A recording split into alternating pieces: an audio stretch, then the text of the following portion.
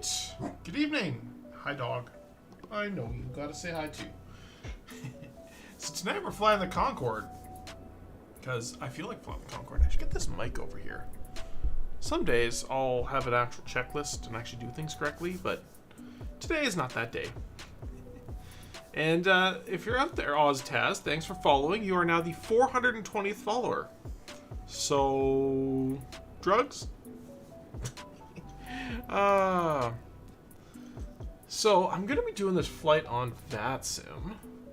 Yeah, Concorde does sound nice. So the problem is there's not a lot of good routes to get up there.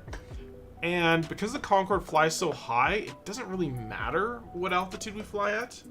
Or it doesn't really matter what route we do because we're above anything that makes a difference. So what we're doing, unfortunately, it looks like JFK is offline. Pretty much everything New York is offline. There's Harrisburg, but I don't care about Harrisburg. However, Orlando is open. And they've only been open, at least ground has only been open for about 40 minutes. And yeah, 20 minutes for approach. And center's been running for like 4 hours, so, but that's okay. That's okay. 420, yeah. That's pretty cool. Hi, dog. Oh. What are you eating? Your bone. Okay. Alright, so let's get into this thing. First things first, we gotta get this thing slightly powered up. It's actually not that bad once you figure out what needs to be done. So this is external power. Bring on 2 battery lights. Everything pretty much just resets. Most of the stuff you can leave off. We are going to add some fuel though. Not full tanks, like 88% should be good. Because we do have to have 9 and 10. We got to have space in 9 and 10 to help balance it. So what we're going to do, actually, you know, I think all the rest of them fill up way before 9 and 10. So, maybe like 73. Looks like a good number. Everything else is full, which is good. Alright, let's turn on our air bleeds, although I don't think it makes any actual difference. Alright. Where is my Apple Pencil? Put it in the other room. I'm gonna need it to write down my clearances. Give me a second. Hey, dog.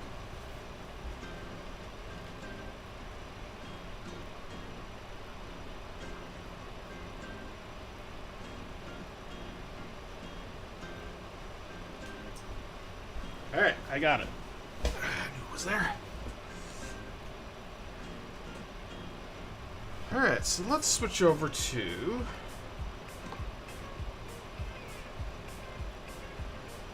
that mode. And that's working. Cool. Here are annotations. So we're literally just going to file direct. Need my mouse. Make the screen bigger? Which screen? The little one? This little guy? I actually need to write some of this down. Alright, so with that, we're gonna go connect call sign.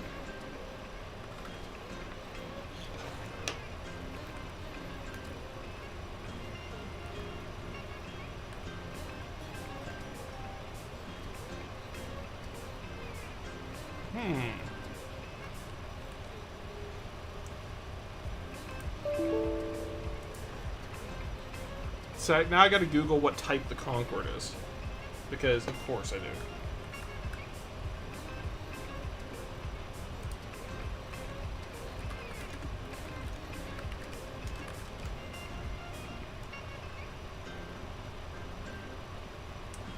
SSC.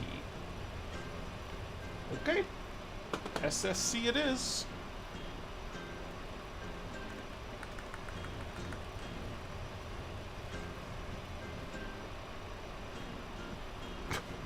Well, it looks like VATSIM doesn't have it.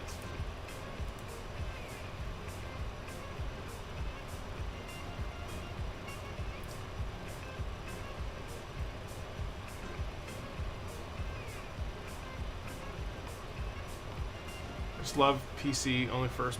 Mind, yeah.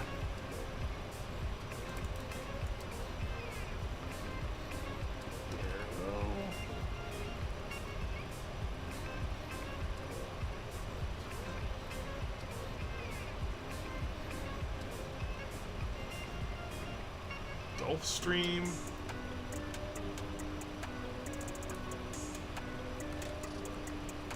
Well, because it's not giving me any other code, it's going to be SSC. So, flight plan. Now this is going to be 820 nautical miles. 820 nautical miles, which gives us like an hour. So we are starting out in KMCO, we're going to get in KJFK, and alternative is going to be Chicago, KDTW. Departure time, so 330.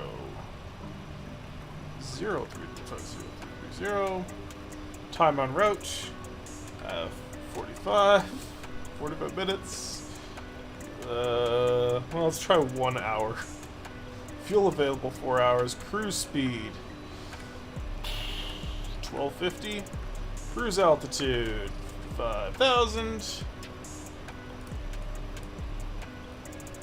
Direct.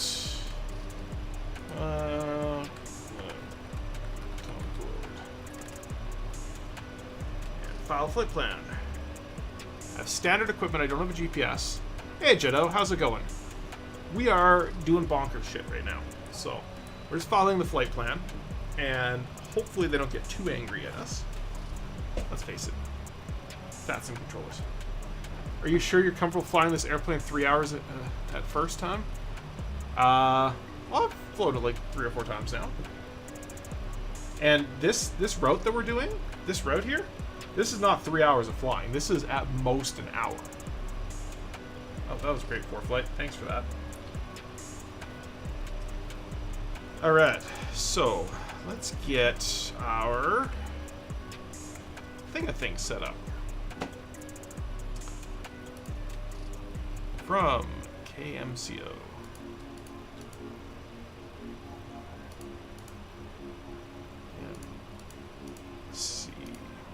So this is the most annoying part, is you have to type in like this, and it's not even T9. And then K. Oops. K. J. F. K. That can go in there.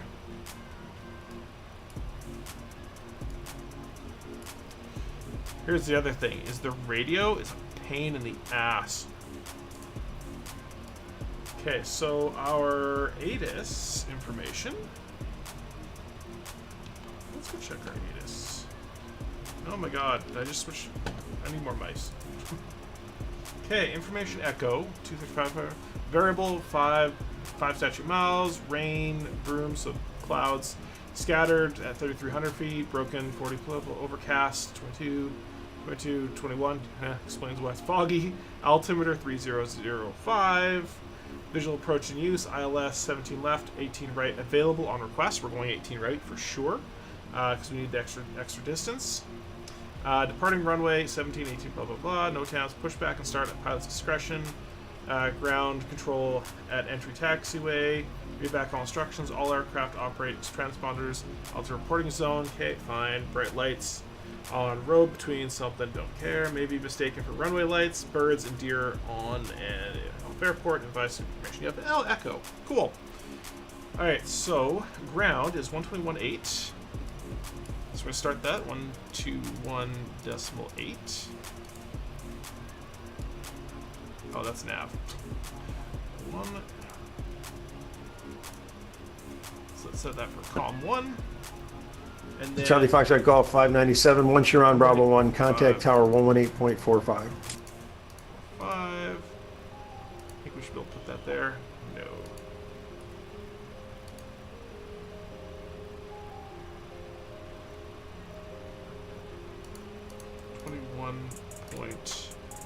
What did I say? 8. Ground. Okay, so we can't actually use that. It just flips back because it's brain dead.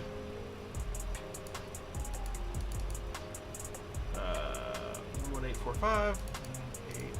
845.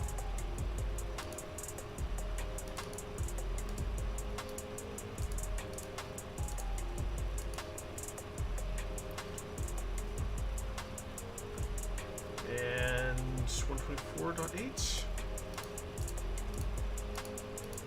Let's see if it memorizes this one. No.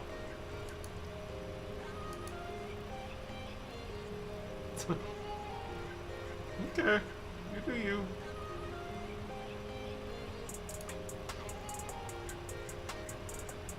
One 11845.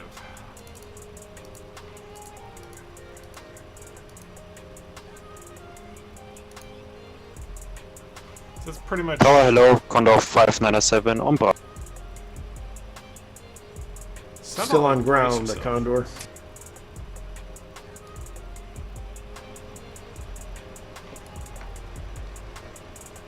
Yeah, Delta 254 requesting a class Bravo clearance. Again, had no control of my aircraft last time. So 121.8. Delta 254, your clearance. Oh, I see you're back. Okay. Yeah, I had no control of my aircraft when I was trying to take off. It was very interesting. Stand by, I have to pull it up again. No problem.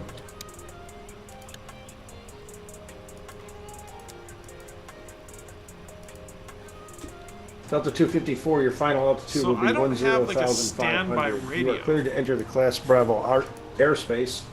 How do we Maintain change at or the below, radio? maintain VFR at or below 5,000. Departure frequency is 124.8, squawk 0764. I figure these would be. Delta 250 Ah, that is it. Right. maintain VFR at or below 5,000. Squawk 0764. Departure frequency 124.8. So 121.8, and then. Read that towers correct. Advise ready to 118.45. taxi. Expect runway 17 right. Expect runway 17 right.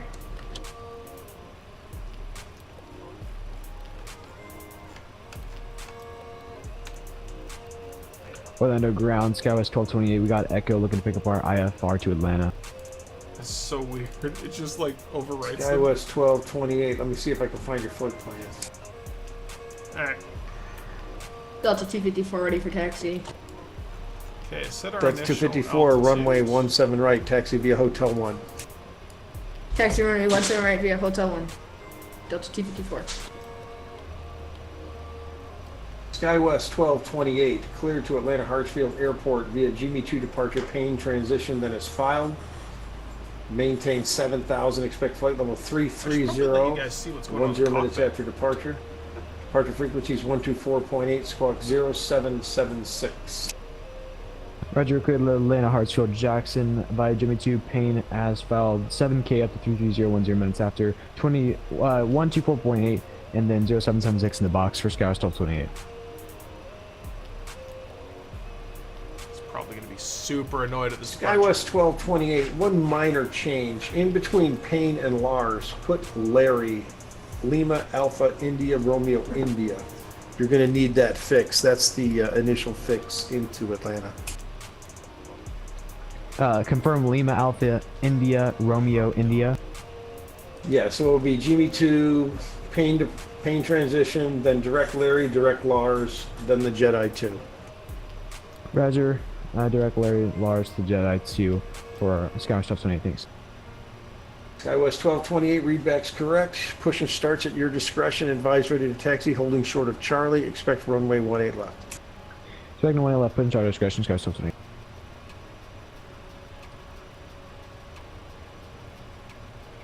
Alright. Orlando ground, November 1337 Concorde, looking to pick up my IFR clearance to JFK.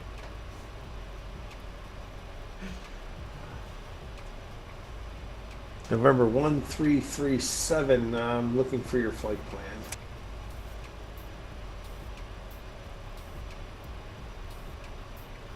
November 1337, wow, 55,000, that ought to be fun. Yeah, it should be all right. November 1337. November 1337, Orlando ground cleared to JFK Airport. Are they going to will they allow that? You don't need to have anything but direct? November 1337. Well, I'm going to be flying so high above everybody else, I don't think they're going to care. And I don't think they're open anyways. Yeah, I'm just going to check it with Jack Center, though. Stand by. I'll see if I can get that approved. Sounds good. November 1337. Ground Delta 581, Hotel 3, Shuttle Golf. We're ready for taxi at Convoy. Delta 581, Orlando ground, runway 17 right, taxi via Golf Hotel 1. 17 right via Golf, Hotel 1, Delta 581.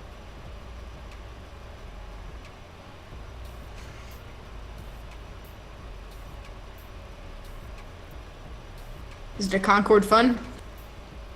Hell yeah. Bet you going faster than everyone in the skies.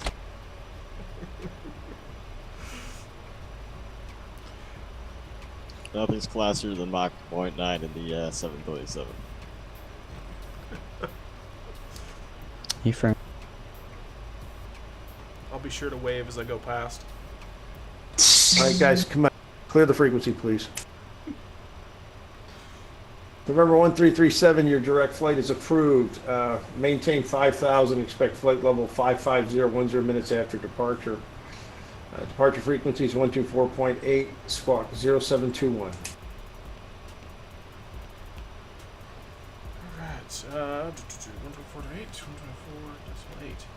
Alright, November 1337, cleared to JFK.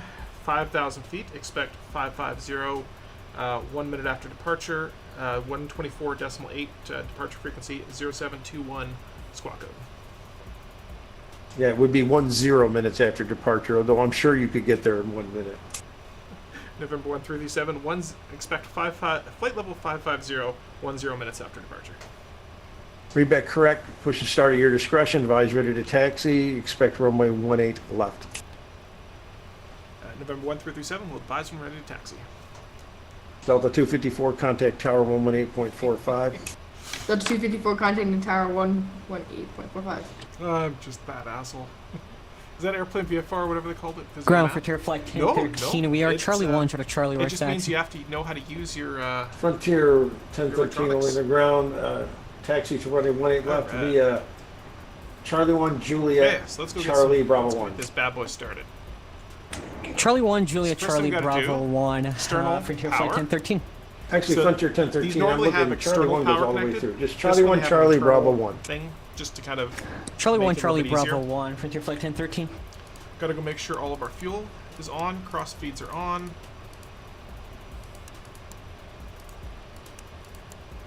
Delta 581, switch to tower 118.45, let them know when you're ready and you're number 1. 1845, Delta 581. Have a good night. Norm. Toggle close, ground power. Additional valve, we're fine. I'm gonna need to be starting to probably. Last call, Orlando ground was carrier only, no voice. I think that was Delta 8267. Make sure we got valves. Those should be closed. Tank 5 inlet valve. Yeah, we're not hearing your You know voice. what, we're gonna leave those closed for now. So we're gonna actually shut these.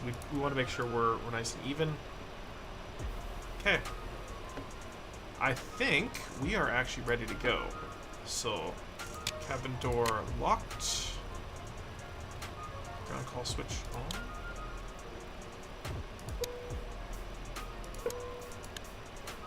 Beacon, logo, anti-collision lights. Okay. You're ready to start these engines. Start with number 3. Checking 3. N2 coming up.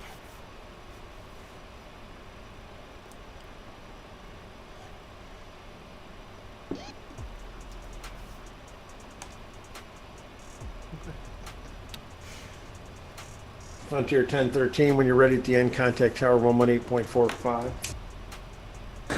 Tower 1945, thanks for the service. Have a great day. Frontier Flight 1013. Thanks. It's been harried. And then a Concorde comes on and ruins his day. I don't want to ruin people's day. I just want to go do it. Have fun.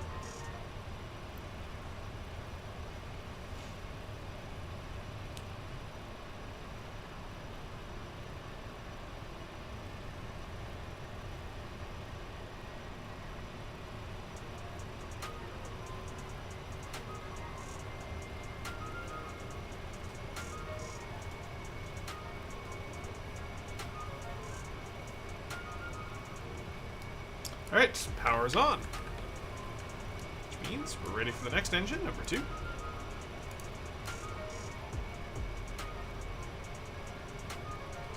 Alright, he said pushbacks at my discretion, so let's go use our pushback planner. Okay. Oh, you know what I really do need to do first? Click my scratch pad 0721. Shut that off first. 0721.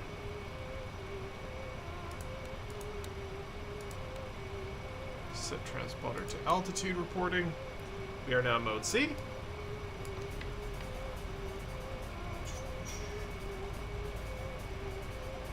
Now I should probably switch over to an IFR plan. IFR high.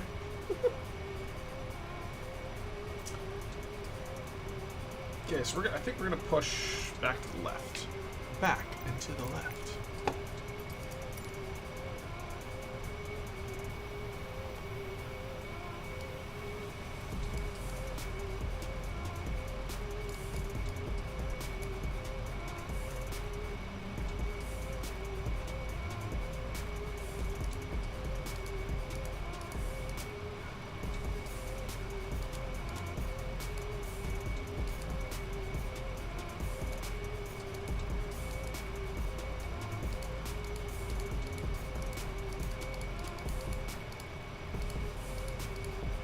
Come on.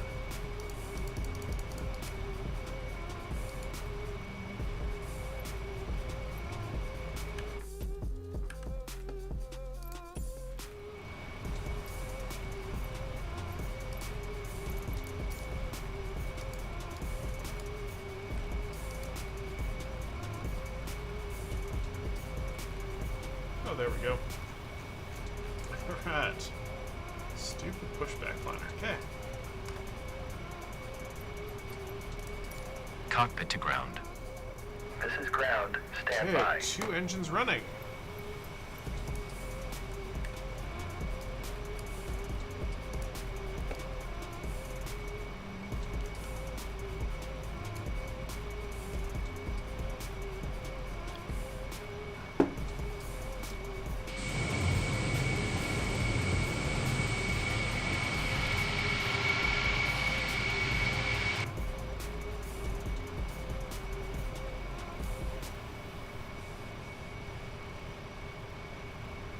Okay, sir. The bypass pin is installed. All doors and hatches closed and all ground equipment is removed.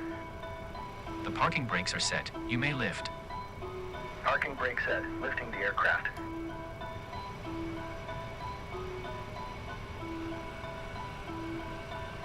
We are cleared for start and push. Okay, cleared for push start. Please release parking brake. Okay, so you said expect 1-8. They said left. Please release parking brake. I didn't release the parking brake. Parking brakes are released. Commencing pushback. You can start the engines in sequence. It will start in the sequence. Concorde had to start before pushing. Fun fact.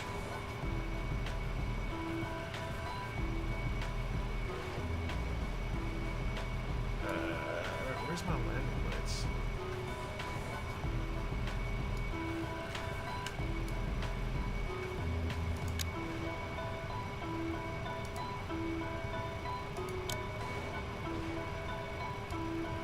Well, here's all my de-ices.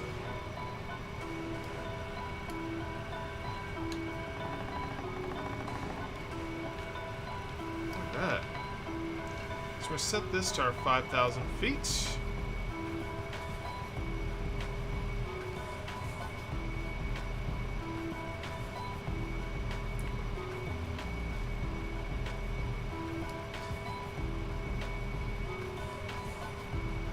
On the ground, town 4701, good evening, on Echo, request taxi to the gate.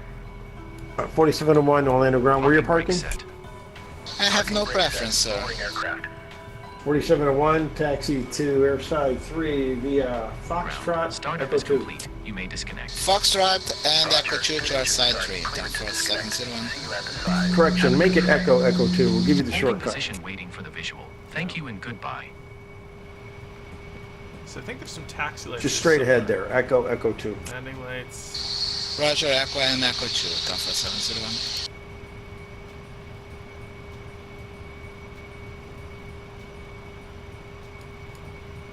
I don't think there is actually. There's like left and right taxi lights, but that's about it. Inside. Yeah, good enough.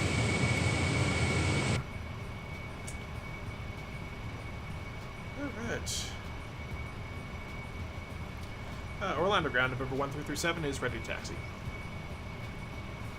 Concorde 1337, runway 18 left, taxi via Charlie 1, Charlie, Bravo 1. Charlie 1. November 1337, 18 left, Charlie 1, Charlie, Bravo 1. Alright. Yeah, it does smell like Updog in here. It also smells like Bad Dog. Because she's doing bad dog things. Okay.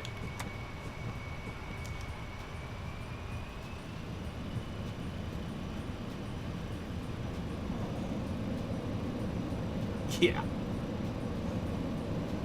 Underground, good evening, Delta 859 on Echo, looking to go to gate 7. Valiant effort. Delta 859, Orlando Ground, welcome to Orlando. Taxi to Airside 4 via Echo, Echo 5. Airside 4, Echo, Echo 5, Delta 859.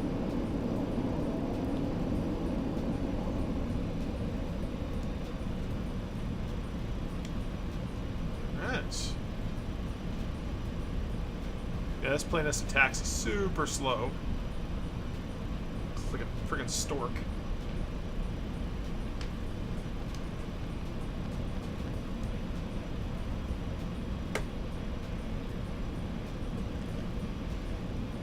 Of course, my HOTAS is set up for the wrong hand.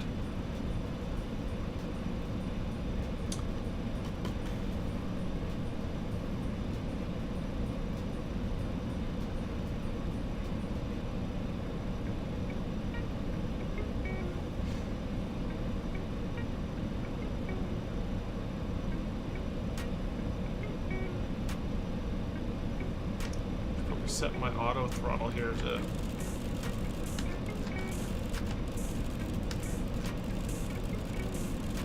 stay under 250 because it actually is a problem in this plane. And thanks. Oh, hey, thanks, Liquid Binary. Thanks for the raid. Tonight we're playing at the Concorde. We're on VATSIM. They've already been joking around and having fun. Bunch of people were laughing like, you're in a Concorde on VATSIM. The VATSIM guy's like, what the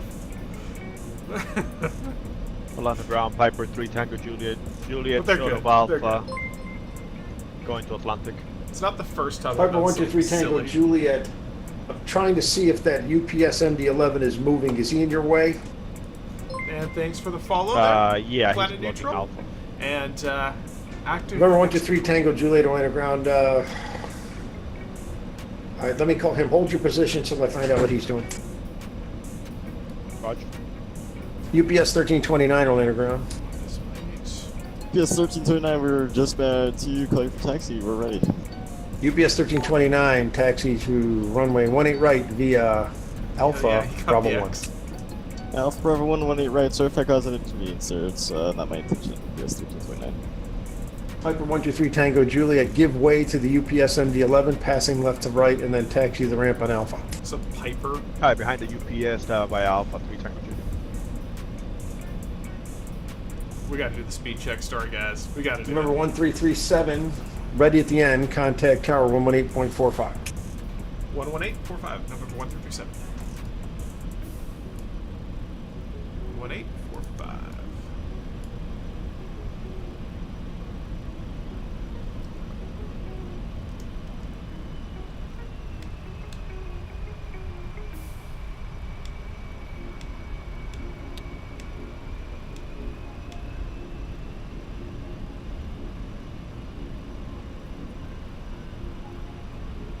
Alright, so we got one last radio frequency we got to set up. It's a nightmare in this plane.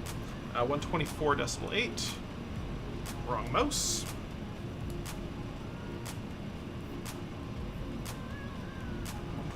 124.8.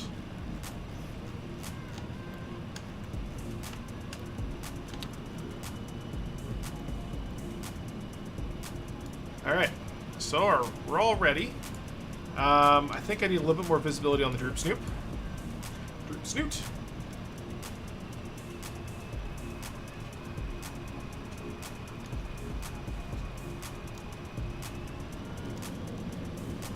Orlando Tower, November 1337 is holding short, runway 18 left. November 1337 Orlando Tower. On departure, left heading 140, runway 18 left, clear for takeoff. Was that a left one to heading 140, November 1337?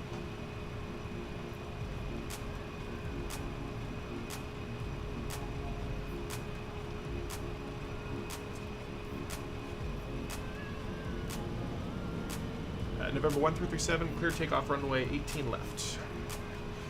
November 1337, yep, left heading 140, runway 18 left, clear for takeoff. Perfect. We're doing it, boys.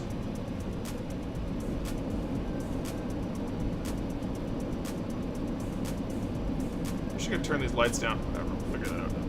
We're in the air. Alright. And I'm doing it on Xbox controller. And Tower, good evening, 9714, heavy 10 final, visual 18 right. I know who that is. United 714 Orlando, United 714 Heavy Orlando Tower. Runway 18 right, clear to land. Caution wake turbulence previously departing Concorde on the parallel. Right, clear line 18 right, caution the Concorde wake turbulence on the parallel, United 714 Heavy.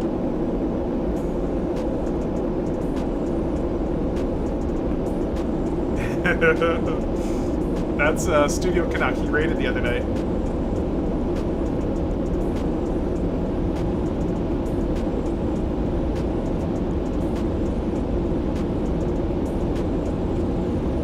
We should have said the heading bug, whatever. Tower, good evening, how you doing? UPS 1329, we are holding short of 18 right, ready to go. Man, we are barely going to get this off the ground in time.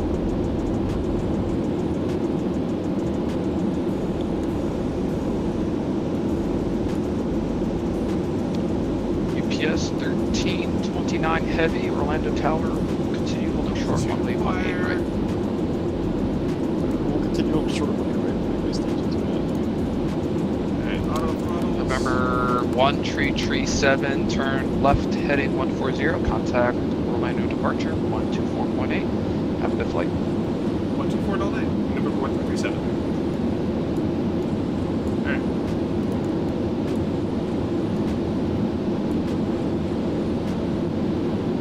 Alright, so we gotta do a track heading, synchronize.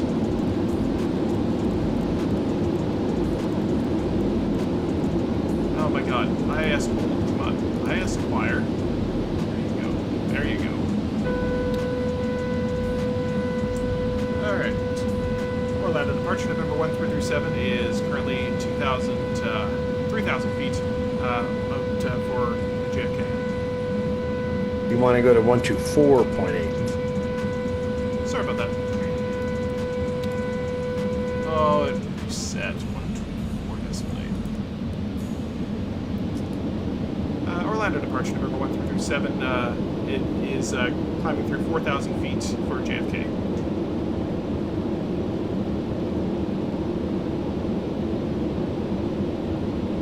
November 1337, I was on the intercom, say again. November 1337 is currently passing through 4,500 for JFK. November 1337, turn left heading 090, climb maintain 1616,000.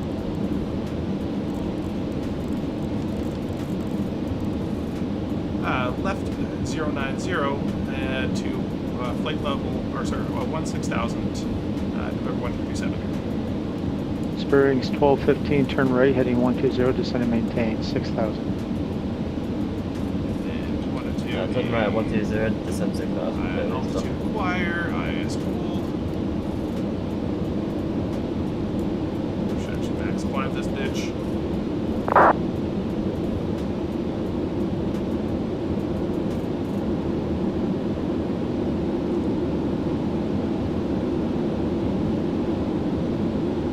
Spare Wings 551, do you have receive? Oh, I should probably bring the Snoop up. Is that Studio? It is Studio Canuck, yeah.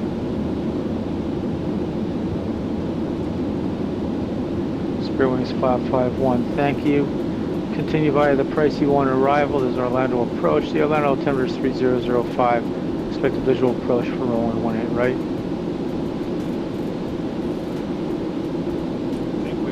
We're going to leave the afterburners off for noise abatement, but...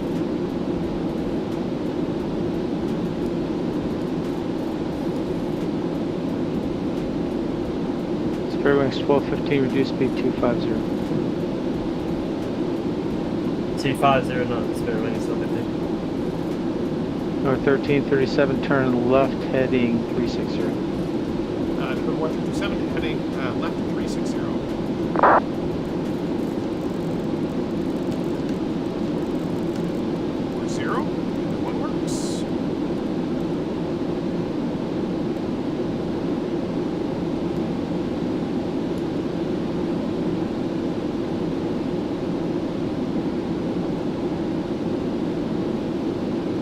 Spare Wings 1215, you can continue to descend all the way to 3,000.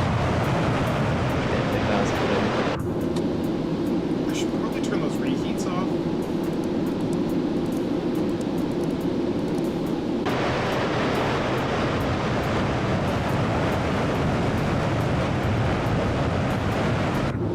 The airplane thinks I should be doing them, so...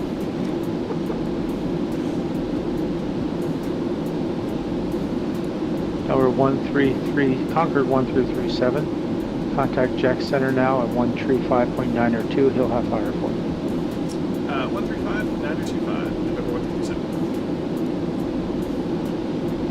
Alright, so 135, 925. Your flight plan every time you fly, put all your waypoints in your routing.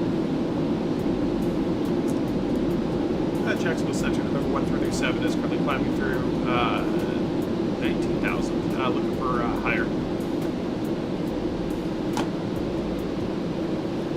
November 1337, Jacksonville Center, roger. You're planning 55,000? November 1337, that's correct. Flight level 550. Okay. November 337, call and maintain flight level 550 and resume on navigation.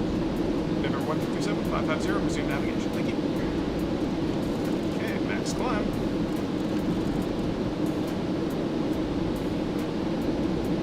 Alright, and then we want to do our LNAV mode.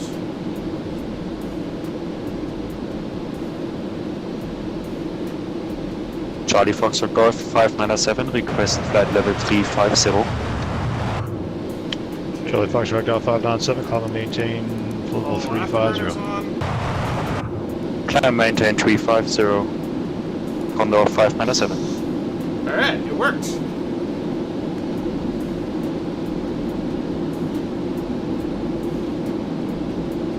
That first controller was like, dear God, I don't know if they're gonna let you back.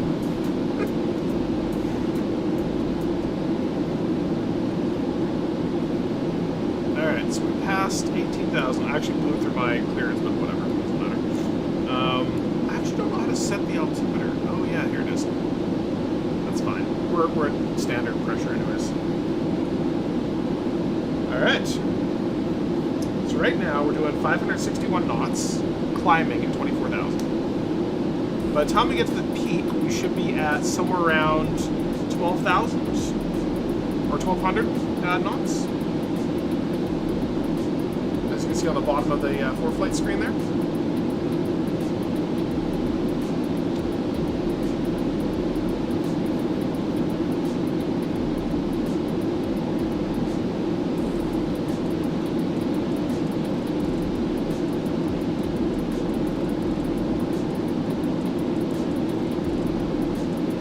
This should be the route it's going to intercept right now. So, Speedbird 280, Atlanta Center's off, long live in my airspace, radar services terminated, frequency change approved, good night. alright, so let's see. Was that for Speedbird 280? Affirmative.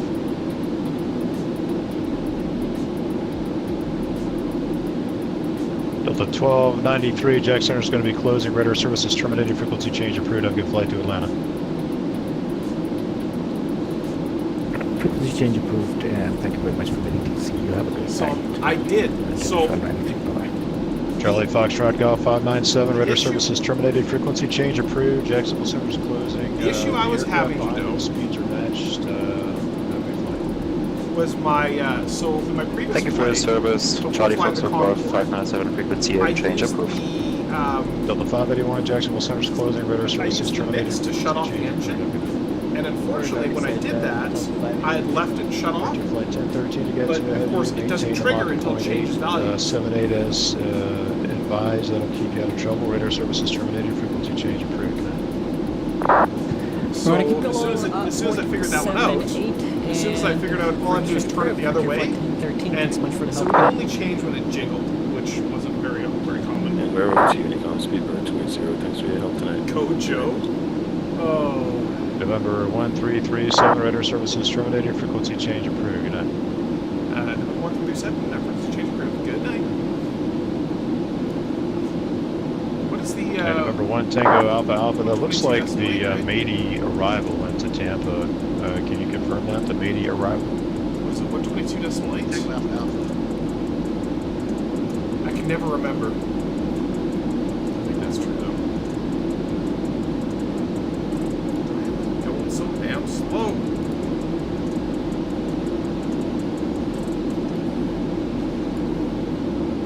There should be an altitude by now.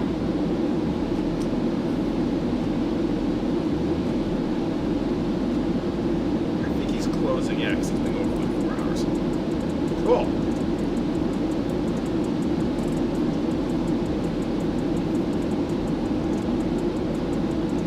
Intercepting the line.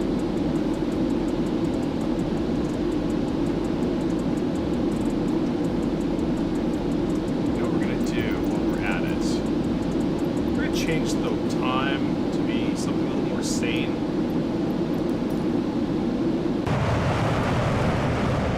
Look at that thing. So you know how we always complained about the F-14, or at least I always complained about the F-14? Now I just go boom all the time. You can't hear that boom when you're in the friggin' plane. Unless you go right behind it. Like that. This is quiet. Sound can't get faster than the plane. But about that angle, that's where you hear it. Detail. Detail.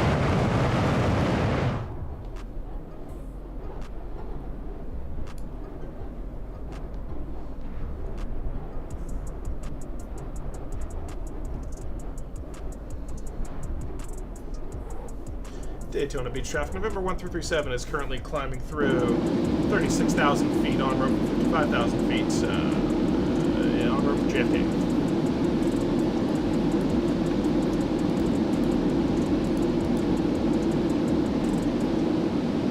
Stop climbing.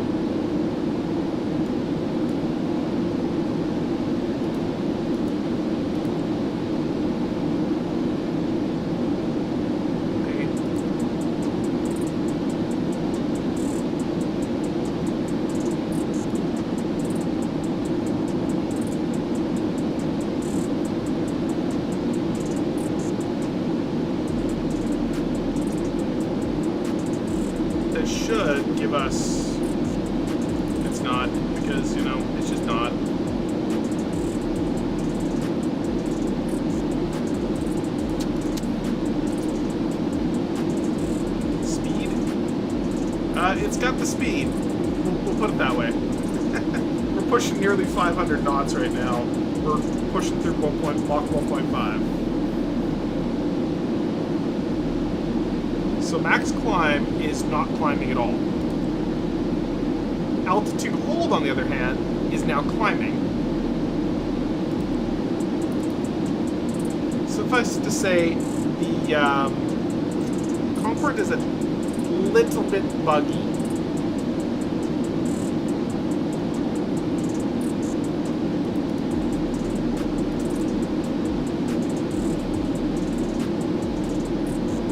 So that's exactly what we should be doing right now. We should be somewhere around here on climb. So this is our climb right here. This is our climb rate right here.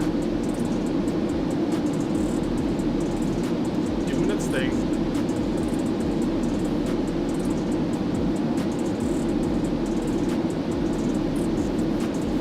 I love how the controllers are just like, what do we do with a Concorde? I think this is the first time a lot of them dealt with the Concorde in the... Now, there has been Concordes for, I think X-Plane. I don't know about P3D, but certainly there has been for X-Plane.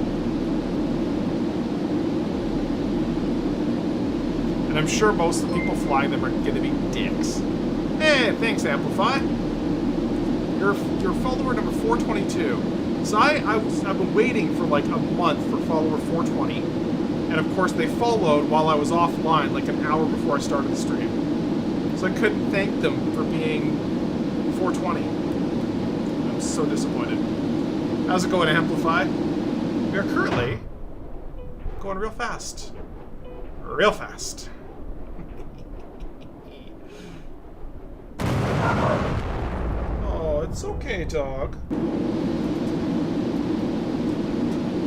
So we are burning fuel like crazy. Now, we actually have a problem brewing that I am just not paying attention to, and that's our CG issue. So let's go solve that. Alright, that's not good. We don't have a whole lot of fuel in there. So what we're going to do, we're going to shut off our valves, inlet valves. We are going to open these inlet valves. Actually, I think I can leave these in manual and then just keep those on. Make sure these pumps are off. And then we kick on these pumps here. Now what this is going to do is we're going to see this needle. See, it's already moving there. And this is pumping gas from the front tanks. There's two front tanks all the way to the rear tank. And we have to do that in the Concorde because in the Concorde, it doesn't have trim surfaces. And they did that very specifically so that it can add extra drag. It's supersonic. Those extra trim tags, the forces on them would be immense. Absolutely immense. So instead, they've just decided to do just trim tanks, and great. Fun of this plane. It's not perfect, but still a lot of fun. I agree.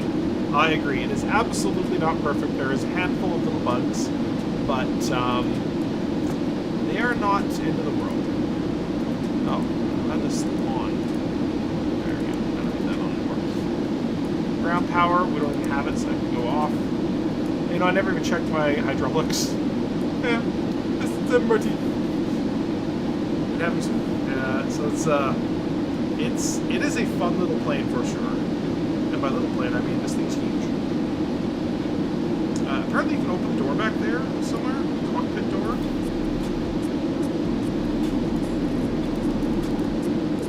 I want to go and see the passengers. Apparently I cannot. You can turn the passengers on and off. If you don't like passengers.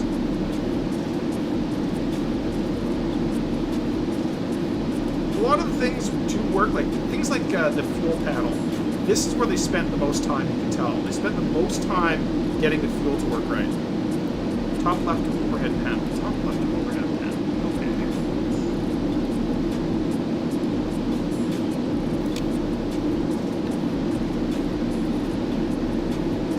Hey passengers.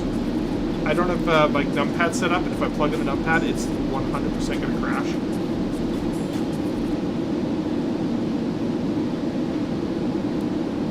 Alright, as you can see, we are now 30 minutes away from JFK. After being flying for 40 minutes. Ugh. It's awful. It's really awful.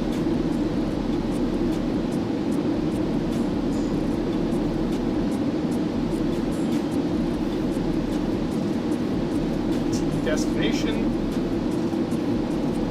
Alright, I'm gonna grab myself another quick drink while I let you guys marvel. Wonderful, wonderful. It's beautiful, isn't it?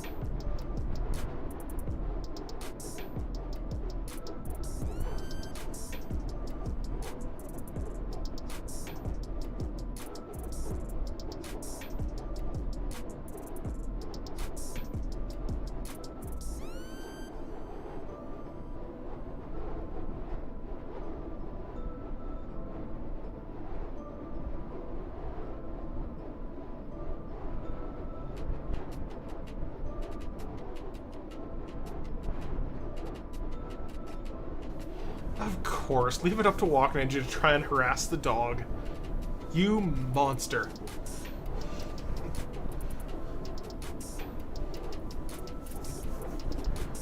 Oh.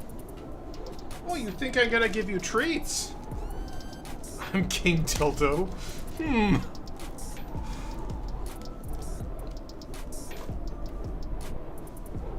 Ouch. Zoe.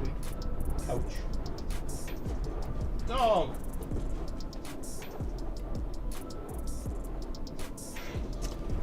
Behaviors. That dog and her behaviors. So, she went to the vet earlier this week. So I was at the, hello, Governor. Sebastian, we are flying the Concorde on VATSIM. The controllers, were tolerant. I think is the best way to put it. There's our CG. So our CG's in the right place now. It takes a minute, but it'll get there. So now these tanks are empty, which is fine. So that means we gotta leave all the other tanks, shut off, we're fine. We should actually probably... Yeah, we should definitely be pumping these out. So you can see, this is how much fuel we have in each of these tanks. Now, they're drawing from these guys. But, this one up here is empty, so...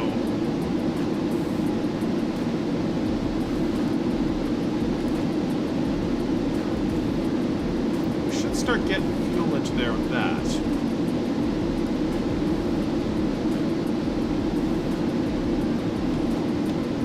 It's hard to say. Is that needle moving? It looks like it is. I think it is. So the vet story, yeah. So, would you say they're more or less tolerant of the Concorde? I'd say they're less tolerant of the Concorde. They were like, what are you doing with the F-35? But in this one, they're like, 55,000, and you're not filing a proper IFR flight plan.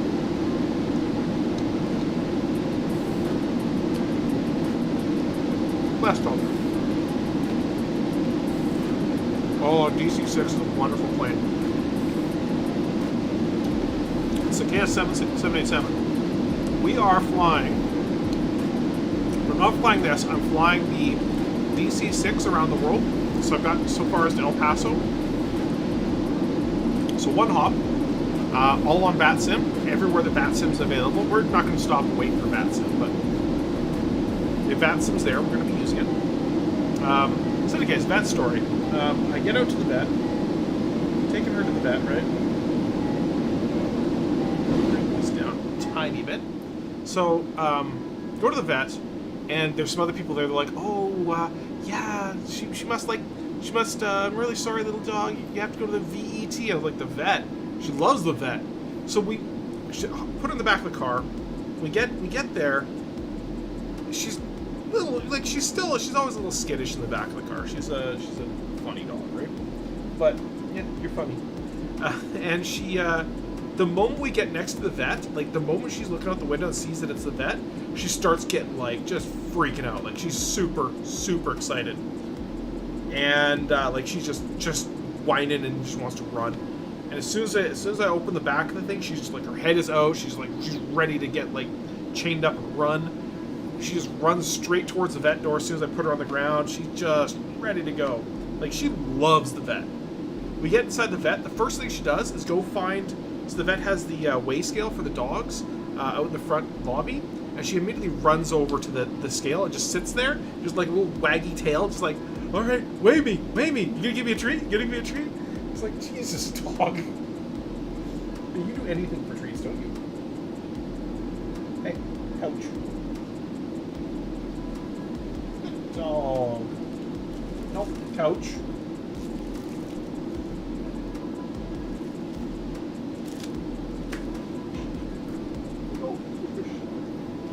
Oh, what a dog. She can catch any of them. So, happy dog for the vet. Yeah, she's weird. Can non-VATSIM people see people on VATSIM, by the way? No. If you're not on VATSIM, you can't see VATSIM people. Unless you go into observer mode, which is, another way to do it. So that's the easiest way to do that. If everyone just, joins in, does observer mode, we still have to pass all the tests to get into observer mode. So,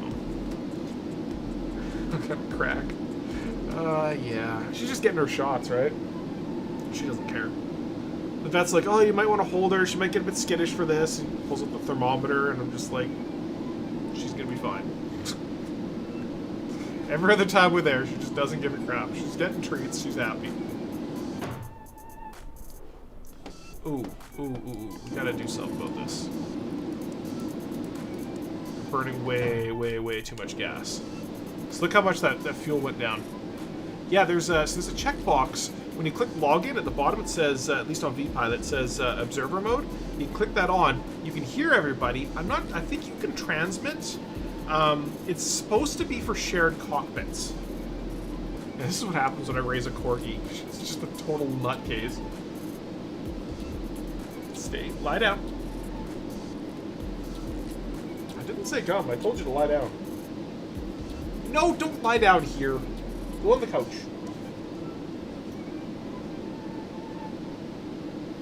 Dog.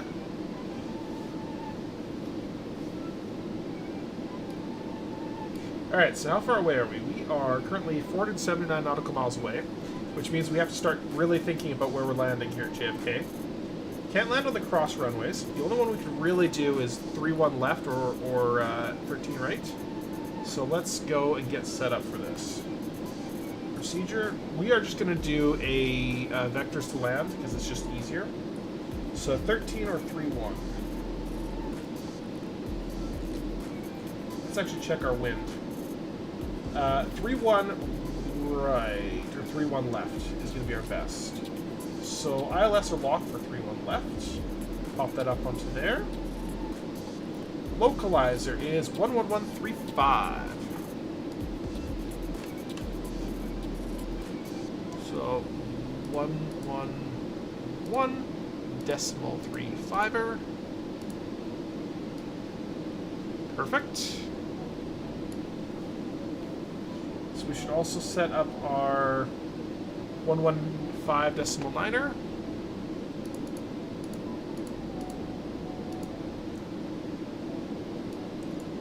So we should start seeing these come in here fairly soon. So at about 200 nautical miles and we have to start our descent, which is a very aggressive descent, I'll be honest.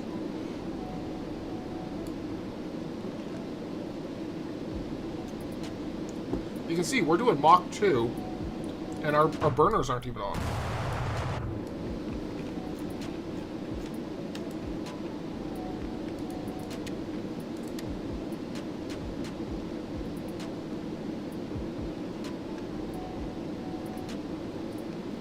Like,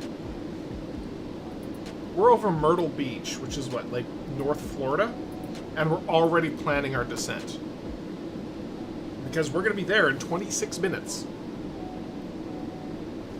This plane is too fast. It's just too fast. Control stick is tripping me.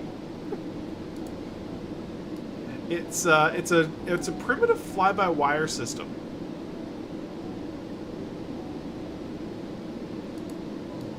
Hi, dog. Go farther. I don't want to go farther. I was actually thought this might take a little bit longer. Yeah, I do wish it looked a little bit better too. It looks like it's distressed, but in like an annoying way. And how's it going, Fliggity? I'm not doing the energy drink thing. I'm doing the fun drink thing. Aren't you jealous? It does look very flat, yeah. But remember, DC Designs is like 1 or 2 guys. Like, it's a tiny little firm. So, it's not like it's a big company like, what do they call it? Who does the DC6? Whoever does the DC6. This honestly looks very similar to the PA-28 or whatever. It looks very, very similar to those. Cocoa Fizz. I don't know what Cocoa Fizz is. How's it going, Roby? We're taking off from Florida, from Orlando. PMDG? Yeah, that's the one. PMDG, yeah. Chocolate soda. Oh, okay, yeah. We're taking off from Orlando, and suddenly we hear someone coming in on final. Or, yeah, he was just on final, and they cautioned him wake turbulence for a Concorde taking off. Of course, it's Studio Canuck, who lives very close to me. So.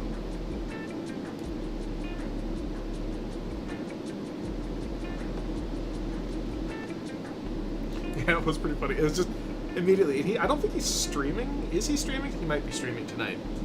So it's pretty funny though. The ground controller's like, all right, cleared to wait. This is direct? Are they gonna let you do direct? I was like, well, I'm gonna be at flight level 550, flying at Mach 2. I don't think they're gonna care too much. And he was on stream, made him chuckle. Did he know it was me? That's the question. But you're the first Concorde of VATSIM in Microsoft Flight Sim 2020. Yeah, yeah. I'm sure they've had guys doing it on X-Plane, but because it's not a new plane, I'm sure there hasn't been a ton of them. And I guess a lot of people that like VATSIM are generally flying like A320s and stuff. So, but the guy was skeptical. So he's like, "Wait, I gotta call control and see if they're gonna let this happen." He called. And he's like, "Okay, let's go." Have you ever actually met him at the Superstore? No, I don't tend to go out very often to like grocery stores and stuff. But yeah, no, I haven't met him personally. So he was actually the second streamer I ever watched. The first was JP Schultz, and then it was Studio Canuck, and I watched him every night for like 3 straight months, every single night. And he's like, "Well, I'm gonna dial it back to like every other night or every third night or something." And then I just happened to stumble into Flig stream, and at the time, Canuck was as big or bigger than Flig was at the time, so I was like, oh, we'll stumble in, and I was like, oh, I like this. And I remember it was the first stream. It was like within 10 minutes. Within 10 minutes, it was like Convoy, and I was like, I'm sold. Subscribe. So yeah.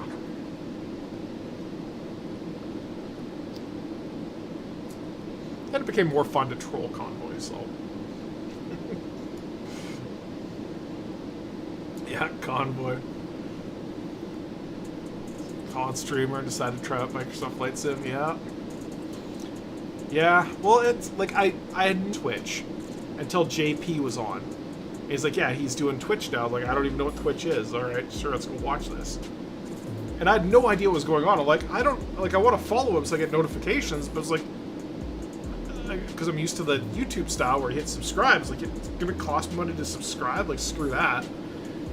So, and then I figured out how the community worked, and you follow, and then you subscribe if you really like somebody, and yeah, it was fun. Alright, so we are 331 nautical miles away, which means we got to start really thinking about this.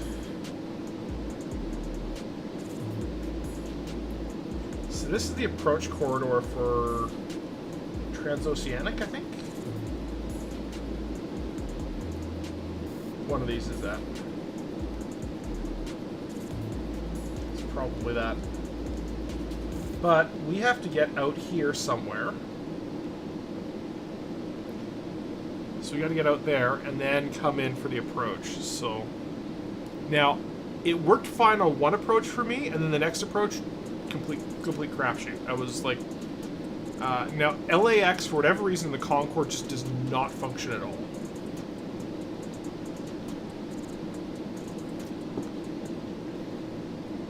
CAG is a little too far forward.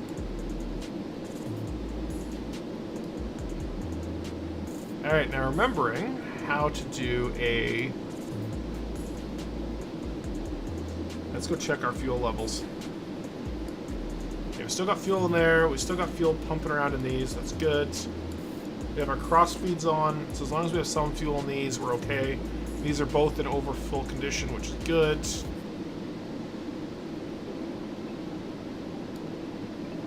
And we still have some fuel back here if we really need it. No more fuel left in our tip tanks. Mostly because we left the afterburners on. No, Walking Ninja.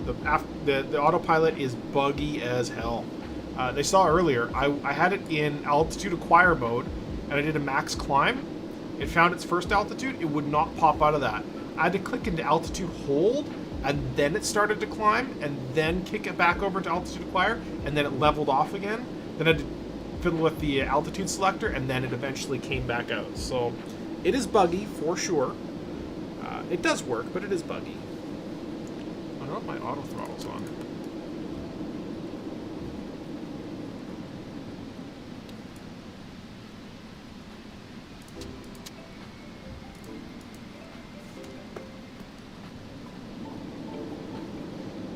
Leave those on, I guess. Find the appropriate ship it meme. Just require select altitude instead, and it worked fine. Percent, yeah. Yeah, exactly. So acquire selected, and then you're supposed to hit max climb for it to just do a maximum performance, which is what I want. I want maximum performance, because the thing with the Concorde is if it takes a long time to get to altitude, you burn off so much fuel that it's not really worth it.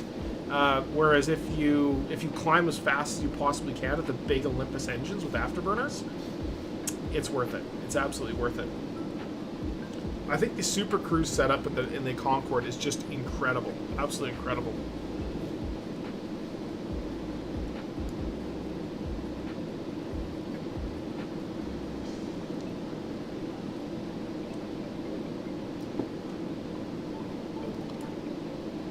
So I got a question for chat.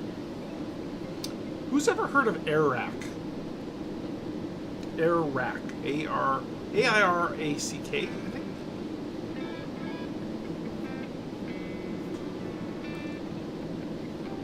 Because I haven't.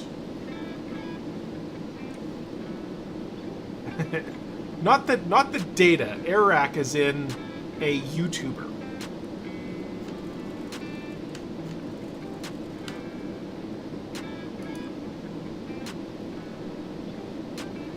I don't know what it is.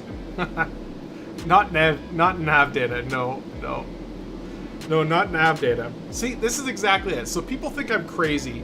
Like, how have you not heard of this guy? I don't know, because I just haven't.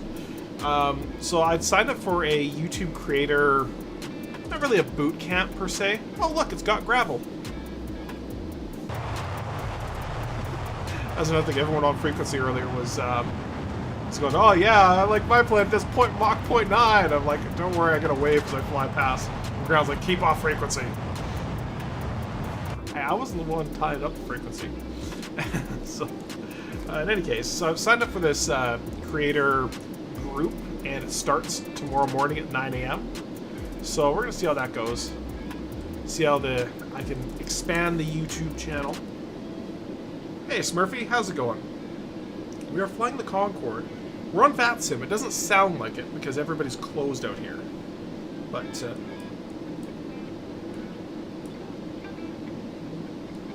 You know what we could do after this?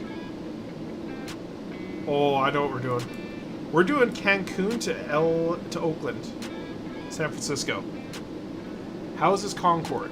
It is. It's good, and it's a little buggy. It's a little buggy. Not end of the world buggy. Got to click a button a few dozen times, but it's not too bad. All right, so we should retard the throttles.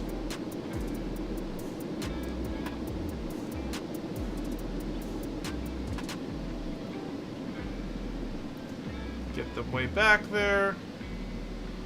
And by the time we hit like 36,000 feet, we should be at like 1.5. Oh, you did his thing he offers for beginners? Yeah, Sebastian, exactly. So I had never heard of the guy before. I saw a video from, what's his name? Hayden Hillier-Smith, who's just one of the most incredible video editors out there. I've never seen a Logan Paul video, which he edits for. I've seen only a handful of Mr. Beast videos, and I've never seen an Airac video. I hadn't even heard of Airac. And it's like, these are the guys putting this thing on. I was like, okay. So, CTP. What's a CTP? Hopefully not a crash to Pacific? That's the other side of the world. Other side of the continent.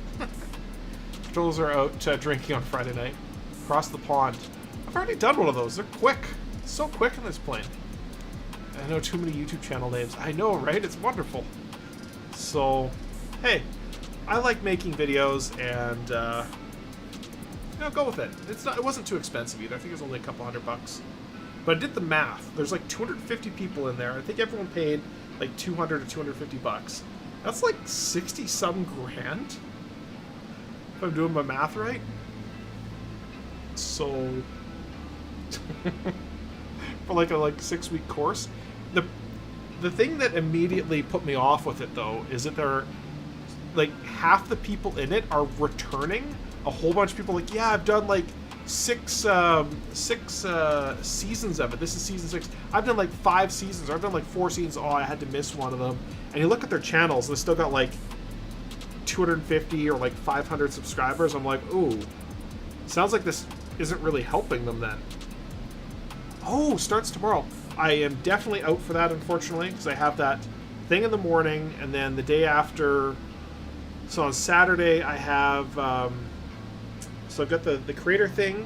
I've got to go move a camera at the hangar. And then I have to get my rear wheels rebalanced, and then on Sunday I'm out of town. So it kind of sucks. Well, it doesn't suck that bad. It's pretty good. It just repurposes the money into his YouTube videos. Exactly. So that's my big worry, is that it's just it's just a way to extract a bit of money from people trying to start a YouTube channel. Now that being said, I read the YouTube Formula, which is by Daryl Eves. He's the guy who works heavily with Mr. Beast on his data. And I read his book, and he says one of the biggest things you can do, and one of the things that Mr. Beast talked about in his interview with Joe Rogan, is if you want to make a YouTube channel, you want to have a really good, big, powerful YouTube channel, you have to have a creator group together, and it helps you grow together. It's not just like, have a bunch of us like communicate. No. It's about talking about things in the background, going like, do you like thumbnail A or thumbnail B? And what do you think about this title or whatever? And people can bounce ideas. Like, you can get too close. I saw a great demonstration of this by Penn Jillette like 10 years ago. Or no, it wasn't Penn Jillette. Penn Jillette was doing it, Penn and Teller were doing it based on a thing that James Randi used to do. And what he would do is he'd sit you down in a chair, and he would show you a Kleenex. And he shows you this Kleenex. He's like, watch, I can make it disappear. And then everyone in the audience can see what's going on. All he does is take it and throw it over the person's shoulder. And he's like, ta-da, it's gone. Look, it's gone. I have nothing up my sleeve. Here, let's do it again. Pulls out another one. Poof, it's gone. And each throw it over the shoulder. You can get too close to something and not see everything around it, not see the forest for the trees, right? We're right on track for speed, which is good. So yeah, I think so. I signed up with. I did a one-on-one session with another fairly prominent YouTuber. Talked to him a bit about the channel, and he's like, "Oh yeah, so how long have you been doing this for? Have you like deleted a whole bunch of videos? It's like your second channel." I'm like, "No, this is the first one. I posted a video like 3 years ago, and sorry, I just got here. What am I talking about? I'm talking about YouTube, Sebs. I'm talking about YouTube and the Concorde, of course, because we are on VATSIM in the Concorde, because we are absolute. I'm an absolute lunatic." So, teach you, show you what to do, but in the end, it's all individual makes the knowledge. Yes, exactly. You have to be able to apply stuff. So in any case, he was, it's that YouTuber that took a look at my channel. He goes, "Oh, okay, yeah, that's," he's like, that's interesting for a new channel. Like you're doing, it looks like you're doing fairly well for it." So, he's like, "Yeah, just keep on. Like, in 6 months, you're gonna know. Like, this could be the peak, or it's, you know, you've got. It looks like you've got the quality down. You've got the enough presence on on camera to do it." He said he watched one of the videos because he said asked me to send three videos he'd like me to take a look at, and he says one of them he was watching was about ADSB. He's like, "I found myself watching the whole. I just watched the whole thing through and was just engulfed in it. It's got that kind of catch to it." I'm like, "It's perfect. It's exactly what I want." And you can see that in my retention graphs. In any case, I'm nerding out way too much. I'm turning into like, when you hear Mr. Beast talk about his experience on Joe Rogan, it's like he has nothing else to talk about except YouTube, and that's fine because he's very, very, very, very good at it.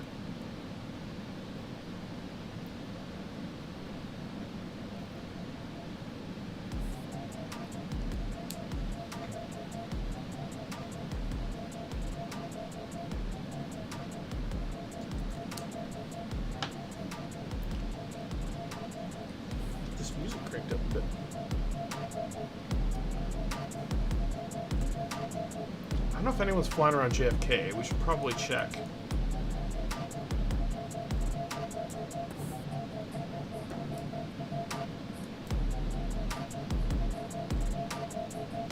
Yeah, there's a couple planes. 122.8, right? So we're flying to JFK from Miami, or not Miami. My kids kept wanting me to apply to work for Mr. Beast right after I retired. It was completely out of my comfort zone, so I told them hell no. Should have done it, man. That guy's a legend. Especially if you got the skills for it, right? Alright, so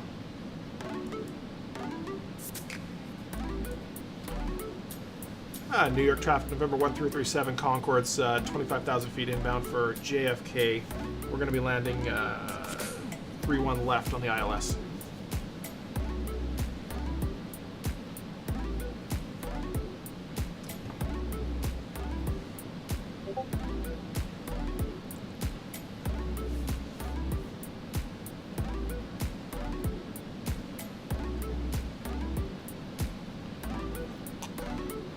This is fun.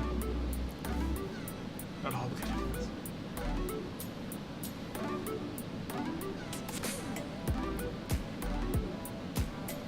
Yeah, Mr. Beast and those guys, if you don't have the right the personality that's going to jive with them, it's probably best not to anyways. Like one of the things too in this group that I've joined is that a lot of them are very high energy, high strung kind of people, and that's not exactly my type, and that's fine. That's not all YouTubers are like that. Like even look at like AVE. He's not a high-strung kind of guy. He's very personable, without showing his face. He's very personable. You very much get his personality, but he's not like jump in your face like Mr. Beast. Today we're gonna be blowing up a car and launching it to space. Like, okay, that's You're up here, I'm here, it's fine. He's very good at what he does. You can't watch all of Mr. Beast's videos end to end is what I'm trying to say. Hi! What was that? Did you have fun? She's got a look on her face like she's very, very pleased with herself. welcome to my channel. Today I'll watch my grandma into space. Big's damn near anything electronic for the jobs he had available. It was a complete noob. It's believe me, he has needs for that kind of people though. So you could, but it'd require a lot of speed or cocaine or something. Yeah, he has a lot of people, and they are very fast-paced. I saw a video from Ludwig as a short, and he's just sitting there, and Mr. Beast calls him out of the blue. He's like, "Hey, I need you for a video on Friday. I'm gonna send a private jet for you tomorrow. What time works for you?" It's like Thursday. It's like, I'm sending a private jet for you on Thursday. I need you here on Friday, and I'll send you home the same night. You know, he's like, okay, fine. It's like, wow.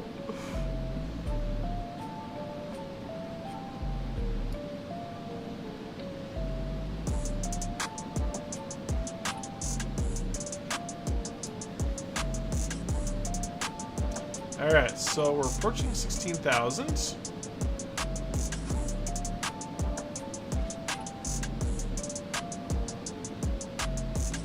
Okay, throttle all the way back to 0.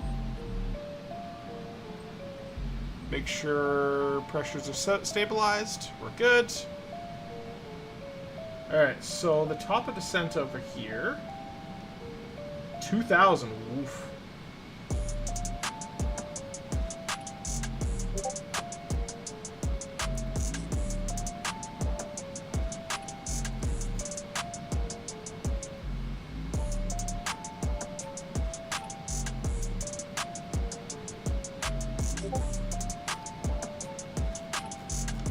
Alright, start getting this bad boy back.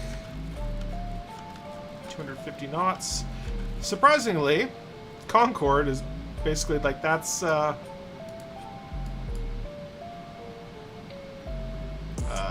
Mach hole glide pitch?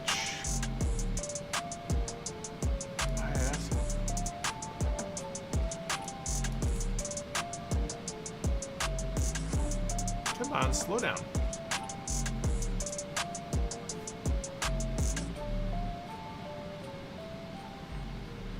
Video production, regardless of the primary job function, I suck. Yeah. Yeah, well, that's something interesting too. Is in this group, so many people are complaining about thumbnails and titles and stuff. I kind of enjoy doing them, although I'm not great at them yet. A lot of other people complain about editing. They're like, should I hire an editor? I've got like 80 subs, and most of my videos get like 60 viewers. No, you shouldn't. You should learn to edit, find your own voice, and then transfer that to an editor. You have to work with an editor who's gonna be able to take your voice, not just like go do their own thing.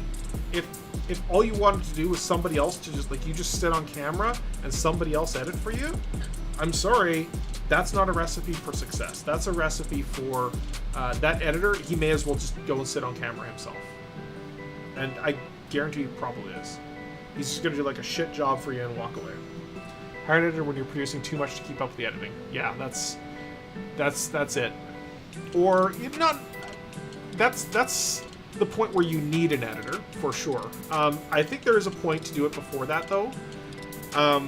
When you find that your editing skills have topped out, or you don't really have the time to keep progressing your editing skills, but you have, you know, enough content where you want to do other stuff or whatnot, so lets you focus on all the other things.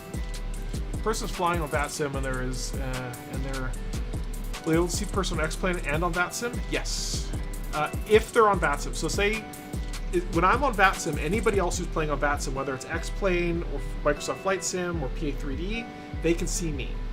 Anyone who's on Microsoft Flight Sim can also see me because I'm on Microsoft Flight Sim. And I think there's some other Flight Sim stuff out there. Other Flight Sim multiplayer things, which I actually played on one with Studio Canuck once. Of course, I was just being a dick and just getting as close as I could in my 737. That was before he got on VATSIM.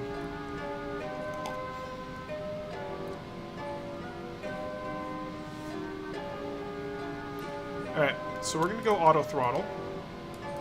So we want that.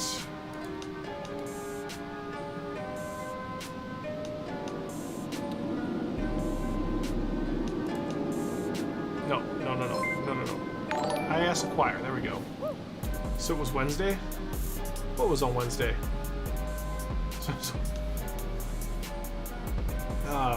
Thanks for the follow, Kreiner.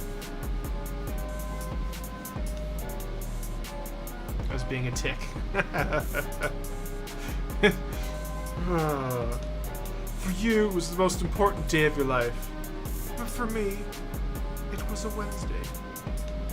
I think the quote says it was a Tuesday, but close enough. Close enough. How can a person see another person flying on a different simulator?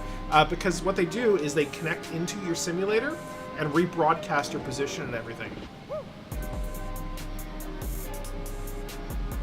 So it rebroadcasts so everybody else connected gets the same thing. Alright, so we are... So there's no DME at this, apparently. It's fine. We're way too far out to do to go into approach mode. However, it's interesting. This is like the flap lever, except it moves down. I'm currently just outside of LAX. So we just came up from Orlando to LAX. So rebroadcast your plane down to simulators. Exactly, Sebastian. Exactly.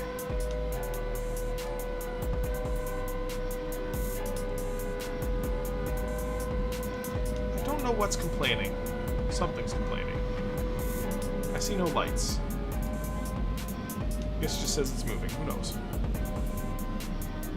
There's only a 1 minute 40-second flight. Geez, Concorde's the same. Yeah. No, it was we're an hour and 40, I guess. Coming into JFK, not LAX. Yeah, JFK. JFK. Yeah, that's it. Is it modeled differently depending on the sim? Yes.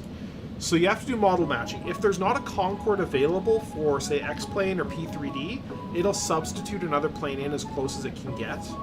So, for example, most airliners, you could substitute any other airliner in, and unless you're within, like, a kilometer, they look identical.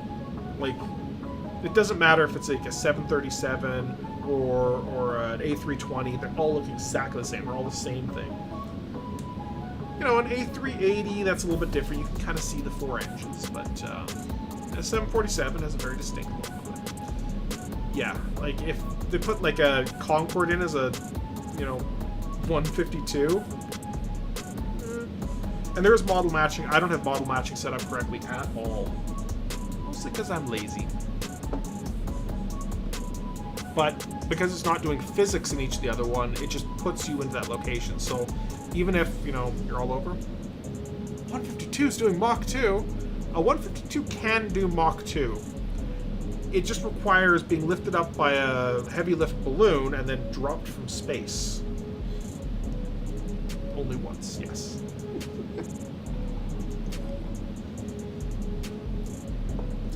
It's been on my mind even since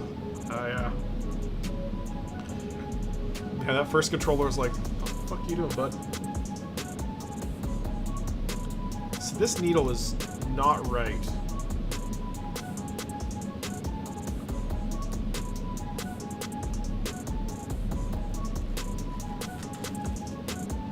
It's pointing in the right location, but that's not...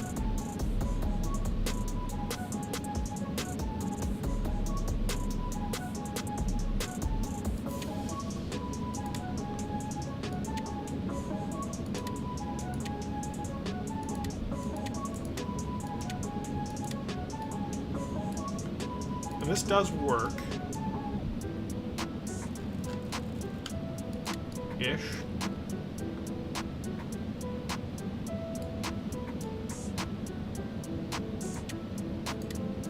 Well, I guess they're basically in the same place, so. Does it simulate wake turbulence? No, unfortunately it doesn't. So they only added wake turbulence in Microsoft Flight Simulator for the Reno Air Races. And in the initial version, the beta, it wasn't very realistic. in the later versions, it's actually gotten pretty realistic, pretty good. Which reminds me, I met a guy in the group who's a VR pilot, or not a VR player, and that's like, that's perfect. I've got a VR full simulator. We can do some collab content. This is great.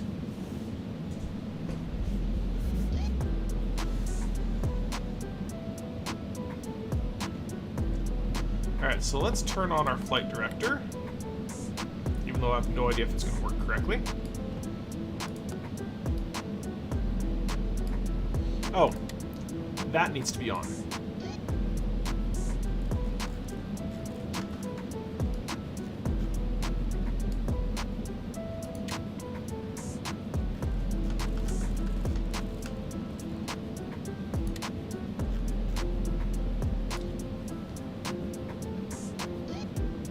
.11135 and 115 decimal niner.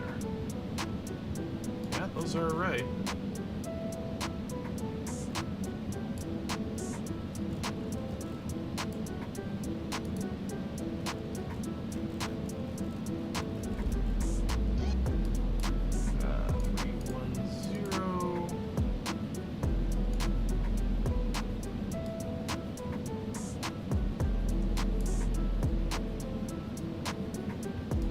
Well, the only thing we can really do at this point is see if we can intercept.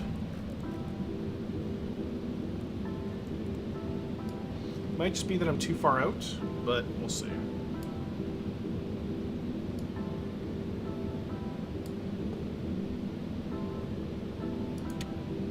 Oh, there's... okay. Okay.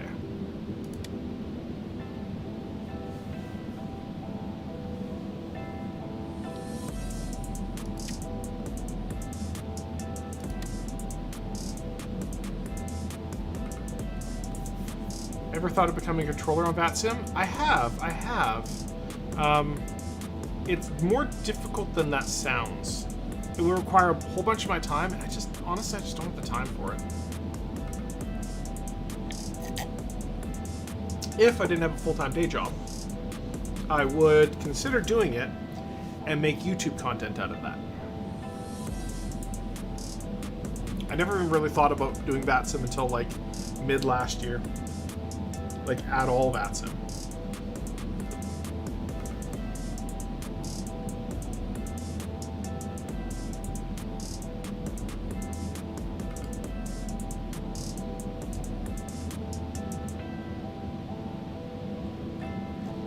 I don't know what the two flight directors are. I know that there's separate ones for each side, but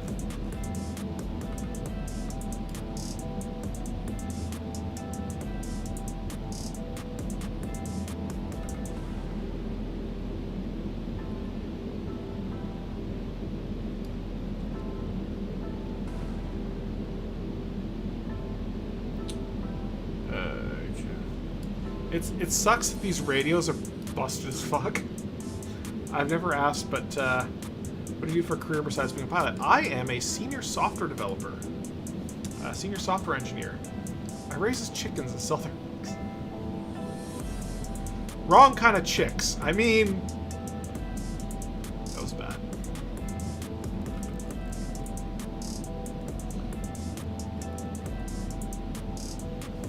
So yeah, I write software. I used to be a director of IT, so I used to I sell those too.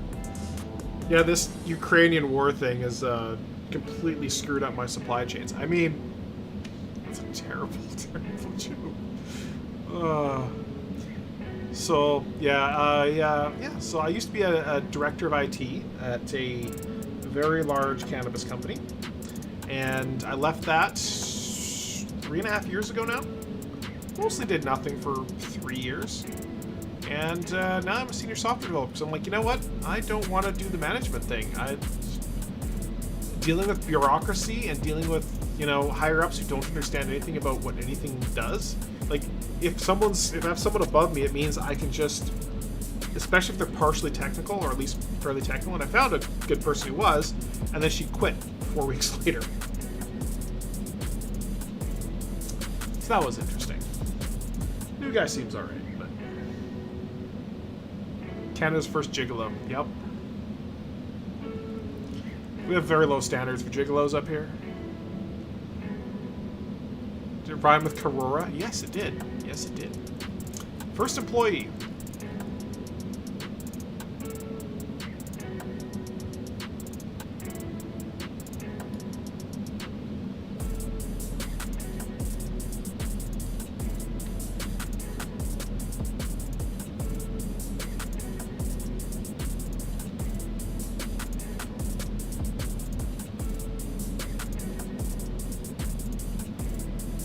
JFK November 1337 is on the 30-mile final for runway 31 left.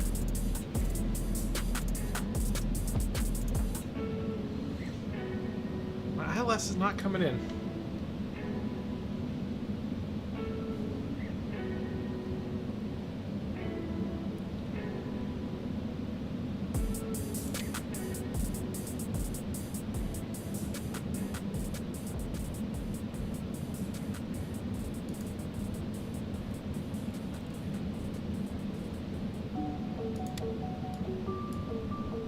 Oh, I think that did it. We'll see, we'll see.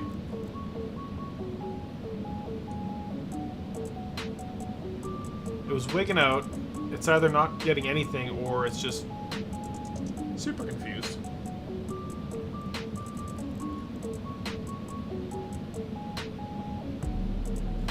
Aha, look at that. Turn approach mode on.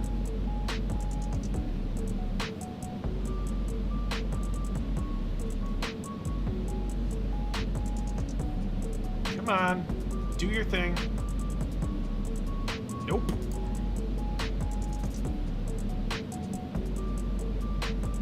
You just like, no, not doing it. Okay, you do you.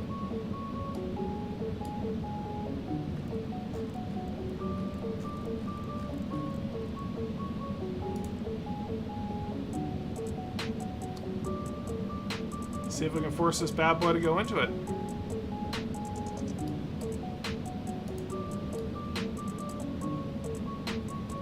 So it should start rolling out any second now. I'm still not getting a glide slope though, which is a little bit concerning. There it is. Glide slope just came in.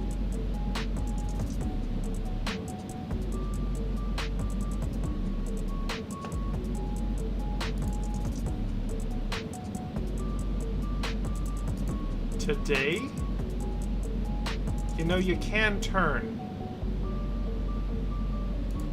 Alright, well, you do you. Fuck it, we'll do it live.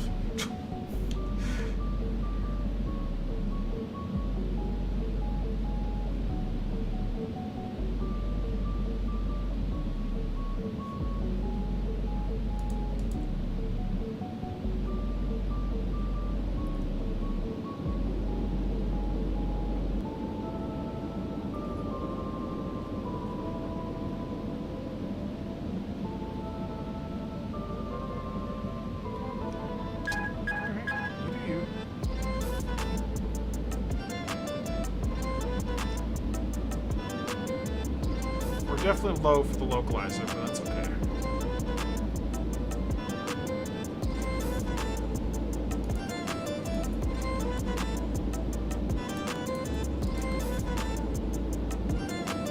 What do you think it's doing?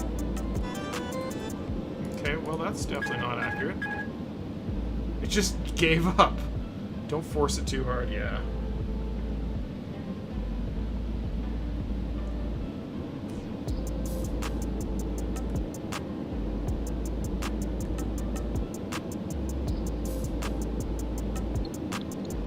Brace, brace, brace, yeah. We're more or less lined up for the runway, so it's just like, it just gives up.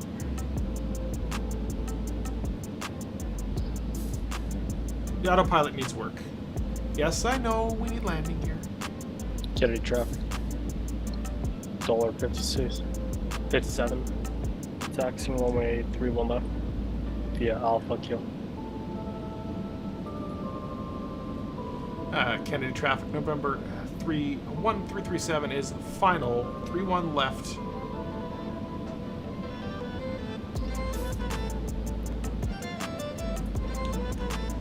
Landing gear coming down. Alright, auto throttle can go off.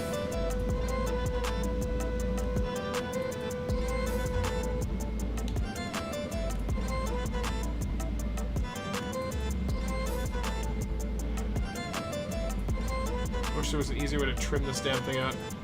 Concorde was designed by the only person, by only person? What person?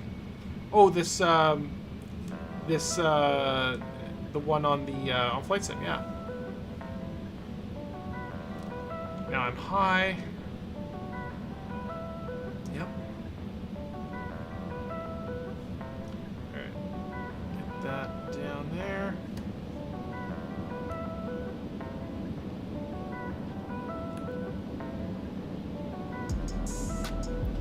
I need like a trim wheel or something. I should rebind this top wheel up here for trim. It will make these manual landings so much easier. I'm way off the center line. Getting traffic, $57, holding short, 3-1 left on Kilo Delta. We'll wait for arriving traffic.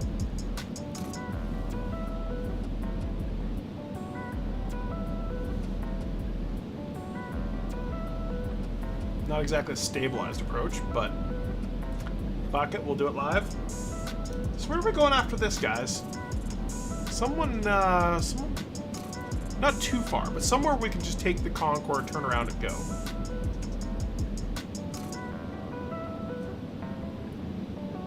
We can get anywhere in North America. Anywhere at all. The further, the better.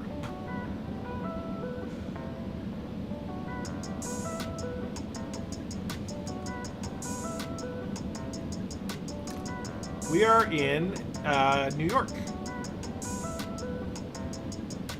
So I could literally get to Alaska if we needed to. Her mom's house. New York isn't that big.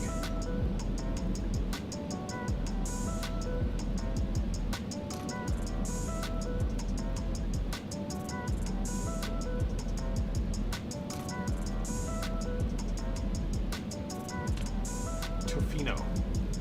I think the runway's too small in Tofino. We need like 10,000 feet.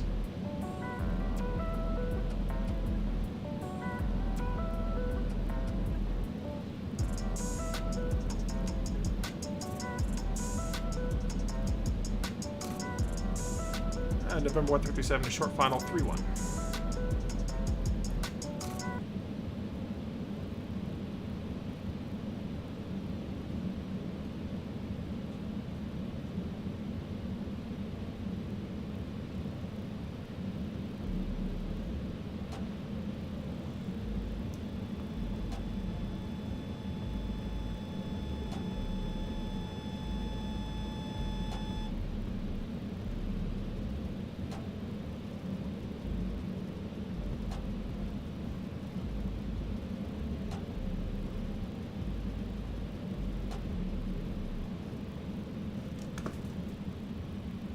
Down you go. Getting traffic, $57, lining up runway 3-1 left.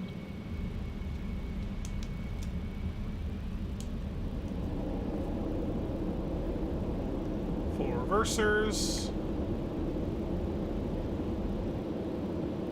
Oh, no, no, no, no. Well, whatever. November 1337, going around due to lack of reverse thrusters.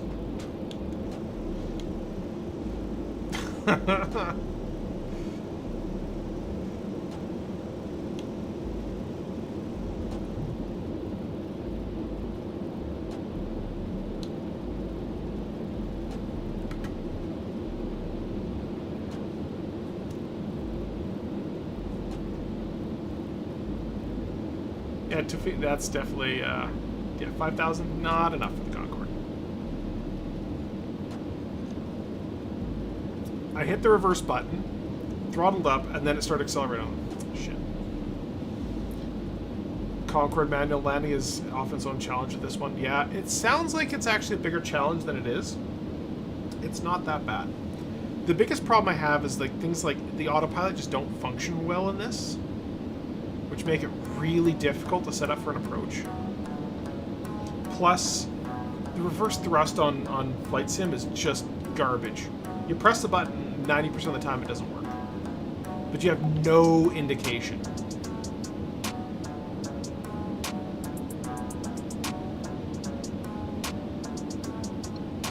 Okay, traffic at dollar from 7 departing, 3-1 left.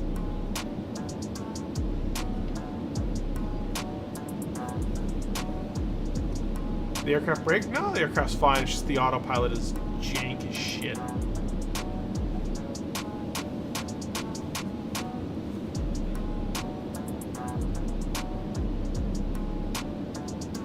There's an app was apparently calling me, but I didn't know that app could make phone calls.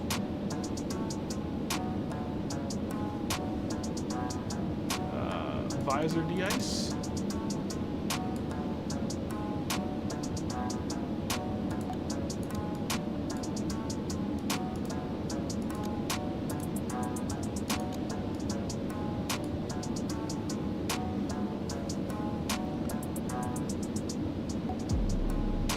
Autopilot brings me up and down, left and right when I want her to.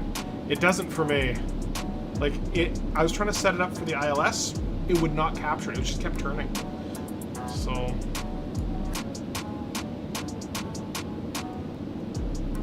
So if I do Alt Acquire, turn on autopilot, see? It's just...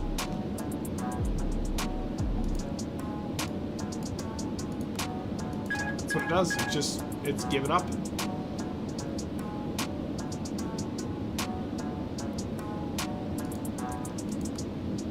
Even on level mode, it just...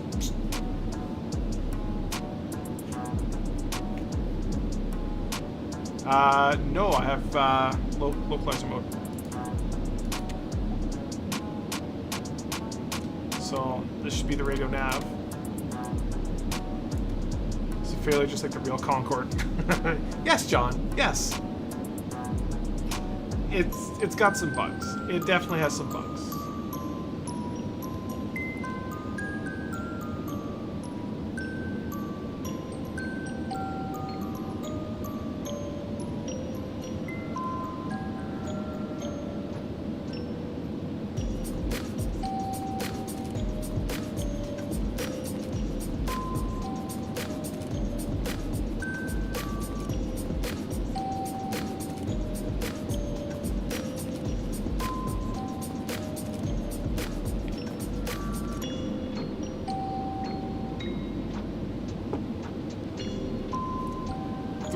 Mach 22. What?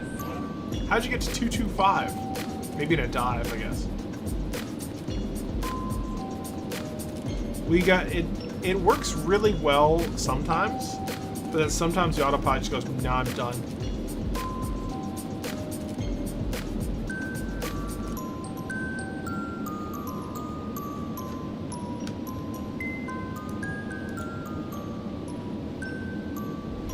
Top speed in the sim? I don't know. Full afterburner engines and cruise, yeah. The best I've got out of it is basically exactly 2, Mach 2. 10,000 feet long, just not officially? Okay, let's give it a shot.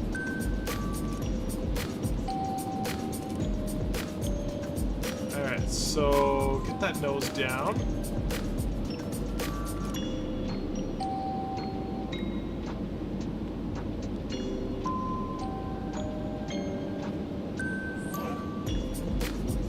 Not how you fly planes.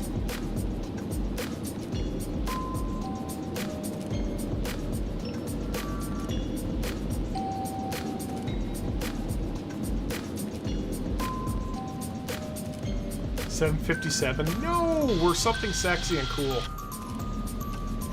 which is what they say about me. Could this do New York to LA in like 3 hours? Like 2 hours, John. Like 2 hours.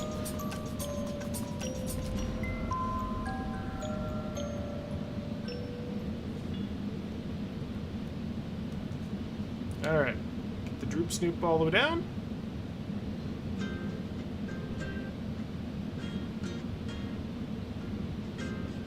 Yeah, it's bonkers. Alright, B Squad. Then that's where we're going. We're going to, what do you say, Comox? Comox?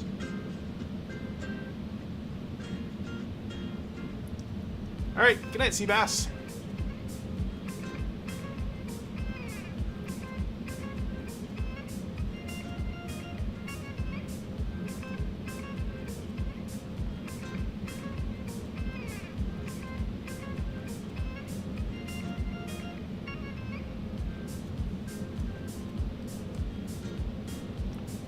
Hey, original Bobby Johnson. How's it going? It was an RCAF base. Okay, so probably used for, like, the, what's the name of those jets? The ones, the big thing. Oh, you know what? I think Control just came online. New York approach 8 minutes ago. Whoops.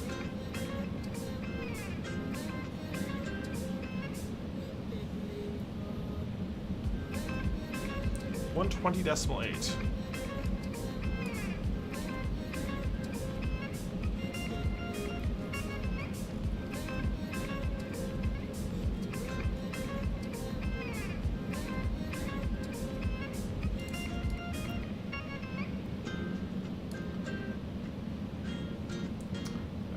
What's the name of that approach?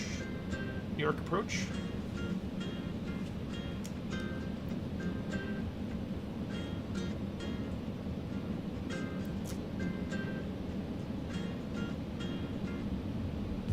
New York approach November 1337. I just saw it came online. I'm final for 3-1 left at JFK.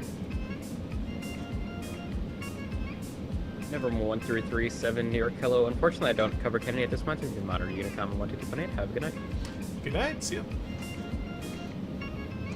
This game looks like you don't do much, or yeah, this is you do a lot in this game.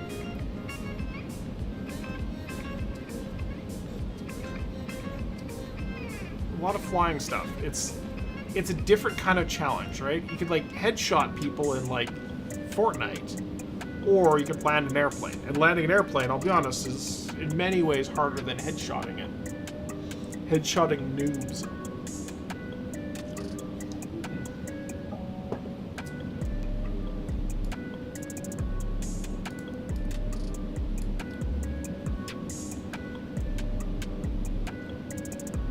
JFK traffic November 1337 is final 3-1 left.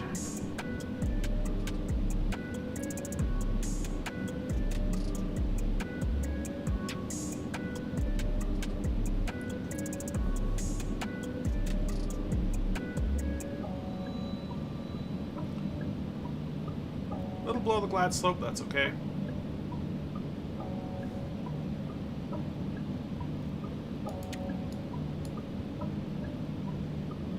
Wonder what our fuel situation is. We won't know until we land.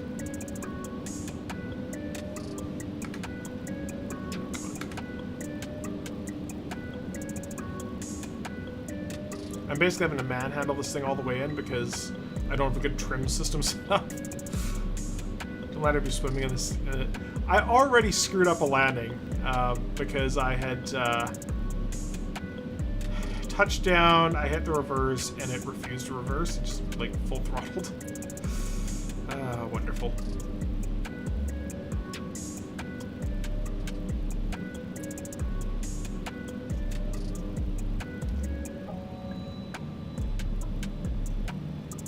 Alpha Samurai and your Eagle. My plane's faster. Oh, that's a problem.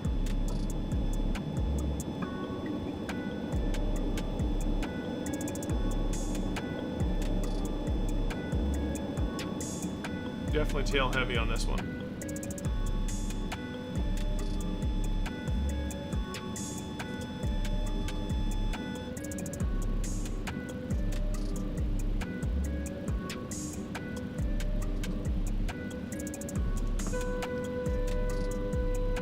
Runway's made.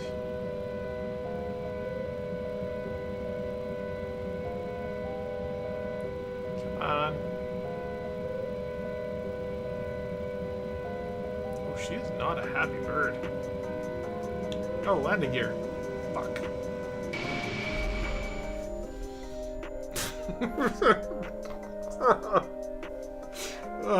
F's in chat. I'm a moron. Alright. So I'm like, why is it beeping at me? Oh, landing gear. Okay. Alright. Alright. I'm gonna blame the reverse thrusters on that one. I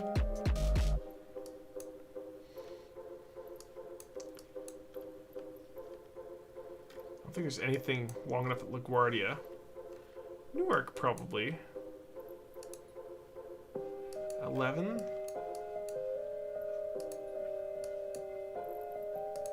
JFK 14, 3-1. Okay. So we're gonna just depart out of here again. And what'd you say? B Squad?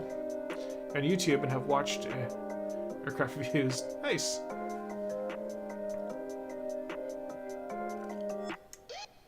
I did take the fat L on that one. CYQQ. Okay. Alright. I'm going to remove that. CYQQ. Show map. That looks like that's probably going to be good enough. So we can check our runways. 10,000 feet. Okay. Alright, we're good. Thanks for the follow, Major Bash. Live weather, live time.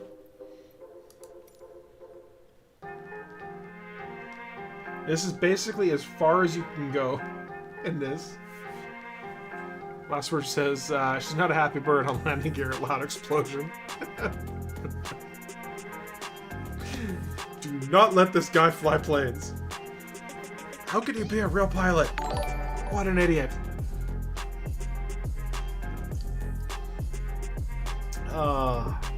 Some days.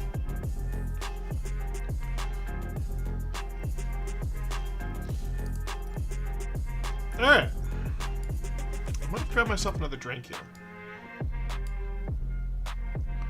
Let's grab our ground power. Both powers on. Let's turn our external power unit on. Leave that open just for shits and giggles. You turn on our cross bleeds. All of our cross bleeds, thank you. Very good. Need to open all of these. Nope, nope. There you go.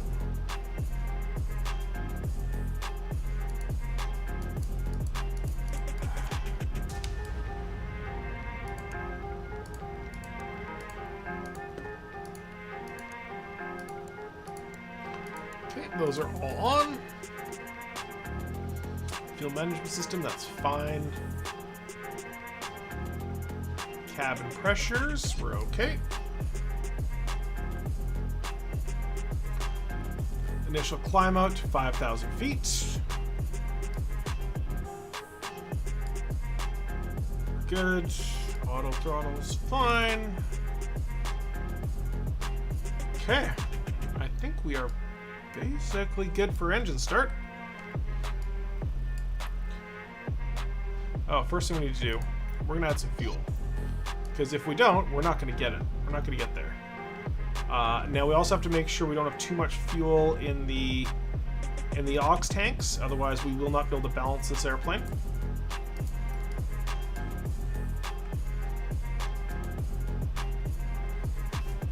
Yeah, it would be very fun in a shared cockpit because in the back you can control all the fuel levels and all this kind of stuff, and whereas in the front seat, you know, then you're flying. So. But sure, one would have to be efficient flying this aircraft. Yeah. Well, that's why there's 3 people needed in this plane. 3 people. Flight engineer, pilot, and co-pilot. Now, if this was a modern airplane, easily 2 people. Easily 2 people. Alright. N1 is coming up. Or N2 is coming up, sorry. And then when there's fuel, and N2, N1 will start spooling.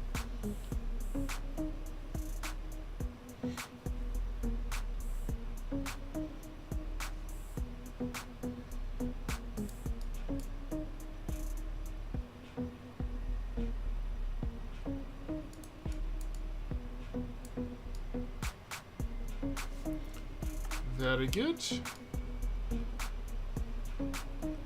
Start 2. Future airline, no pilot. I made a TikTok about that. I think that we're going to see airplanes without pilots after we see cars without pilots, without drivers. Of course, we're going to see lots of cars without pilots. But I don't think that we're going to see... I think pilotless airplanes are going to be a while away. And the reason I say that is in a car, if something goes wrong... So in a car, if something goes wrong and the car's automatic pilot goes haywire, a very simple switch can detect, if the main computer has failed or the main computer has just lost its mind, or you have a couple computers in there, and all it has to do is slam on the brakes and turn it off to the side of the road. That's all it has to do. Brakes, off to the side of the road. And by and large, within a few seconds, you are in a safe situation. Airplanes... Now, so when you're driving a car around is a very difficult task. People don't even realize how much they're thinking about when they're driving. Start 4. They don't think about how much they're doing when they're driving. There's pedestrians, there's other cars, there's buildings, there's traffic lights and stop signs and all this kinds of stuff. And you're dealing with all of this continually. In an airplane, you're not dealing with any of that shit, especially when you're IFR.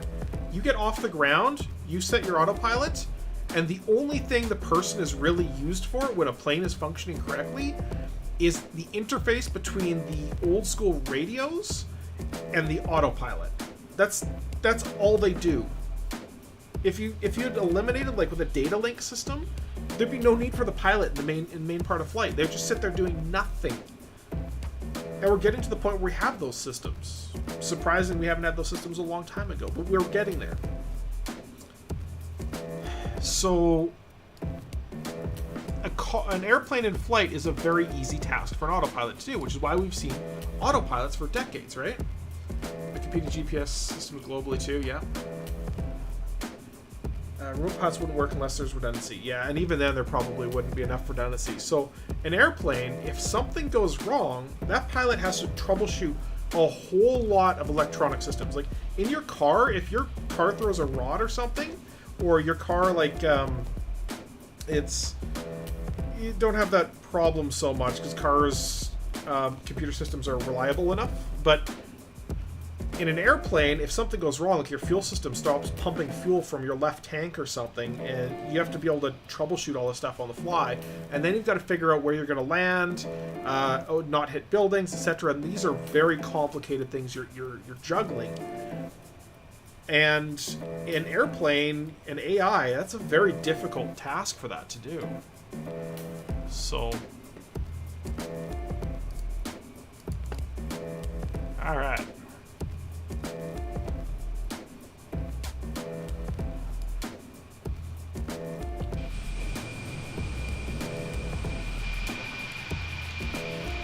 Alright, let's drop the visor and call for a pushback.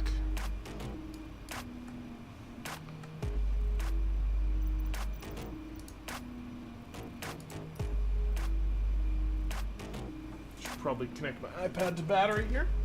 It's going to lose its mind if we don't. Wrong thing. That's what we're looking for.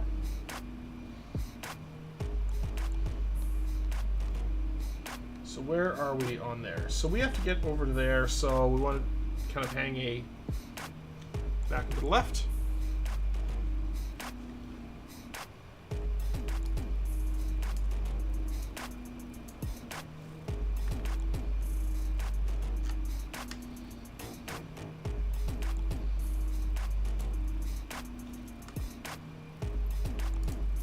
Cockpit to ground.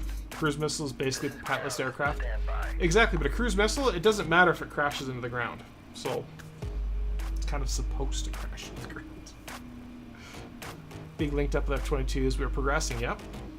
See, military is a little bit different, because you're not dealing with passengers, like with people who need to, hopefully survive the flight.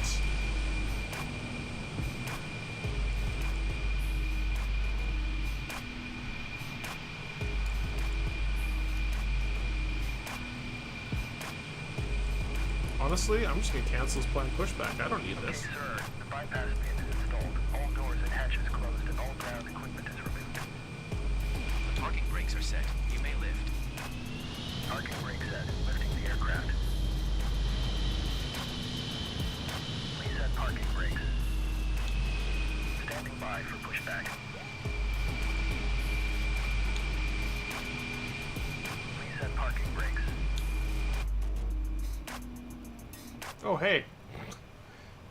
It's all learning process. Yeah, military is actually trying to kill people. Different objectives. Slightly different objectives.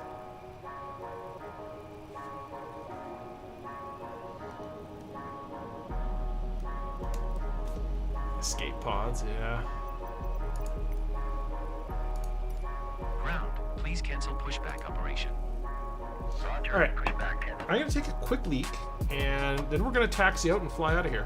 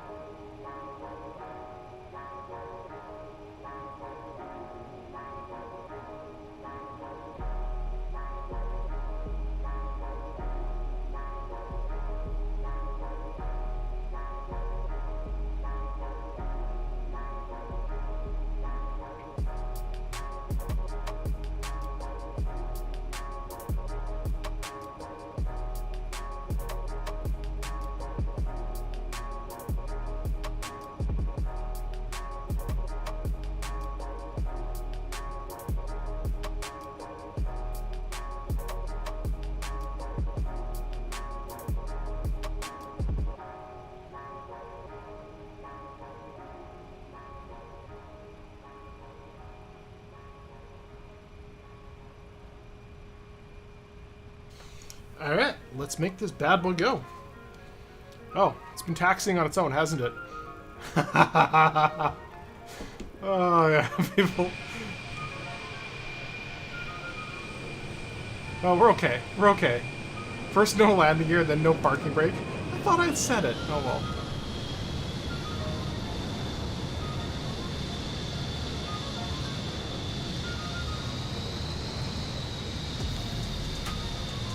Now it's stuck. There we go. This is not how to fly planes. There's a channel points you can hit for that.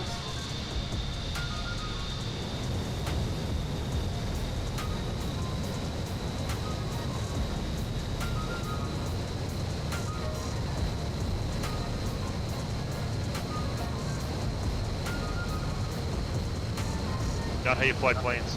Not how you fly planes. Not how you do it.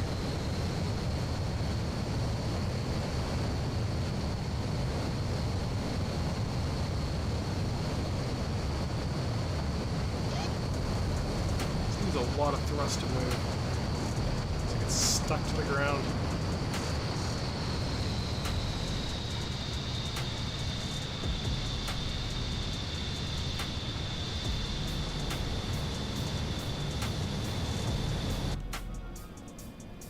Alright, aside from that though, we are all set up for this flight.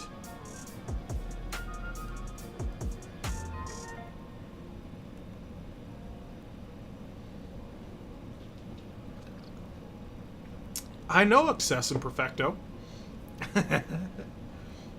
Fly plans start. How did not have... You know exactly how that started. You popped into Flag's chat. Me and CD and Flag were all on voice chat. No, we can't. No, none of us could copyright it. It's all three of us. And I downloaded it from... I think I downloaded it from the stream. And uploaded it to Flig and for Flig and CD. It's kind of all of us. So.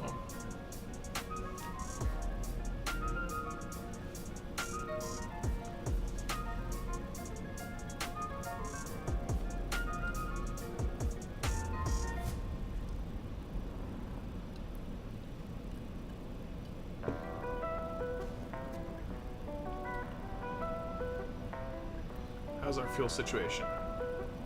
Quite good for fuel.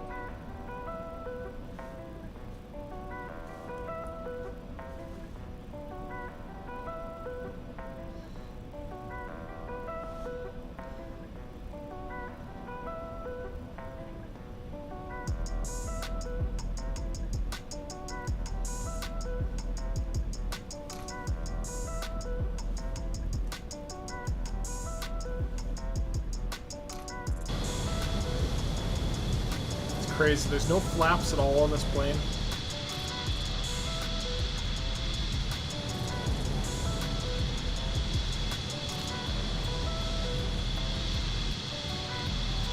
There's the troop snoot moving a little bit.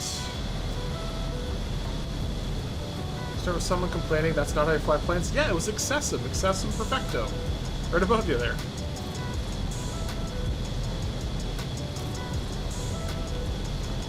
Came in complaining, and we were just joking around and having fun. Because of course I was flying in a, was it a, no, it was a 787 or whatever, the Dreamliner. And he, I was doing like 10 feet off the ground. It's great.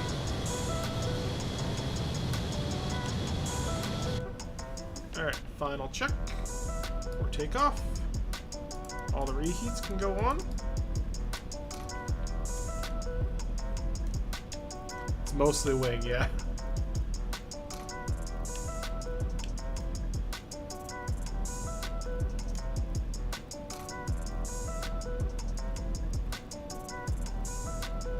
Okay, Round Spice.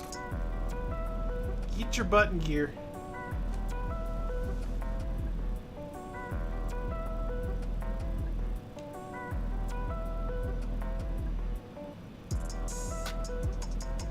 The guy who's been sitting there with an eagle for forever.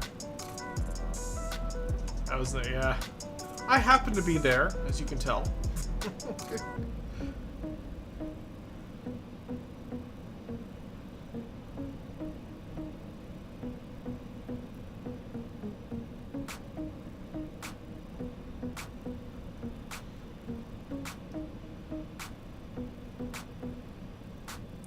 Every inch of this. So you don't ever want to taxi on the yellow stuff. Engineer Material Arrestor System, the EMAS.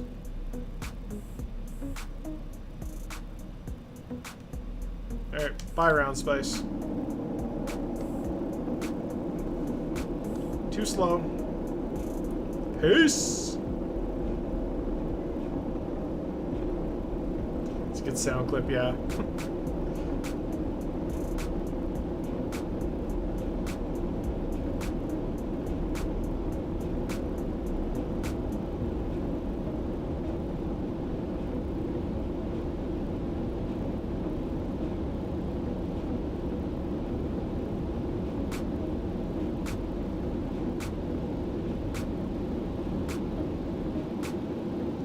And we're flying. Alright. So let's do our there, altitude acquire. Hey Comet Crazy, how's it going? Thrown back in here. I know, John, you just can't escape. We will never let you.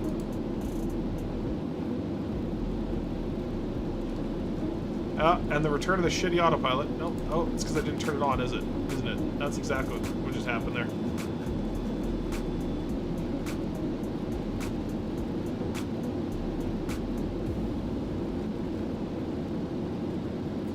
Set for 50,000.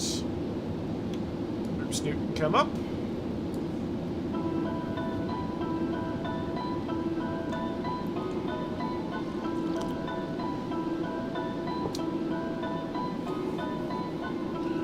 So bring the nose up and gear up at the same time.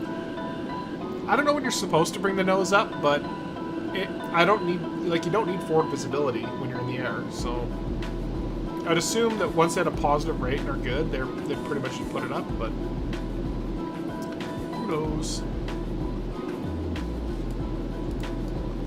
Alright, this is the other thing we should probably have done on the ground.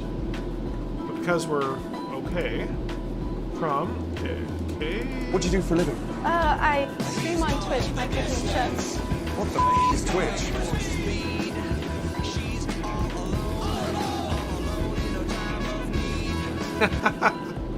Everyone's things come together all at once.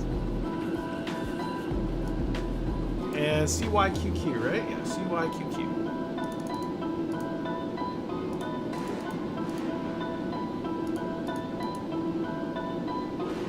Yeah, apparently it's just like, I'm gonna do 2 at once.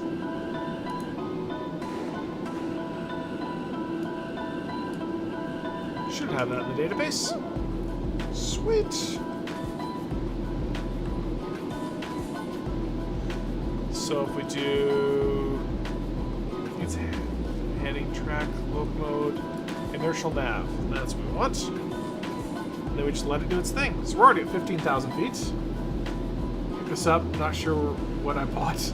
It is a complicated airplane to fly. It is definitely complicated to fly. Once you get it, it's not too bad. You see the back panel. You mean this thing?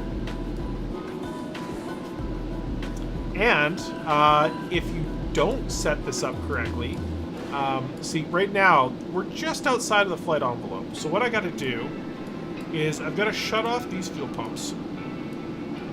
And I have to open these, and then I have to close these, and I have to turn on these pumps. And it's going to start pushing fuel back there. Because otherwise we're going to be nose heavy. Exactly. Looks like the inside of a bomber. Well, this is how a lot of old airplanes actually looked. This isn't unique to this airplane.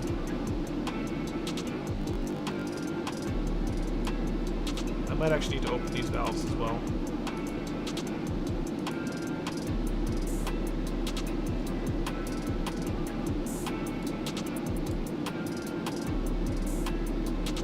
So this pumps between the front and the back because there's no manual trim system. There's no aerodynamic trim system on the Concorde. It has to trim using the tanks. You mean the L-cars, I think is what they call it, John McClane? Star Trek OS?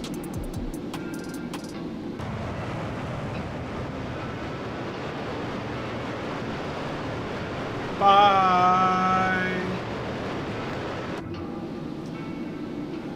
You know what? I think I need to... Which direction? That direction! Hey, look at that!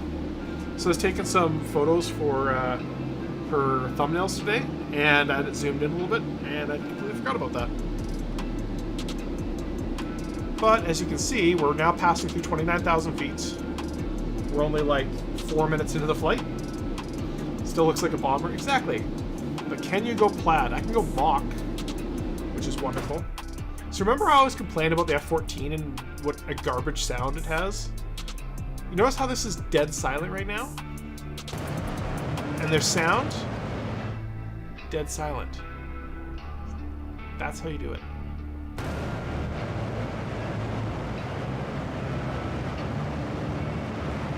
Alright, so at this speed, it's going to be 4.5 hours.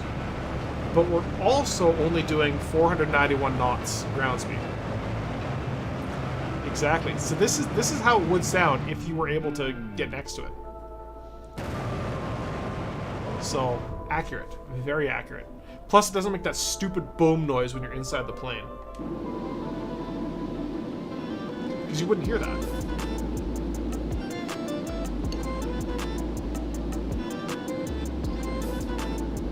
So we're only pushing through Mach 1.1. Live Wonder, I think, runway 12. We'll see. We'll see. It's going to be like 2 hours until we get there, so we'll see. I do have full weather here on ForeFlight, which I should also switch over to Canada. To be landing here in Canada. I can pop this open, This is why I love Foreflight, right? So this is why I love Foreflight. So I really do have to get rid of this. Unfortunately, so I've got this. I got runway 150, which does mean that's probably gonna be best. But I just hit runway here. It says best wind, runway 12. It's perfect. Makes my life really easy. There is also ILS 12 DND. There's also some RNAVs. There's Takan.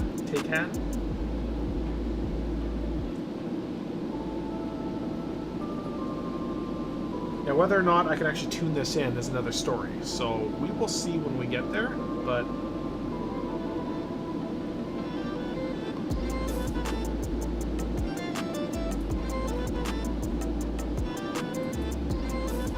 it's science? Yeah, but it's not. It's only when you're getting past or like cured from behind, right? Sound barrier is causing rips into space like warp travel eventually does. You mean like they did in Star Trek The Next Generation, which is why they stopped like warping around everywhere? So suddenly nothing in the plot of that whole TV show made any sense because everything is too large of a distance?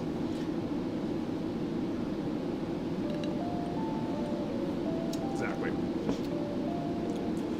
So I hadn't seen Star Trek in years. Actually, to be honest, I hadn't seen all of Next Gen until I saw it on just like Netflix or something. And I didn't remember that they had banned warp travel.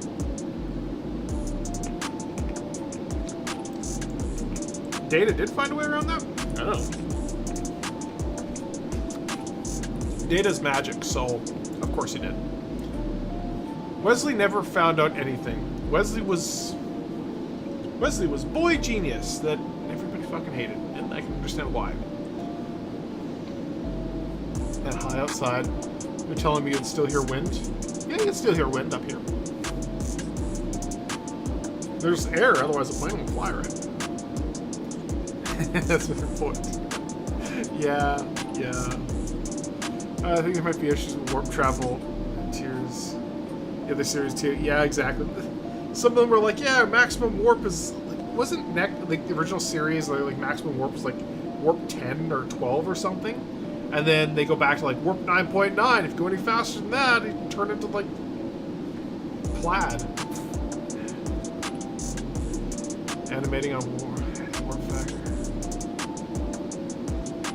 Yeah, warp factor. Yeah, animating on lower. I haven't seen that new show Lower Decks. Some people say it's pretty good, but I don't know. I've never seen it. Might be a problem if that wasn't make-believe. Yeah, exactly. This plane with a high AOA, you can see vapor. Yes, you can. First time I've seen that. I've seen it in other planes, but they're all kind of jet fighters by far. But I do agree, for the most part, this plane is really good. There is, like, the interior, it feels like X-Plane. It feels like X-Plane with a good shader. But I'm not going to knock it for that. It's like one guy or something who built it, so, like, I can excuse a lot for one guy going. Like, even janky-ass autopilot that fucking hates me, I got no problem with that. So, because it's one guy. You don't need air to fly, you just have to be going fast enough, yeah. No, you definitely need air. Well, unless you're talking about orbit, then yeah, you don't need air if you're in orbit. And supersonic twice on purpose. Oh. Kind of undramatic, but cool. So I have a friend who's flies F-18s, and I asked him, has he gone supersonic? He's like, yeah, it's no big deal. I've done it a few times. It's whatever. Who cares? So everything except teleportation to a random, unprepared location. A closed circuit system will work, like the food replicators. Well, we just don't know. It might be possible to create a wormhole on a subspace level that... I'm just making up bullshit like Star Trek does. So, when I was a kid, I noticed this... It's a piece of prop, and it's these two or 4. I guess it's 4 of these things, and there's like these laser tubes between them. They're clearly just like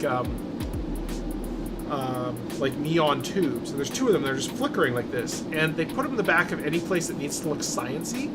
And I was looking at it like, wait, I've seen that on like 3 other episodes of Star Trek in different places. Like, this thing is everywhere. And about a year ago, I found someone did a YouTube video about it, explaining this thing, and it's a prop from some prop company, and apparently it's been in like dozens of other shows. Whenever someone needs somewhere to look sciencey, they just rent this thing, throw it in the back of their scene, and off they go. So there's a specific name for it too. I can't remember what it was. So let's see if you can find that. You also think you can survive a nuclear blast. You can survive a nuclear blast. We have learned this. You need to be in a old 1940s fridge. Or 1930s fridge. One of the two. And if Back to the Future was as garbage as it originally was written to be, it would send you back in time as well. Hey, simulation industry, how's it going? We are cruising in the Concorde, which just came out this week, because it is really nice. I'm a big fan of it. There's some little things that they need to fix, and he sent out the guy who created it sent out a post today saying that he got not a whole lot of like negative feedback, and it was all positive feedback, and no bug reports and stuff. I'm like, well, okay, that means I got to send in some bug reports to him, but it's not bad. It's really not bad. I really like it. Yeah, but then you're trapped in the fridge. Yeah. So you survive the nuclear blast, but you suffocate to death. Exactly. Indiana Jones survived a nuclear blast. That's what I'm getting at. Except the city dwellers. Those little fridges were death traps for kids. Yes. Yeah, that's why you can't lock fridges anymore. Because kids would get in them and play like hide and seek, and then nobody would see them, and they'd just suffocate. So, have freezers have steps in them now? They do. Interesting. For small children.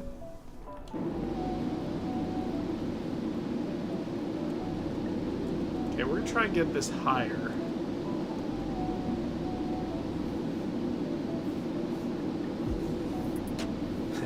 But they hide and seek champions, John McClane. Oh, don't worry. I've got a sick sense of humor like that too.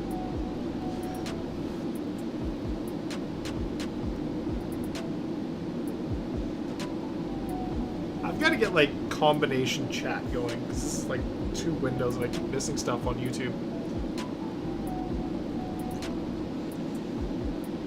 Yeah.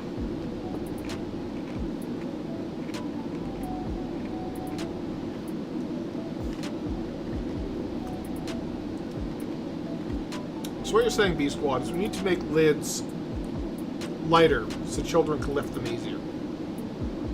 I like your thinking. They could, that's how they got in. Of course, of course.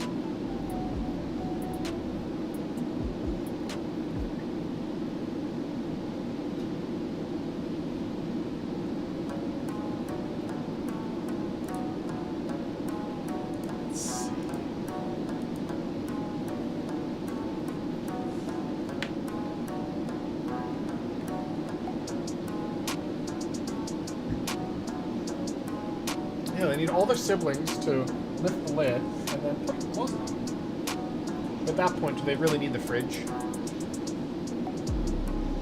Like old car trunks now you can usually get out. Yeah, so trunks usually have those lit up handles. So if everything is dark inside the trunk, they have those like light up either lit handles or handles with like glow in the dark material on them. So if you can't see anything else, what you can see is that release. And you can pull on that.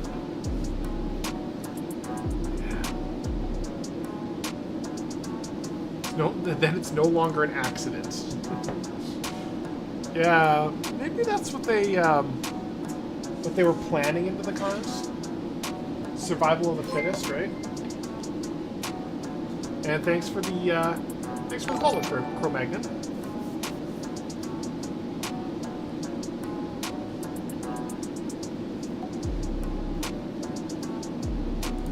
seen any of your movies? Yes. I've seen all of your Christmas specials, John. All of them.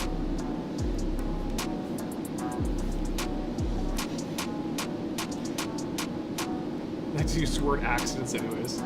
Intentional homicide is more accurate. Apparently Bruce Willis retired from acting. He has a medical issue. Oh, that's not nice. That's not good. I didn't hear that. That's the same thing that happened with Robin Williams. I didn't know that. I just thought Robin Williams was like depressed or something. And I found out, was it like last year or maybe even earlier this year, that the reason he died was he was getting like serious brain issues. Major cognition issues.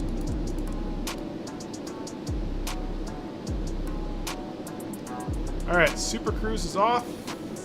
Or Super Cruise is on. It's as high as we're getting right now. We need to transfer the fuel pumps back so we are more efficient. We're full on the back.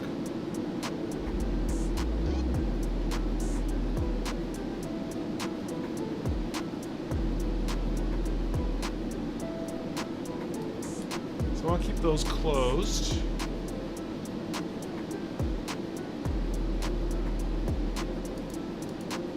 I think these are the ones we want open.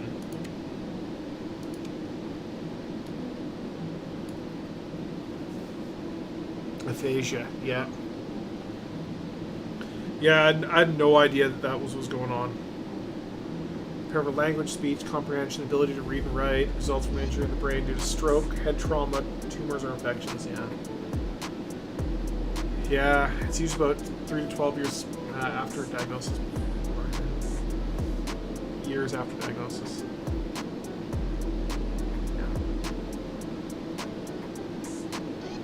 Yeah, it's not, that sucks. Hey, John Doe. Thanks for gifting that sub to John McClane. Now I'll never get rid of him. Which I'm okay with. Oh, I forgot my airplane that flies around and does its thing.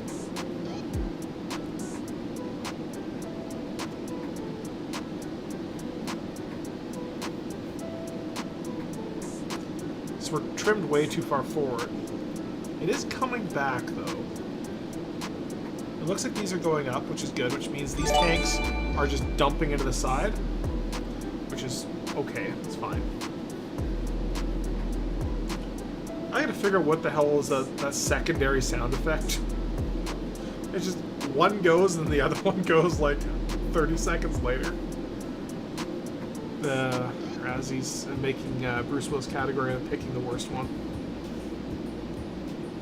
Really? I didn't know there was a Bruce Willis thing at the Razzies. Santa Claus for poor kids. So the reason... So people are like, no, Die Hard isn't a Christmas movie. The reason people think it's a Christmas movie is because people don't realize how many of us hate Christmas movies. There is almost no Christmas movies I want to watch. Almost none. I will watch Die Hard because it's a good movie. So, happen at Christmas time. It's an excuse.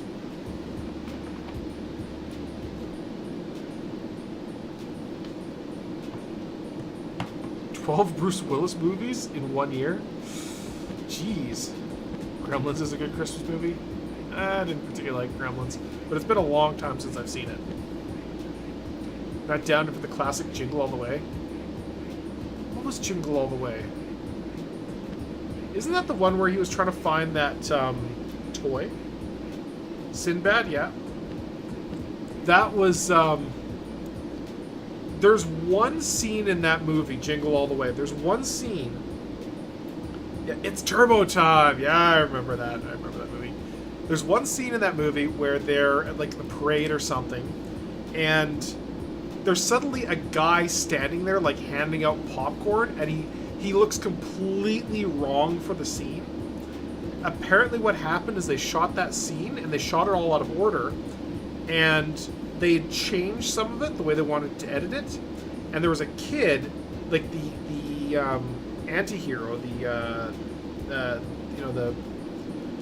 the other parent's kid or whatever, he was standing there in that scene when he had already supposedly, like 2 shots before, just ran off in a huff with his dad or something. So now it didn't make any sense that they would turn to this other thing and do this other thing, and now the kid's sitting there.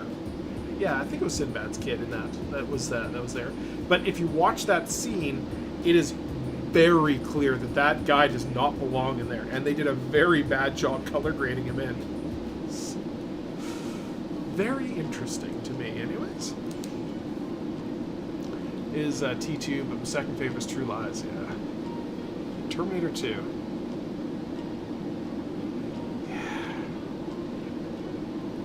You know, Terminator 2 is, I think, the best example of a movie that you can say, most movies, their sequel is worse than the original.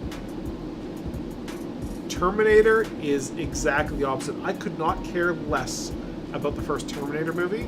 I've seen it maybe once or twice. I've seen the second Terminator like 10 times. Not all at once. Obviously, like every few years I'll watch it. Terminator 2 is a great movie.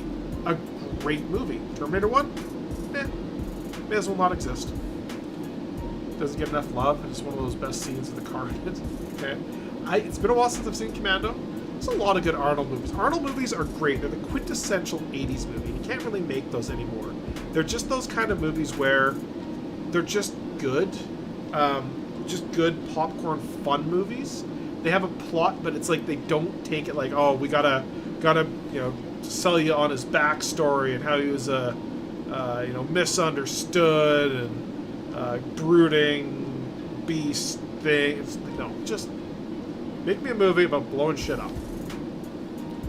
Throw in Arnold Schwarzenegger, everyone's happy. And it worked. Last Action Hero, yeah, I remember that. That was a good one too. True Lies was pretty good too. I like True Lies because of the Harrier jump jet.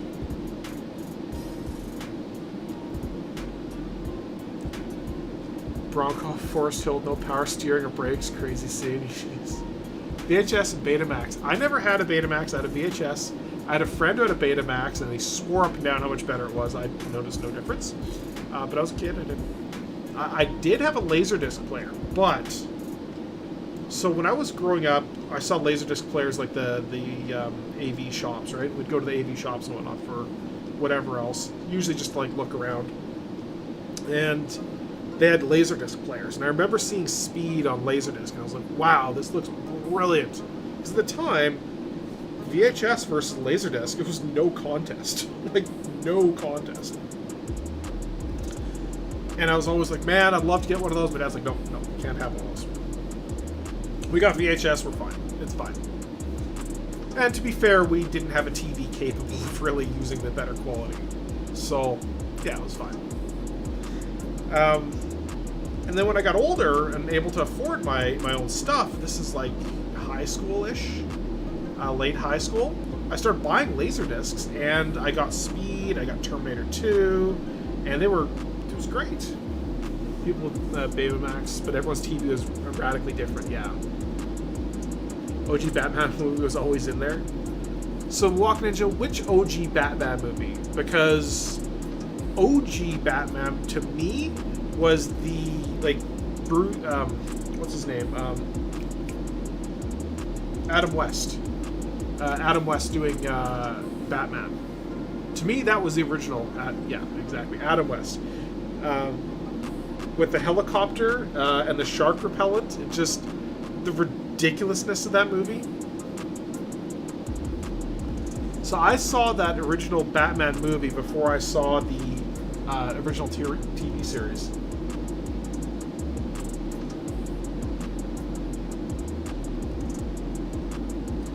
So, we are currently crossing over Toronto, doing 1100 knots.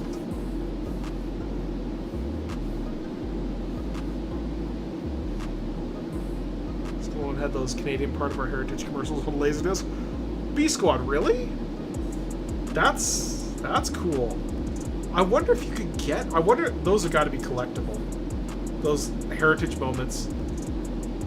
Adam West was it a feature? Whoa, where have I been? Yeah, no, Adam West was in one way before that. They had like the Penguin had a submarine. It was just so ridiculous. Isn't that? Was it the TV show or was it the movie where he was running around with the bomb over his head? I'm pretty sure it was the movie. And he tries to like throw it everywhere, but he can't find somewhere to throw it because there's people in the way. And he's walking. It's just like this black sphere with a wick at the top of it. So bonkers. Just a car. That first series was funny. I love that Batmobile. That with the two bubble tops on it. Oh, so incredible. Yeah, man, friggin' old retro Batman. 1966. In that old Sikorsky helicopter. This is Sikorsky. TV Batman before Adam West. There was an old one even before the Adam West one. The Shark Repellent one is the one I remember. I had that one. I watched the crap out of that.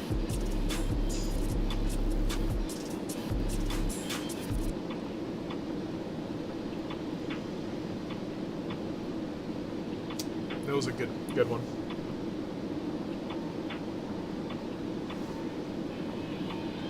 I should rewatch that. Yeah, Comic Crazy will know, for sure. I'm not descending. Oh, I am descending. What's going on?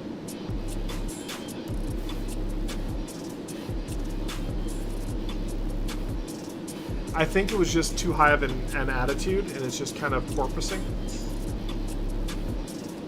Because part of the problem is I don't have enough tail trim. I'm trying to get more tail trim here.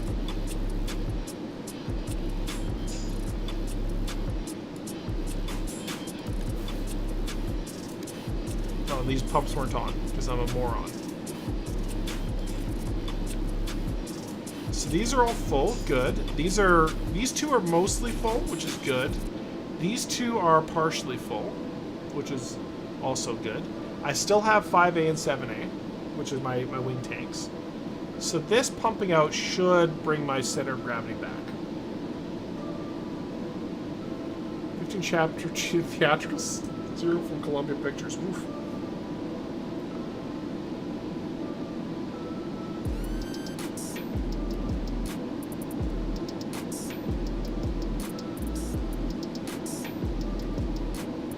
Yeah. When did the original Batman comics come out? Because that's like old school.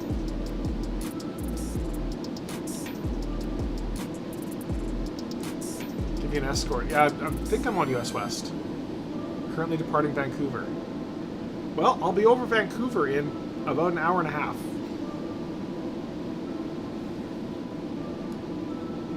Assuming I don't run out of fuel. Wing overheat, kind of flickering.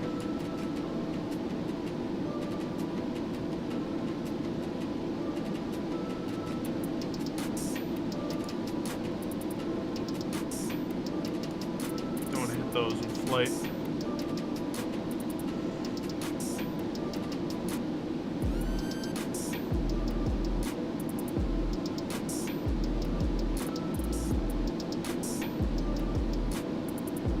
Everything looks good here. Fight Germans or Japanese in it? Really? Currently doing pattern work in Vancouver. Detective Comics number 27. First Batman. Okay.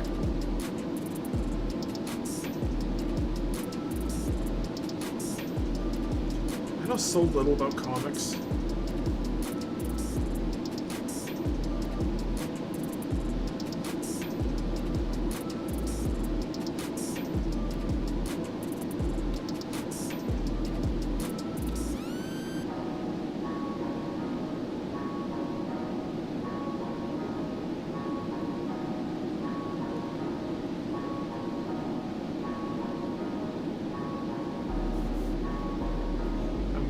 Movie 5 years after, that's impressive.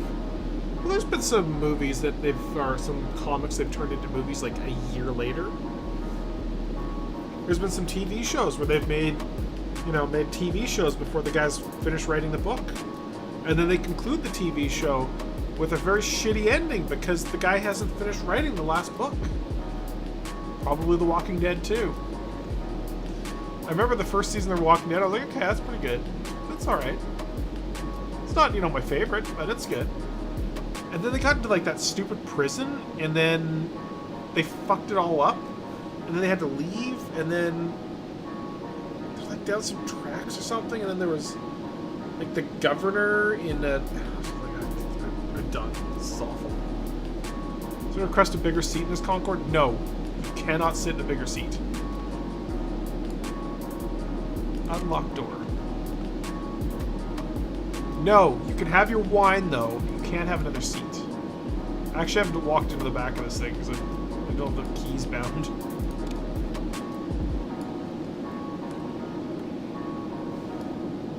But a broad shoulder. Well, then you should have bought 2 seats. They only cost $10,000 a seat. Come on.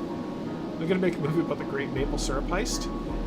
There was a video today released about the maple syrup heist. I think it was from Runkle of the Bailey. Charge it to you. No!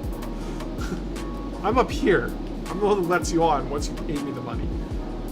Back then too, right? Yep.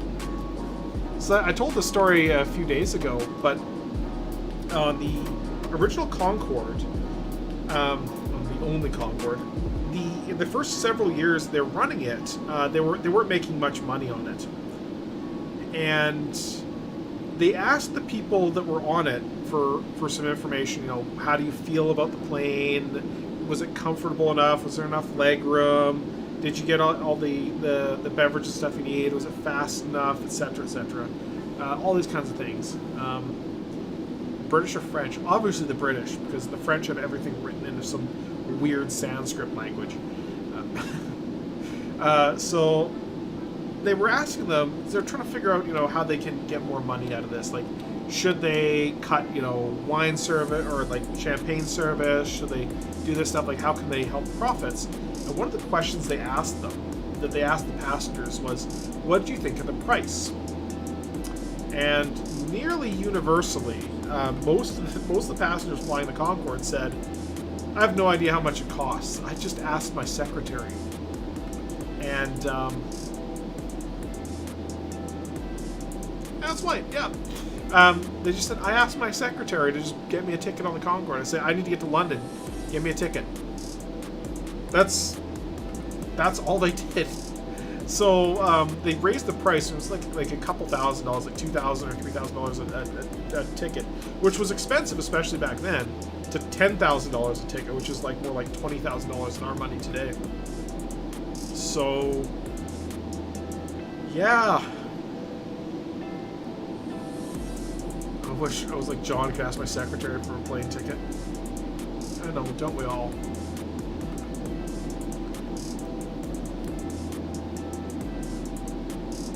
Don't we all? Let's check out our fuel situation. Say, look at that. So it's pumping fuel back there, which means we can actually shut this off. Shut off this. Shut off this. So now we're only using fuel pumping back and forth for balance, for trim. So we're within our trim window, which means... yeah, we're actually over 60,000 feet now, so... oh, I should really set altitude hold, shouldn't I? Maybe next month will be my 9th flight. Count helicopters. Yeah, we used to fly, not a lot when I was a kid, because my parents weren't really into aviation, and we'd only travel periodically, right?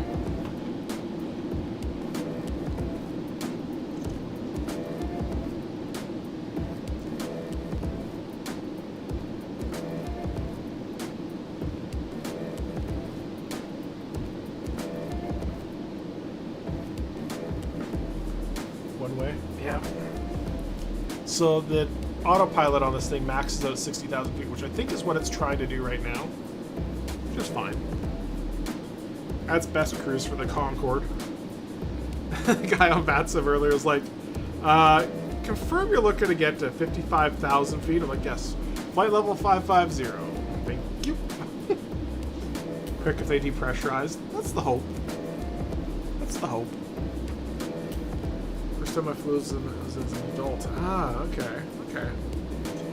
The first time my grandmother flew, she was like 65. It's like 4 years ago. Vacation was camping. Yeah, my parents, for us, camping was vacation as well. Not like, so we did have a trailer, and we'd go out to places. It was always an old beat-up piece of crap trailer. So compared to the F-35, this way Blue can spread the cost of aviation fuel across a few dozen. Well, see, the other thing, too, is on the Concorde, I can get all the way across the continent at Mach 2, which is faster than the F-35, by the way. And I can leave realistic fuel turned on. So it's definitely, if you ask me which my favorite airliner is, it's definitely the Concorde. Well, high altitude jet airliner, Concorde. If you ask me which my favorite airliner is, it's the DC-6. Favorite plane in the sim is F-35 because I can go real fast and I can go real slow. Explain, John McClane. Don't we have an explain for that? I thought we did. I still have not set up the potato to connect to YouTube. YouTube finally gave me a massive chunk of API space, and I still haven't used it. So, I gotta go do that. F-22 in the sim. Yes, I have, John. The F-22, the free one, the free F-22 is brilliant. Absolutely brilliant. For a free plane, it's brilliant.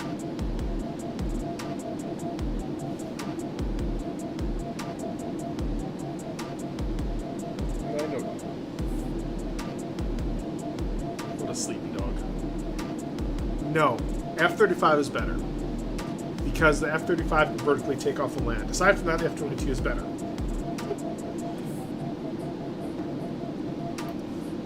I don't remember that wormhole, but I do know that you can bind that in a lot of pieces of software now. So I think it goes up to F-24. Because you have an F-12, and then it used to be like Shift F whatever to get a number. An alternate F key.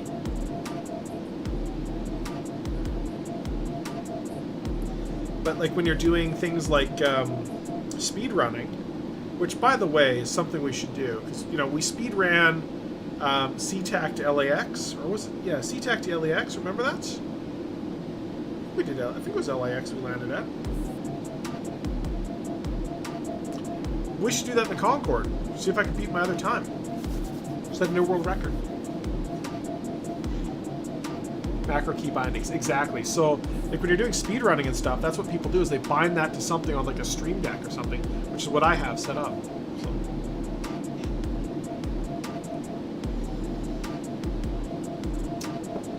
Yeah, F-35 commands this guy, yeah.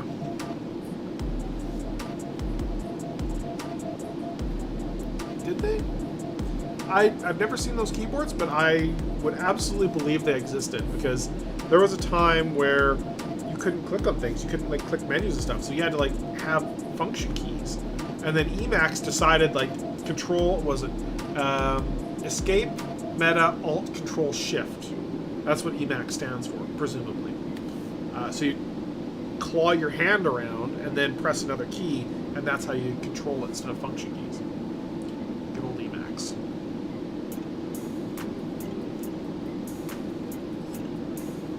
I heard we're going to buy more snowbird trainers for first line air defense here. We're buying F-35s. We're buying F-35s. Which, it's fine. When you really think about it, Canada's gonna, with the defense capabilities, if we spent as much per capita on military defense in Canada as the Americans do, our taxes would be like 60-70% easy. Because that's where a huge percentage of American taxes go. And we still couldn't defend ourselves because we just don't have enough people, and we got too much land. Like, if Russia decides to invade to, like, set up a better position against the U.S., if things keep going south in this war over Ukraine, like, they're just gonna steamroll everything in Canada, set up base, and, like, start shooting each other. Like, we're fucked. Saudi Arabia late to the game, boys. Yeah, we don't even own aircraft carriers currently. Against nukes, they can't, but nobody can really defend itself properly against nukes. Like, you could send 100 nukes over. You could have an amazing system like the Iron Dome over Israel, and all you need is one to get through and you're done. I think Trump said Putin could have Mexico. It's in the U.S. best interest to not allow that thing to happen. You say that, but I think Biden is so weak that he would probably concede Canada to Putin, or at least part, like at least the high Arctic. He would concede. He would allow them to concede without any problems. I should admit, kind of like all the Polish donating to the Ukrainian efforts. Yeah, I don't know about that. I don't know anything about the Polish doing anything in this. I haven't heard anything about it. Yeah, that's why I don't have healthcare. Well, so another way to look at the U.S. military is the U.S. military is the largest welfare system in the world. There's people who can't afford, healthcare. They can't. They're not. They can't afford education. They can't afford any of that stuff. So they go and they serve time in the military in exchange for all that kind of stuff, for better health care, for health insurance, for education, etc., etc. Job training, education, all free. Exactly. So we forget today in our westernized nation, in our westernized society, that we are, if you went all the way back to like Greece, to be able to vote, you had to serve in the military. You had to, give up your time, certain years of your time in military service. And if there's no wars, you're great. If there is wars, you're fucked. So, if they didn't end up in a pine box, exactly. And that's actually even in America. To have the right to vote, you needed to sign up for the draft, and obviously some of those got lifted. Women never had to do that, etc., etc. But the general consensus there was that to have the right to vote, it was not a right. It just happened to be it wasn't a right. You had to give up your time to have the right to vote. And that's pretty much what military service is in the States now. You give up your time, but you don't get the right to vote. You get that naturally. And then when you give up your time in the military, you get all this other stuff. Well, you should be fighting that women should join the armed forces first, too, for equality. Maybe. I don't know. Free is debatable. 18 years in the military, and I can still tell you the price I've paid physically and mentally is extreme. Yeah, exactly. So, it's one way to look at it for sure. I don't know if I necessarily agree that it's the best way to hand out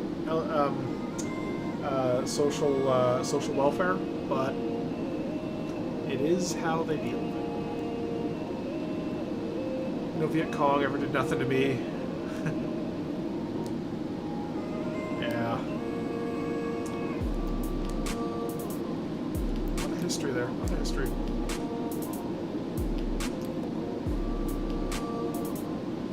Yeah, exactly. I definitely would not do well in military service. I was in Sea Cadets. Actually, it was Navy League Cadets, which is when you're too young to get into Sea Cadets. You go to Navy League Cadets. And they wanted to kick me out. Mostly because I was just completely insubordinate, did not give a crap. I was a Beaver and then a Cub Scout, but I didn't go into like Eagle Scouts or whatever it was after that.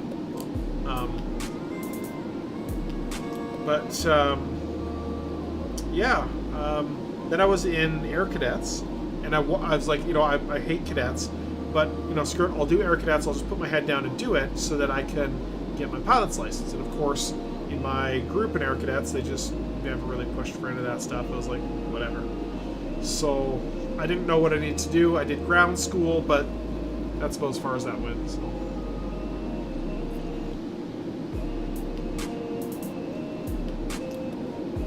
On this side of the border, we did the Grand Howl. Grand Howl. I think I faintly remember that. Not vividly, though. Helped an old lady cross the street, and then jogged back to the other side of the street, and then this car just rolls up to me. This guy gets out, very confused. Turns out they were Marine recruiters, and gave me a pitch right there on the spot. Yeah, I hear recruiters are a problem in the States. Some of them say, oh yeah, we'll just sign here, don't worry. By the time you join, you know, you sign up today, and if you have regrets, you don't have to do it. And then apparently you do still have to do it, and it's all this nonsense. My son is joining the Air Force ROTC next year in high school. They offer scholarship for kids to get their pilot's license. Yep, that's awesome. You might have to actually go and use it, though, which would kind of suck.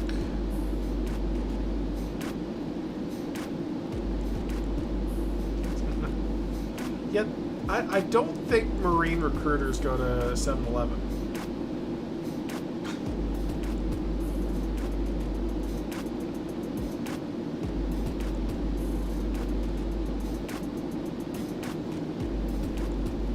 The thing I was served was alcohol. Speaking of,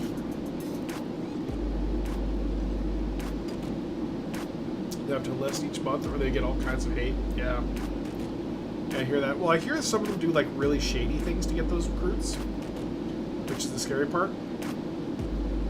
Yeah, all over high school campuses. Yeah, that's kind of the worst. Like, you find students who are like swimming in debt. They pick themselves a garbage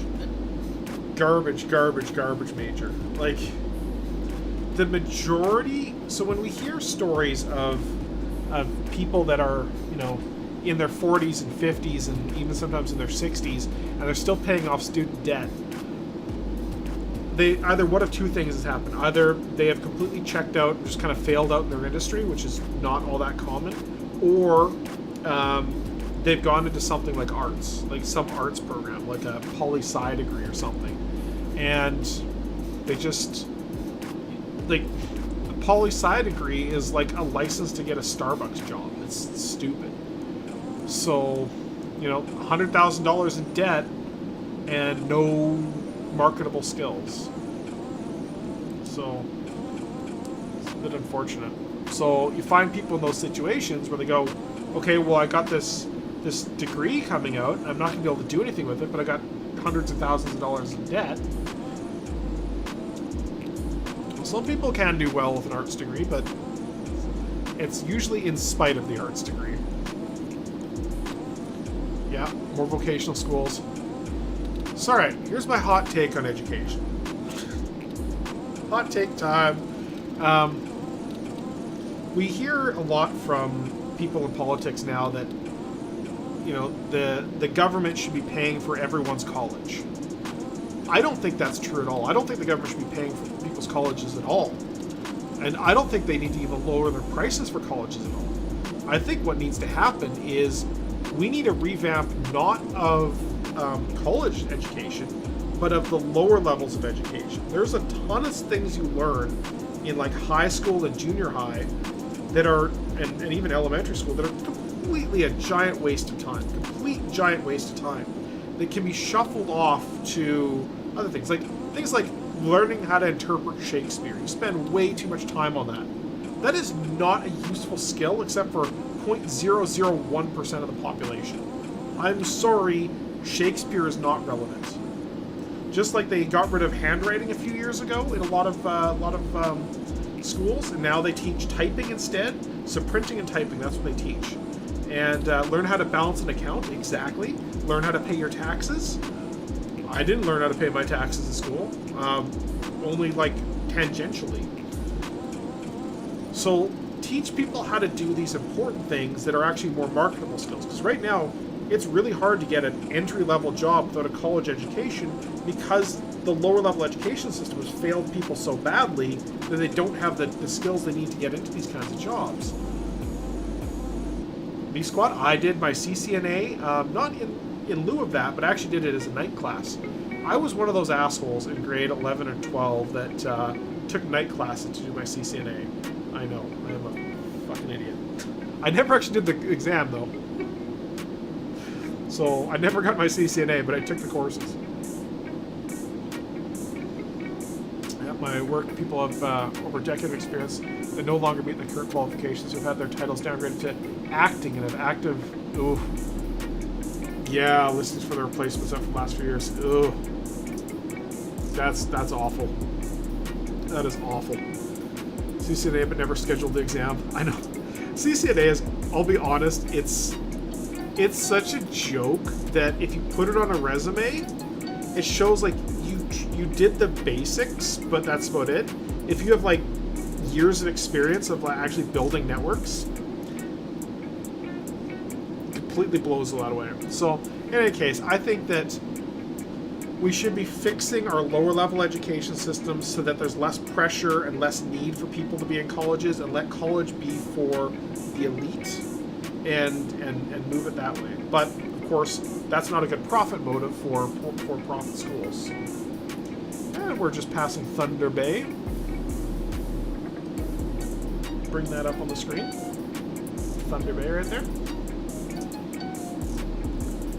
Cursive handwriting is still definitely taught here. My nephew's taking it exactly wormhole, and that's the problem. There's a lot of educational parts of the spectrum out there that don't understand that we need to evolve our education systems, not just stagnate them. There's a lot of pointless classes as well. Like, why does a person getting an engineering degree really need a music appreciation class? I agree, and a lot of that comes down from lobbying. People say you need this, this, and this to get a more rounded education. I appreciate music. It happens to be dubstep, but okay. Prior to joining the Marines, I was working on a CCIE. Yeah, I was considering doing a CCIE as well, but yeah, then I started a company, so I taught me how to crimp RJ45 connectors and counted binding. That explains the CCNA, yeah. We all know if every college football player earned their degree. Yeah. Yeah.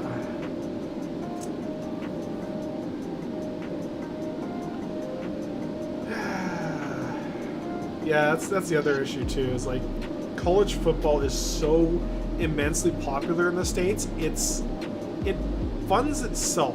So people are like, oh, well, why are we giving these college kids these scholarships? You know, they're not really there for passing and stuff. They kind of pay for the school. People find enjoyment out of watching it. You know, maybe more groups should find stuff like that. Of course, football in the States is its own thing. So, but imagine if there was other things like that first robotics thing. I think is a good option for engineering. Find a way to monetize that to the general population, and now you've got another possible revenue stream, right? Maybe it's not the level of football, but you know, football programs in colleges, my understanding is even with the scholarships, they're basically paid for by fans. Dubstep is an attempt to communicate. They're like, these mofos are dancing to this. I love it. The token ring was all you need to know. BNC for the win. Do I have any BNC gear around? I do have a fiber cable. This right here is currently transferring all of my YouTube videos through this thing right now. So,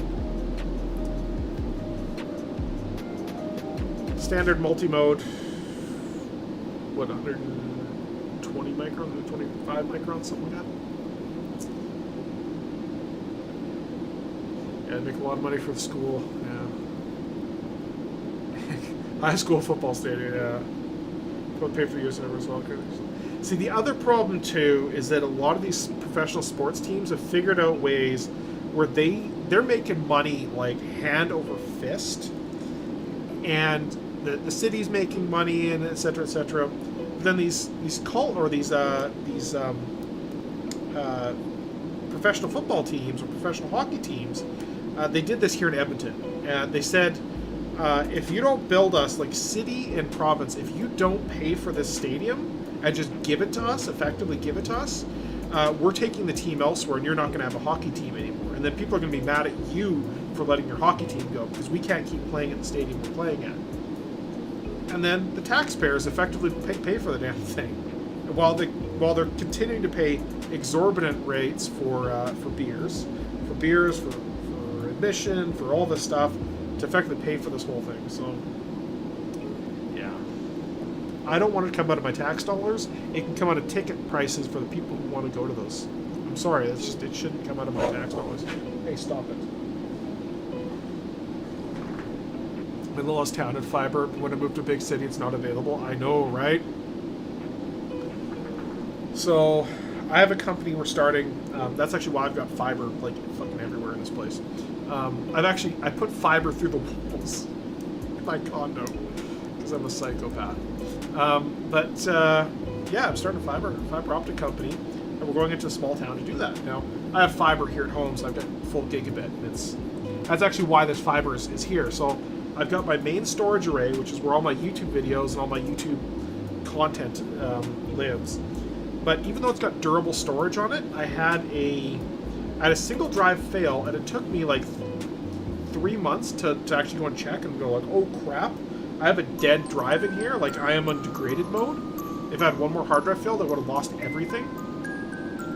It's all fixed up now, it's fine now. But I said, I need to get a server somewhere off-site, and my parents just got a gigabit connection, so all of the stuff is getting preloaded on that server. I'm getting the last drive bay tomorrow, and then it's all going off my parents. So I've got 46 terabytes of usable space. I think it's only like 4 or 5 terabytes of my actual storage goes to my YouTube videos. So I've got a lot of growth space in it. This thing will probably need an upgrade before the other one does. I intentionally built that one, overbuilt it for a bit more money so that I didn't have to go and upgrade it and deal with it. So I can just run in their closet and be done. A decade uses in place. It's really confident charges except we said see ya. Okay, yeah. That's a good plan. Good plan. If you're not... Some people love their sports. I know Flake particularly he's always talking about UK, and I keep thinking he's talking about the UK. He's talking about the University of Kansas or Kentucky or something. A shitty 300 megabit connection home.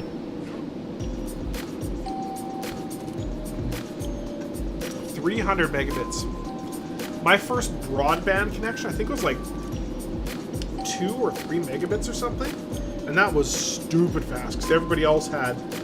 If you had 56K, you were considered to have a fast internet connection. And then cable came out, and oh my god, it was fast. Are there too low densities while they're upgrading? So almost too worthless PS2 computer. Ouch. I've never tried Warp. I had 1G, Telus Fiber, Kelowna, but in Campbell River we only have Shaw Cable, it's only 1 gig. Yeah, my parents are actually in Kelowna, and that's where they got their gigabit connection. They're 1 gig, 1 gig. So I got them to buy a Unified Dream machine, so I can actually remotely manage it for them, which is really nice because they went and set it up and they got most of the things right on it, but they're like, why are none of my devices connecting? We had to re-enter the password on all those other devices. Why do we have to go and I'm like, oh, they changed the case sensitive of one of the letters in their password. I just went remotely changed it. You're gonna have to go change it on all those ones you changed it on already, but all your old devices, all of them are gonna just automatically connect for you. Oh, okay. 3 or 4 megabits at first. I was on Shaw Cable before it was Shaw at Home. So it was before the at-home era. I had one of the white Cyber Surfer modems, which they replaced with the gray ones later on. Decline in the past 5+ years. I don't know about a moral decline, but certainly I'm just not a big fan of sports. I can watch UFC, but I actually really like UFC. I can't follow the people in it or any of that stuff going on, but yeah. Well, it's gigabit except for a work machine which says 10 gig. Nice. Yeah, I can get 1.25 where I am right now. But the problem is none of my equipment does 1.25, it just does 1 gig, and it'll route full speed at 1 gig. And seriously, that is more than enough. More than enough. I have 10 gig between my laptop and the storage array, just through this cable here, actually. It's a copper 10 gig cable, an SFP. But I do have fiber modules as well if I really want them, which is what the other one's going. So it's literally unplugged from that one and the other one. So first cable blazing fast, yeah. Decent internet. I remember feeling cool because we had 56K modem. Most of my friends had 33.6. Oh. First one, 2400 baud. Ouch. Isn't there something like 2400 baud is considered the base baud rate? Like anything will run it. Like you can run it on like a potato. That city modems had a heatsink, fans on top, weighted more than a cat. Yeah. So I had a friend when I was in high school. I was in grade 10. He was in grade like 11 or 12 or whatever. And DSL was a new thing. Remember, this is when DSL was faster than cable. Because you had dedicated speeds and all this kind of stuff. But it was faster than cable. But DSL had just come out. Cable had been out for a few years, and DSL was just starting out. And he got a free DSL connection because he had purchased two 56K connections, bonded them together with like link aggregation of some sort, PPPoE or no PPP. In any case, you can bond PPP links, and or PTP maybe. It's been a long time. It's been a very long time. And he had bonded two 56K connections and had them running continuously 24/7 because he was pirating movies off DCC on IRC. And so they got a DSL connection, and suddenly now he's able to start hosting videos for other people. And that's what he did. But he had a free DSL connection. And then he got rid of his 56K connections and bought a second DSL connection. And bonded those. You couldn't quite bond them as well, but it was, two connections. So he got himself like twice the damage.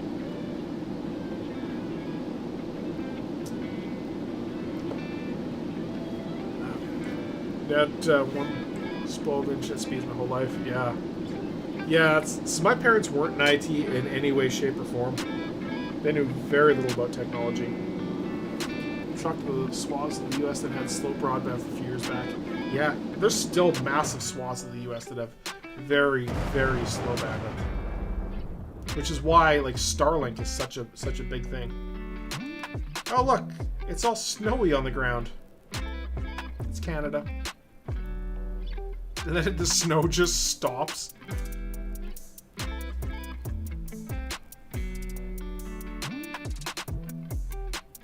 Look how fast that's going. That's a mile. Start. Stop. 1 mile. 1 mile. 1 mile. 1 mile. That's fast. Tell the Walters meth labs blew up. It's Walters meth lab. So a friend of mine, he's selling his Ercoup, and I found out that one of the Waltons, one of the creators of Walmart, his first private airplane was an Ercoup, and he used that to scout locations for original Walmarts. I thought that was pretty cool. Fun little piece of trivia. My frames.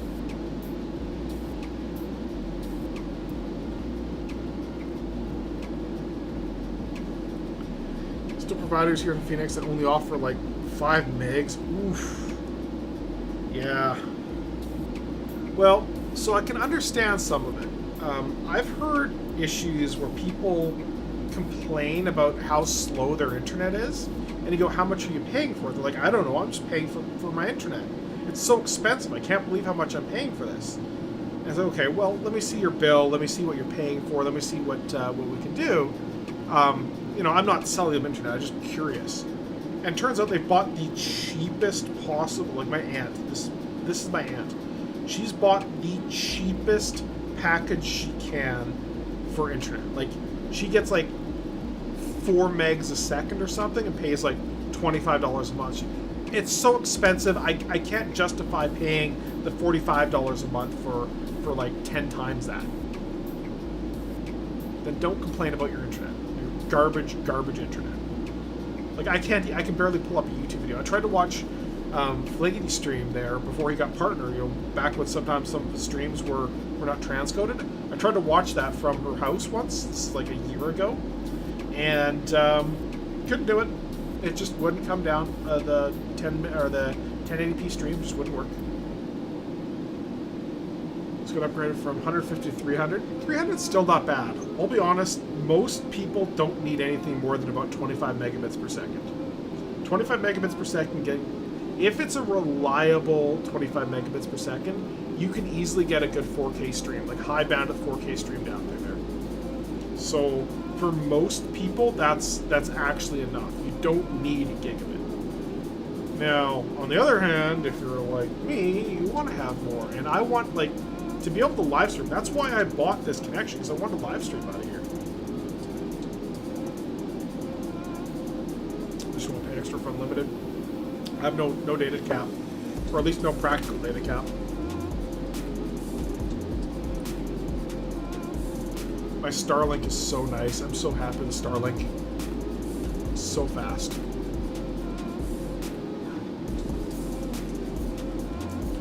While syncing 20 terabytes of content to Dropbox. Yeah, I know that like 1 gig is beautiful, just beautiful. Or 1.5. They tried to put a data cap here. Yeah. It's crazy. There's people out in the rural areas that the best they can get is wireless internet, and they claim they can get 25, some places they claim that they can give them 50 megabits per second.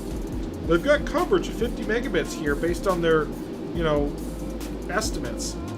Try Concorde any beginning trips real quick.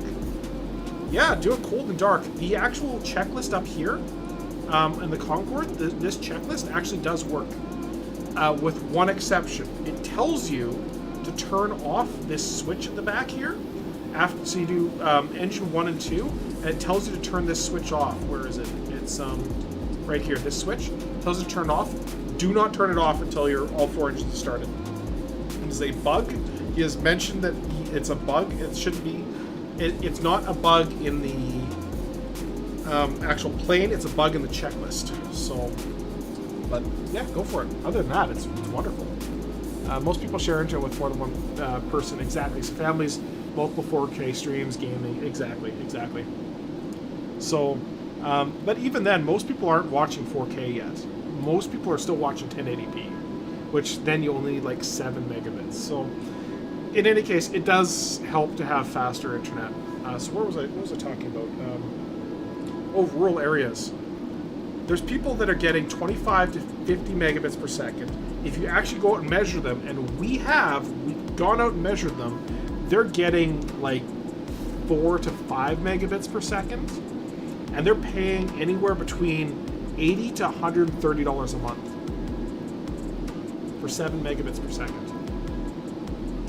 That's all they can get. And then some of these people, they get a Starlink, they go, oh, Starlink's gonna cost $140 a month. Pfft, that's too expensive. But then they complain about how slow their internet is. Well, pick one. Good, fast, cheap. You can't have all 3. Pick 2. Data page, the same thing, over 50 gigabytes is data hog. Certain person who's under that, yeah, I don't think I've ever been under 50 gigabytes in a month. Just YouTube alone. I'm under 100 a month, that's probably my problem. Now, my cell phone would be over 50 gigabits a month if I wasn't on Wi-Fi all the time. Yeah, 150 gigabyte games. I know, right? This game is huge. It's not a game. It's a simulator. This is gonna crash on me, isn't it? 50 gigabytes of day one patch. That's the thing. Game companies have gotten lazy now. Mind you, it's less of an issue today, but they can say we're releasing a game, it's close enough to release, fix the bugs in the 2 weeks between, going going gold and actually available or whatever. But when it was CD based games or DVD based games where you take the disc, put it in your machine, that game as it is on that disc is unplayable because of some game breaking bugs. But as long as you're connected to the internet, you download the latest updates off there. I'm sorry, that's a shitty thing to do. That's a shitty thing to do. 100 gigabytes every time there's an update. Ouch. That's usually indicative of a major bug or a major problem with their deploy process, or they're adding 100 gigabytes worth of content, like adding a new map or something, which can genuinely take 100 gigs. Those aren't bugs, those are features. When it's a digital download, you've got literally until release day to fix everything. Not saying that's how companies work, but it's how companies work.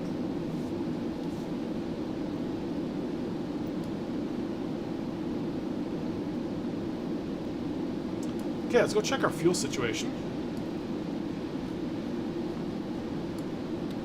Alright, so we're dead ass out of 5 and 7.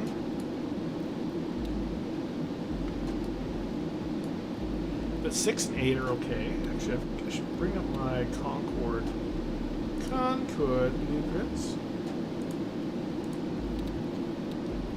Go desktop.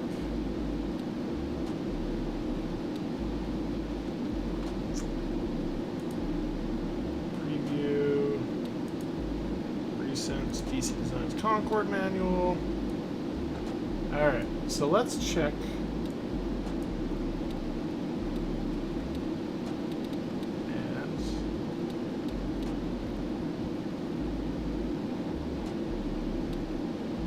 Making that clicking noise.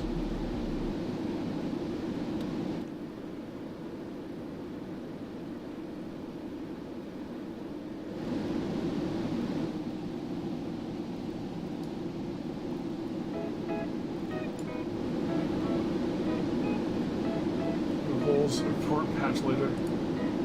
Alright, so let's see. Just pulling up the this here. So let's do this, let's do one. And then let's see if this works. You're gonna see like Inception, but it's fine. There it is.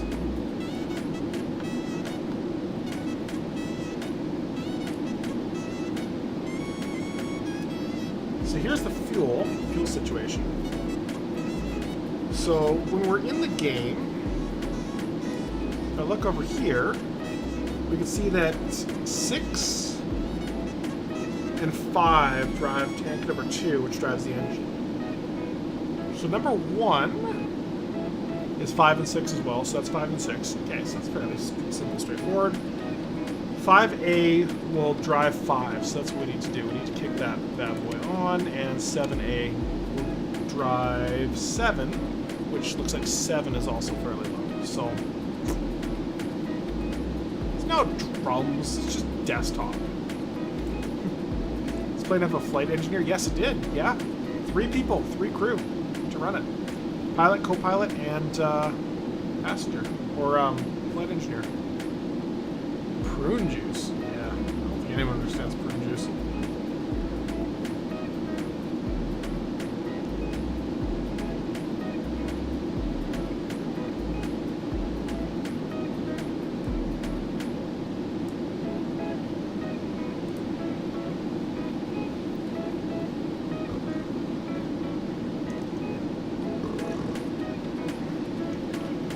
Best thing for a common cold. I thought it was fire was the best thing for a common cold. I'm a terrible person. 44 minutes. So we're 861 nautical miles away. At 200 nautical miles away is when we start our descent. We have lots and lots of fuel.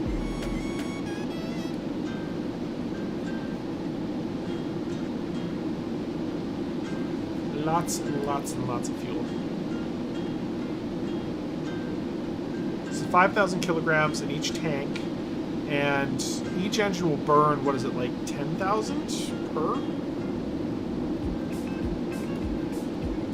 No, burning less than that. So we're burning like 4,000 kilograms per hour.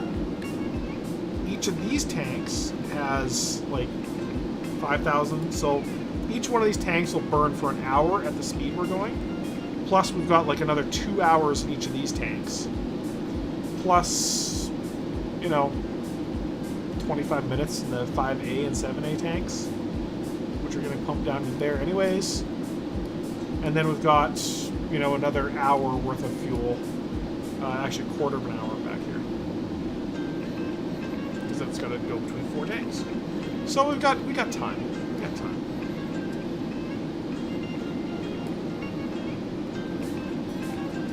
So good.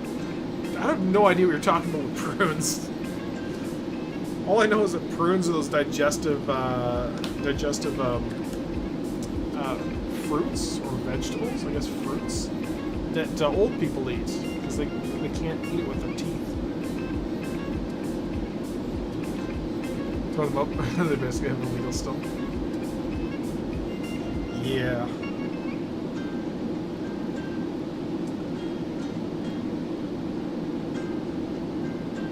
An empty carboy? What is a carboy? You're drinking and driving again, walk wormhole. For shame. For shame. Show targeted Mach speeds? Show the targeted Mach speed? Not a display, no, it's stupid.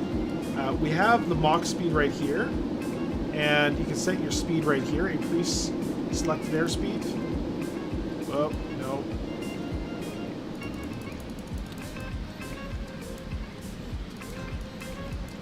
And it is janky, like, it is...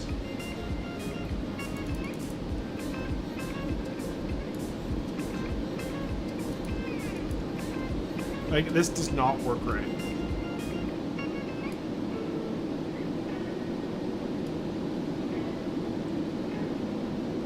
Yeah, just use that tooltip too. Yeah, it is... So that's actually one of my more annoying things about this, is like, the autopilot is just... It needs to be reworked. Ugh.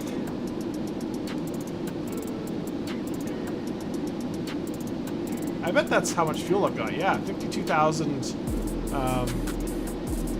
and if each one of these is burning 4, let's assume 4, that's like an hour and a half. No.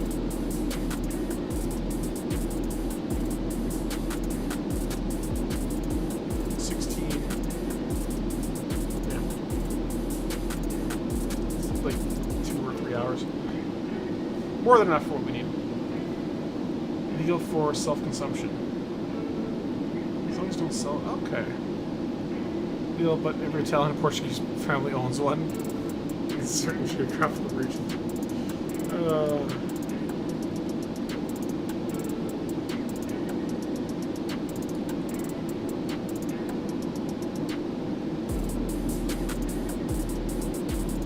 Interesting. Alright, drinky poo time.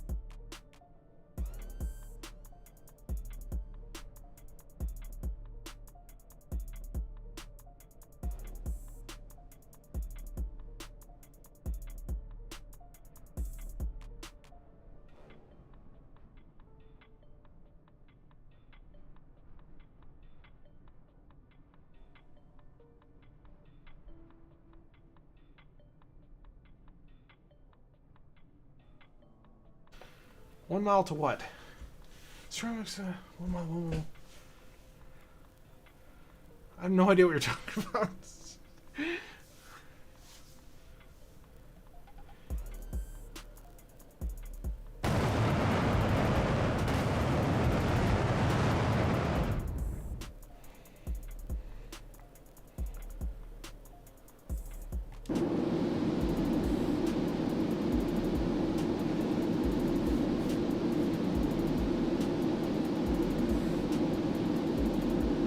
"38 minutes. You fly with no one behind the yoke."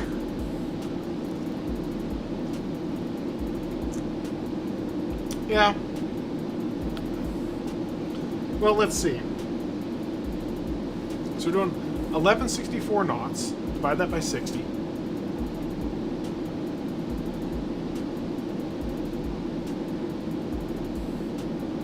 Come on. I can't do math, so because I usually have a computer to do it, does it for me.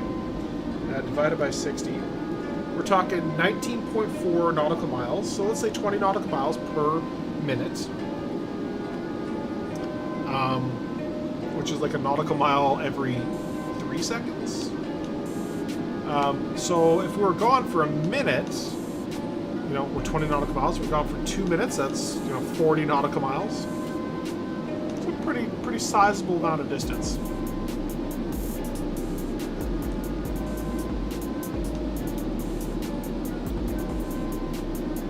Is that from President's Choice Soda? No. It's Pepsi. I know, blasphemy.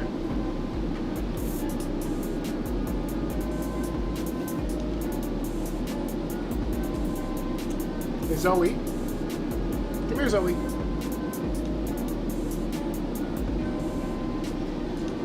Good doggy.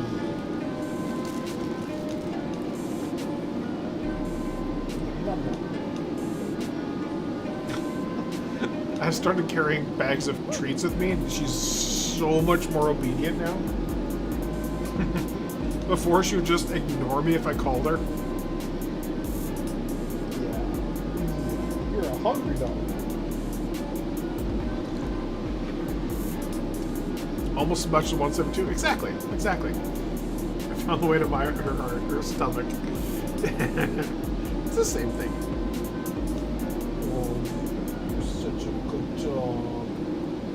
A good job. Yeah, you haven't barked in like 45 minutes. That might be a record. Look at me like it's food. You already ate. Stinky doggy breath.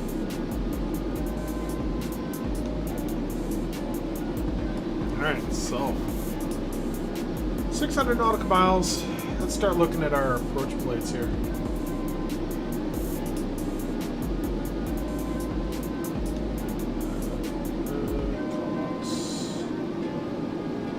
Approach.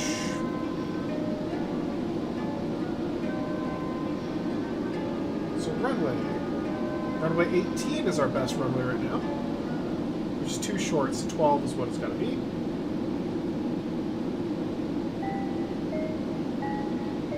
Now it's 12. 111.7.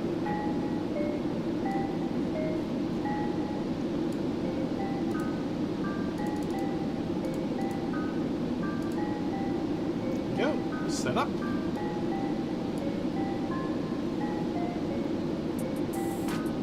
Oh my god, do they have an ADF? They might have an ADF here. That might just be a regular DME though. Oh boy.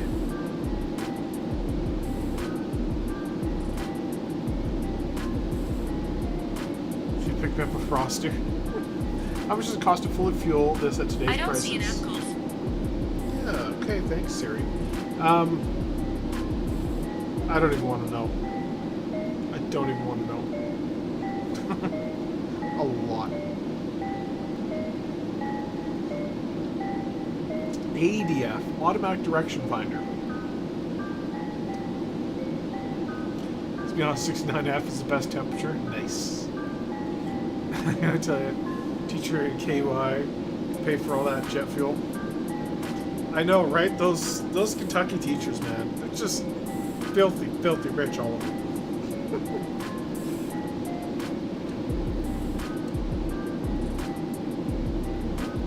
You know, it's mostly the side gigs that, you know, bring in the big bucks.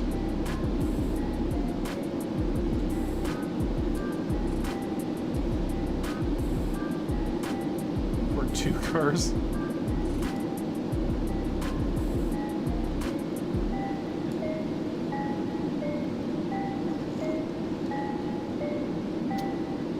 Depends what you consider a car. I own 1 car and 1 airplane.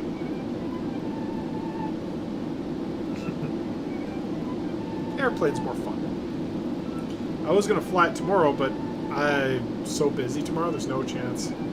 No chance. Does the plane even have an airbag? No, it's not even legally required to have seat belts. All you're required to have is like a shitty lap belt. That's it. And my plane, now I don't have rear seats for mine because it's just, you know, I just have no need for rear seats. And didn't come with them. I could get rear seats for it, it's not a big deal, but, you know, I'm not going to. The Zoe will fly. She has flown before, both in an airliner when she was a puppy, and she's too big now. I can't fit her under the seat, so. And she has flown in a Mooney. But yeah, I don't have rear seats. My rear seats, so there's 2 seats side by side. Half the seatbelt comes up here, half the seatbelt comes up here, and it goes across 2 people and connects together. 1 seatbelt for 2 people in the back. I know, like, completely safe. It's ridiculous.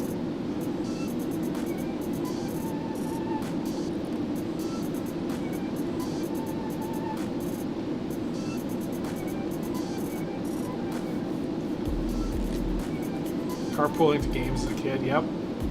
I remember going, sitting in those station wagons where the back would like fold up or whatever, and then you could sit facing backwards in the back of a station wagon. Just crazy. Back of a pickup truck, you know, just sat back there. I remember doing that as a kid too. Ripping down farm roads in my grandfather's truck in the back. Oh, ridiculous. Surprised we didn't get brain damage. Wagons rear facing are on one. The side facing like cub cab. Okay, I gotcha. Yeah, I've seen trucks that do that too. But if you sit, you'd fit less people. Yeah, exactly. Everyone just stands up. There you go.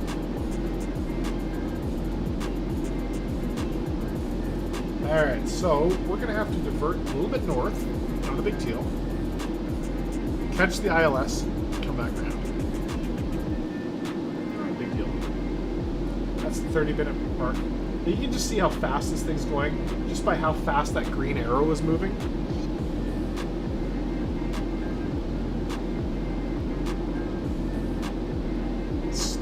Stupid fast airplane.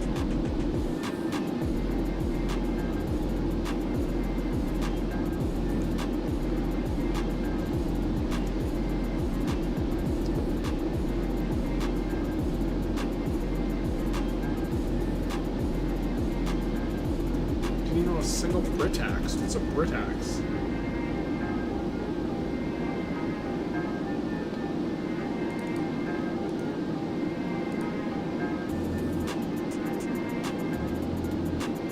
Oh, Britax is a car seat. Okay.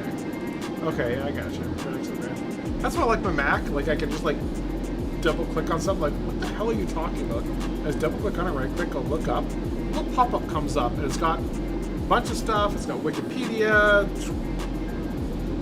It's got Twitter and Instagram, so I can, like, go and follow them, like, just by right-click on a random word in a browser.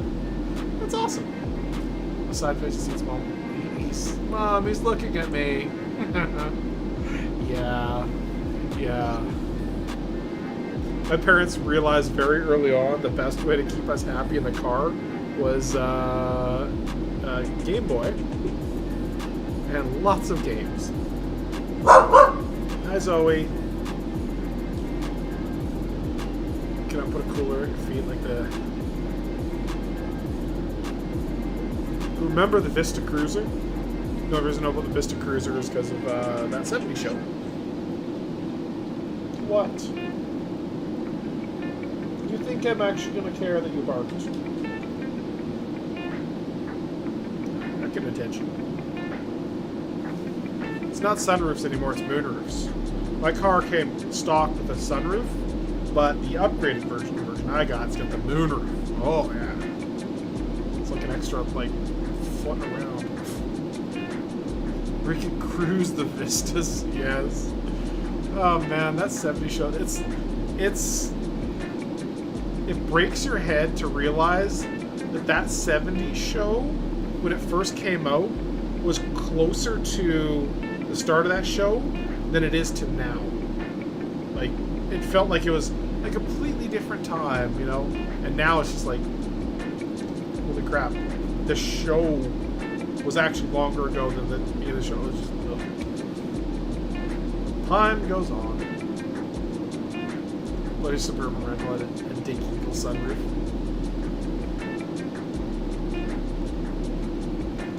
You can stand up in the opening. That's the most important thing of the sunroof, is that drunk girls can stand up to the sunroof and smack their head on signs that passing overhead, right? It's the most important thing. Movies are play switch or tablet. I was out at my friend's house the other night. He's like, hey, why don't you stop in for a beer, right? Because I was picking up some stuff from him. He's giving me some RAM and stuff. He's pulling out a old machine. And stopped in for a beer, and he's like, yeah, did I show you the new Toyota Sienna? He's showing me this thing. It's got all the bells and whistles in it. It's got a Qi charger and a big LCD screen, and you can plug in it's got a Fire Stick that he tethers to his phone, and I'm just like, I'm so glad I don't have children. So glad. It's like life is over. You are now just stewards for your children. No, just a minivan. Just a minivan.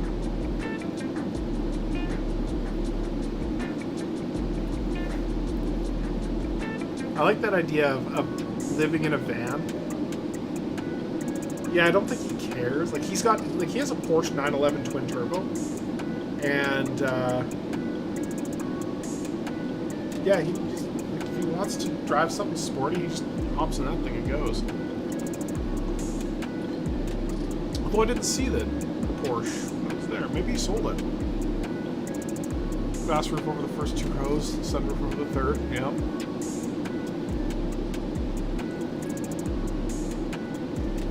Minivans, like, there's so many things that are in minivans just like keep the kids happy. It's like, I don't want to have the kids in the first place.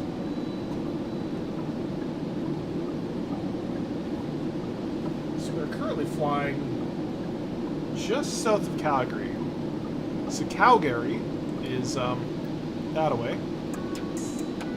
Oh, look out the window, woman.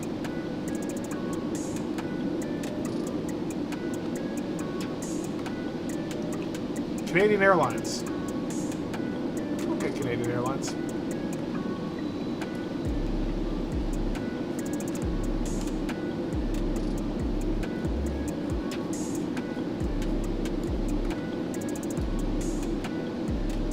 Practical.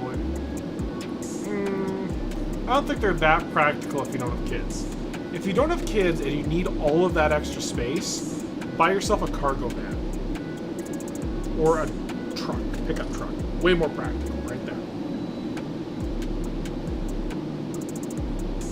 See, minivans are designed to be comfortable in those back seats, but unless you have people back there, pickups also have a lot more capability. So, yes, they do guzzle gas, but not that much gas if you're looking at modern pickup trucks. And if you're talking about utility, you get a lot out of those. Like, you can't fit shit in a minivan.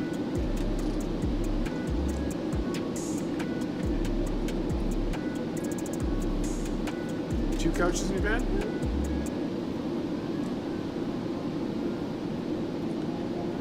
Remember running around town, these...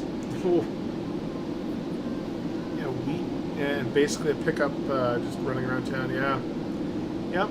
Well, that's why I don't own a pickup truck. Hey, Goose, how's it going? We're currently flying the Concorde. Doing Concorde things. B-Squad's like, you know, we should fly to Comox. And we were in New York. So we're like, alright, off we go. So Calgary is just up that way. Probably under the clouds over there. Probably where he's landing.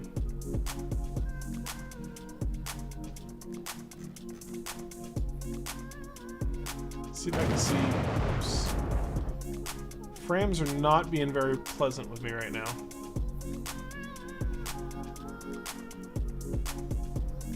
So we could turn and we'd be there in 5 minutes, which means it's probably even past where he is, but still, it's somewhere in this direction.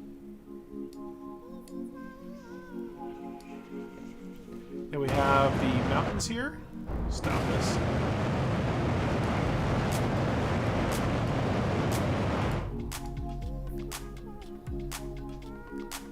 And we're going to be passing right by Kelowna. Right over Kelowna. The Concorde is wonderful. There's a few bugs in the autopilot system, but nothing you can't really deal with. I'm sure if I play with it a lot more, I'm going to be very annoyed. VATSIM is definitely still having some problems with this much data passing through it, but gas bars is so awesome. Now I understand Tesla owners. So we're in Stargate now. I know, right? Stargate. It's perfect.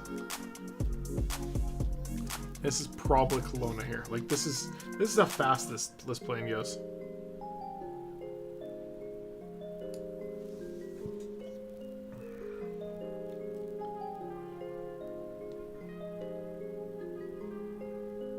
Cranbrook.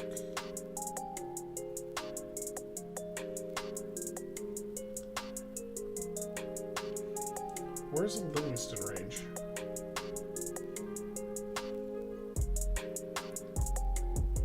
Ropla.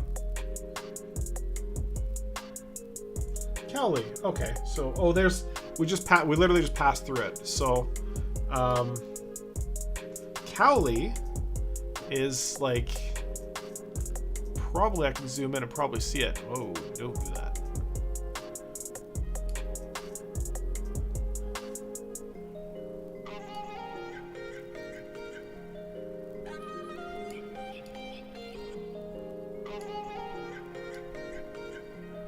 See if I can find it. It's somewhere right around here. So I recognize these mountains. This is the Livingston Range down here.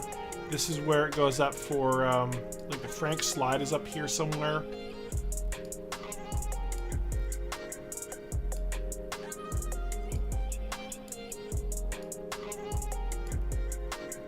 Could be right there. It's hard to say because it's all snowed in.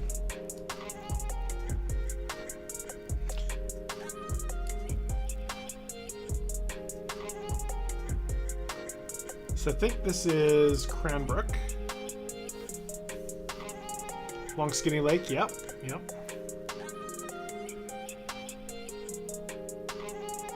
But we can't fit a dishwasher in the back of a Suburban. Too short. It's a small Suburban. Or a big dishwasher.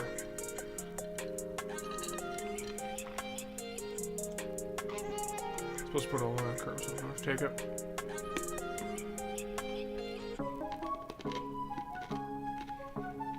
Took all of your black appliances.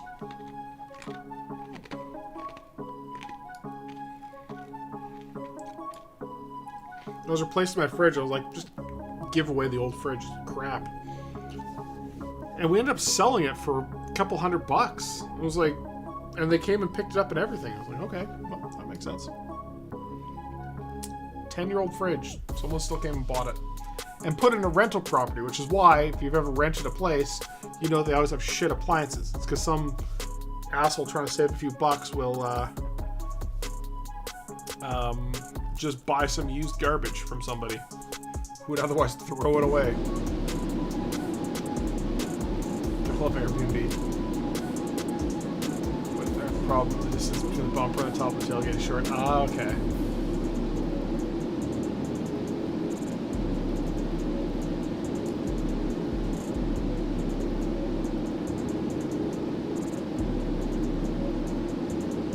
Yeah, so basically as we go over Kelowna, that's when we have to start to set up for a descent. Oh my god, these frames are awful.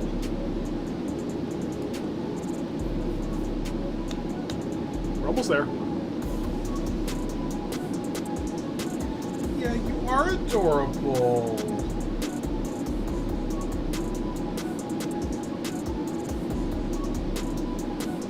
Stare at me. She thinks she's getting treats. She runs running. Yes, thank you, B-Squad. I will try to remember the landing gear this time. If I hear a screaming thing... Ouch. Ouch.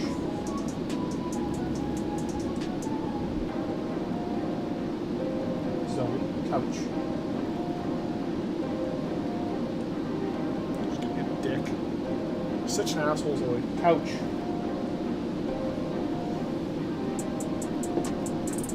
Just bounced off her face.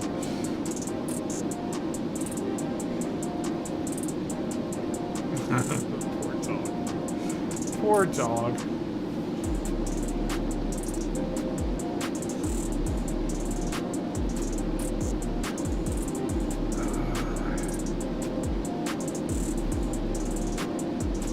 Next day in landing, I don't know what that is.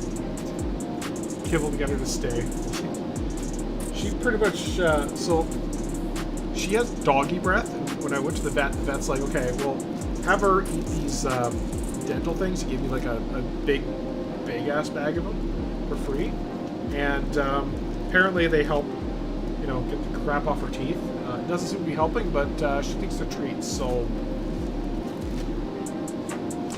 she's really good about everything except her mouth, so I could not brush her teeth if I wanted to. But her breath does seem to be improving mildly. It also helps that she's not eating as much poop right now. Not her own poop, but bunny poop. Yes. No, you go lie down back there.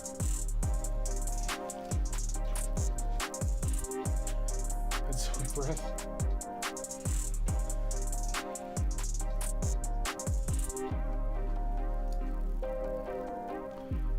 Yeah. Wait, did I just pass? No, that's not Kelowna. Kelowna is up ahead still. I think that's Kelowna right there. Could be.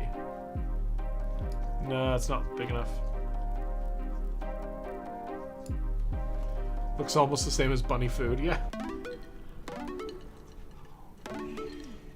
Well, I've started to realize that dog poop smells reasonably similar to dog food. Might be a connection there. You feed your bunny their poop. It's called recycling. Oh, why don't you lie down? No, don't.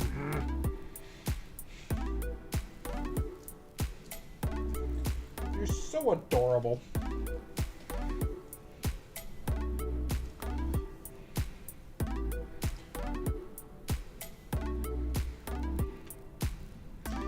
I don't have a bunny, but she wants one.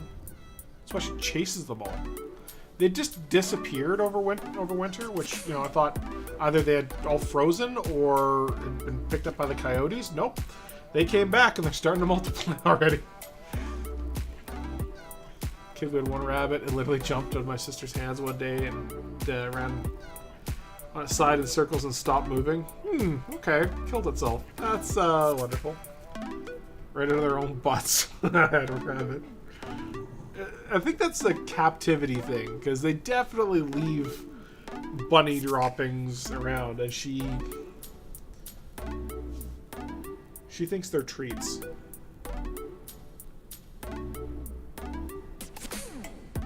Such a good dog. No, no. What a bad dog. Go back on the couch. She's not dumb. she's just stubborn and does her own thing. Lie down. Good dog.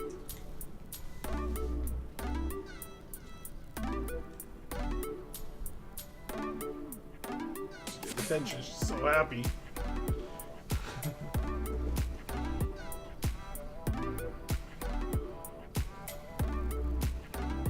Alright, so we're coming up on Kelowna. So what I'm going to start doing is setting up our descent anyways.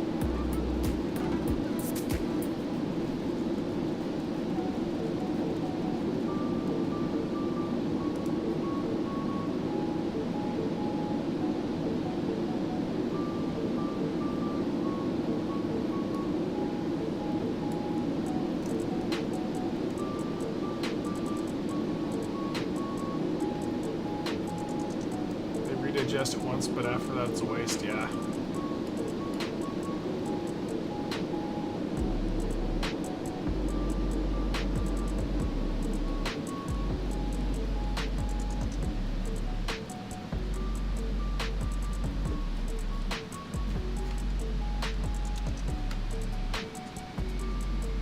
So I want to be to 1.5 Mach on the descent. Just turn off Mach hold. Yeah, that should be alright. Rabbits, food or pets? Well, they're pets until they're no longer pets. They become food. It's terrible. Rabbit was a rabbit snarling. Hit me so hard. Oh, okay, yeah.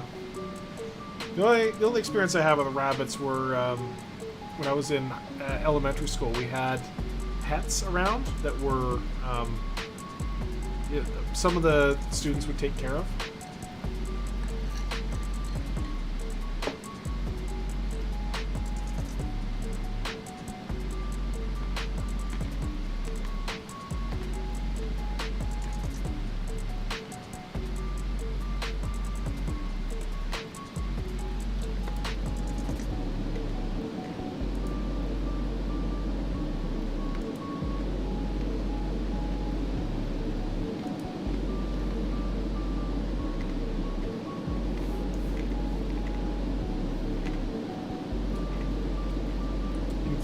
CA, like California? Because here we did. Why did it just throttle back up again? Don't question it. It does its thing. Ah, more dissections.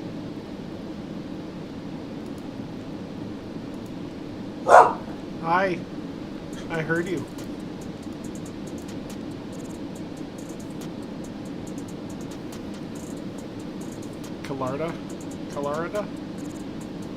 Colorado. Like Florida, but Canada? It's hot and cold. And full of very trashy people.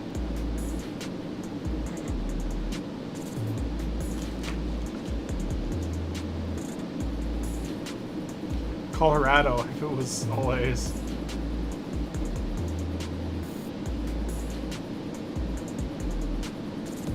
Who's talking to me right now? So demanding.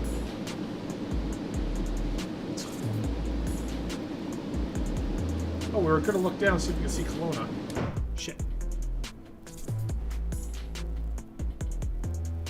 Well, we couldn't anyways, because it's like clouded in.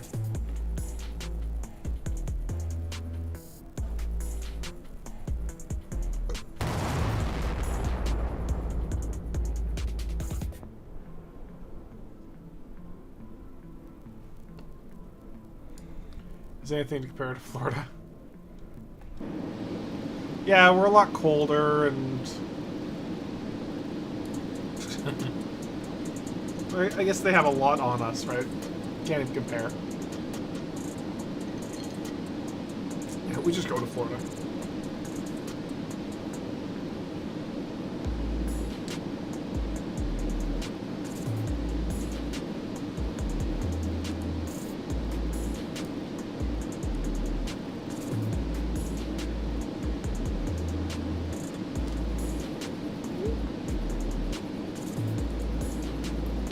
All right.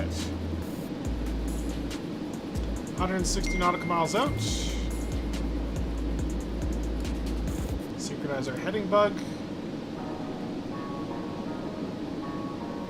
We're 10 minutes out. At this pace, we're literally 10 minutes away from the airport. Obviously, we got to slow down, get into there. Heard your droid received a message. No, that's my iPhone. Technically, it's a text message onto my laptop, which I have to connect to the audio system because I'm dumb. Now it won't. I can't hear anything. I thought they might have fixed bush trips, but not. Still, they haven't fixed the bush trips. Jesus. Sure, the one each checkpoint said complete, and then I go to the last one says complete, but I didn't get it to me. Yeah, exactly. That's frustrating. I stopped doing the bush trips like when they initially broke like a year and a half ago. It's so annoying.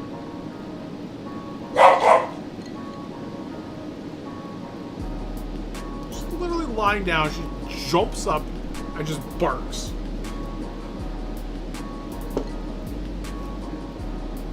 No.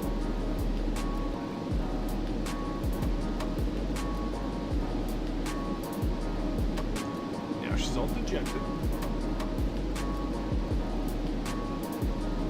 Exactly. Ghosts. She's mostly aliens that she sees. Thanks for the bits, Tweakifer. Taking your spot back. I love it.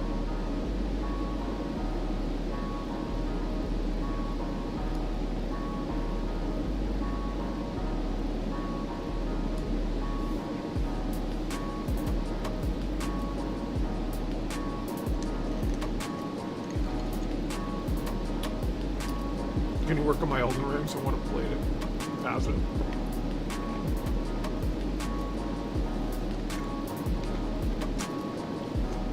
I kind of want to try Elden Ring, but they were never my kind of game in the first place, so...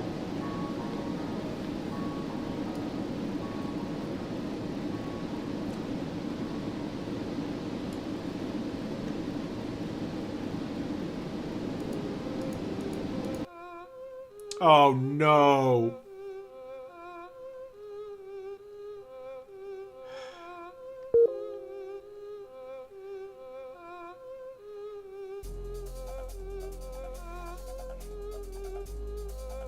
That was annoying.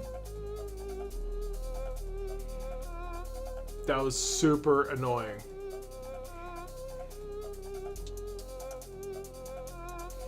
Well, I guess we won't get to do a landing in the Concorde, because every friggin' time I either forget the landing gear or it crashes itself. We kind of knew it was going to crash. It was starting to get chunky.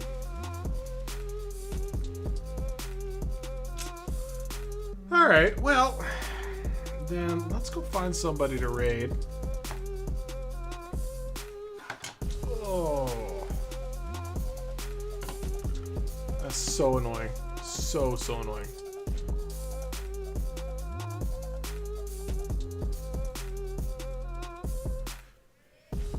Let's see.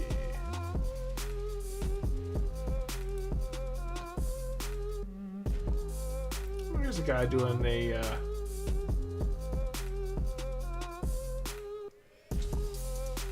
yeah, I'm on the first row.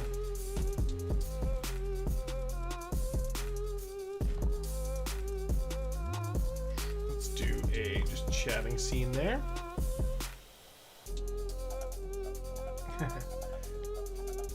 Let's find somebody who looks like they need a raid.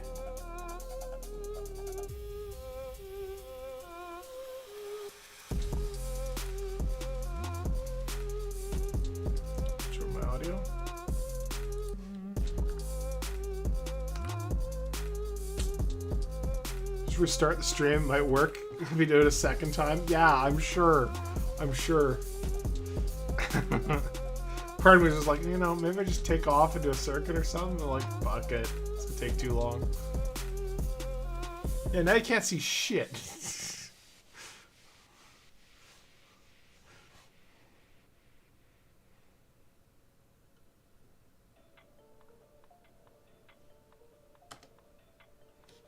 Okay, now that I'm not getting an ad, because fuck. See if he responds. Yep, there he goes.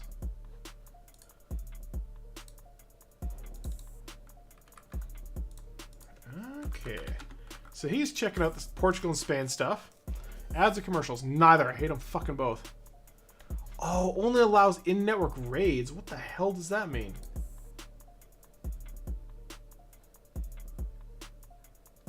Well, whatever. He's not going to raid then. So I probably got to sit through another fucking probably ad. Oh, I know who we're going to raid. I know who we're going to raid. He's been in here a few times and a bunch of other places, so we'll go give him a hard time. And maybe be back tomorrow night. Not entirely sure. I'm kind of busy with a bunch of stuff tomorrow. So, in any case, I'll see you guys around. Worst case, maybe Fligs on Monday or something. But, all right, see you guys.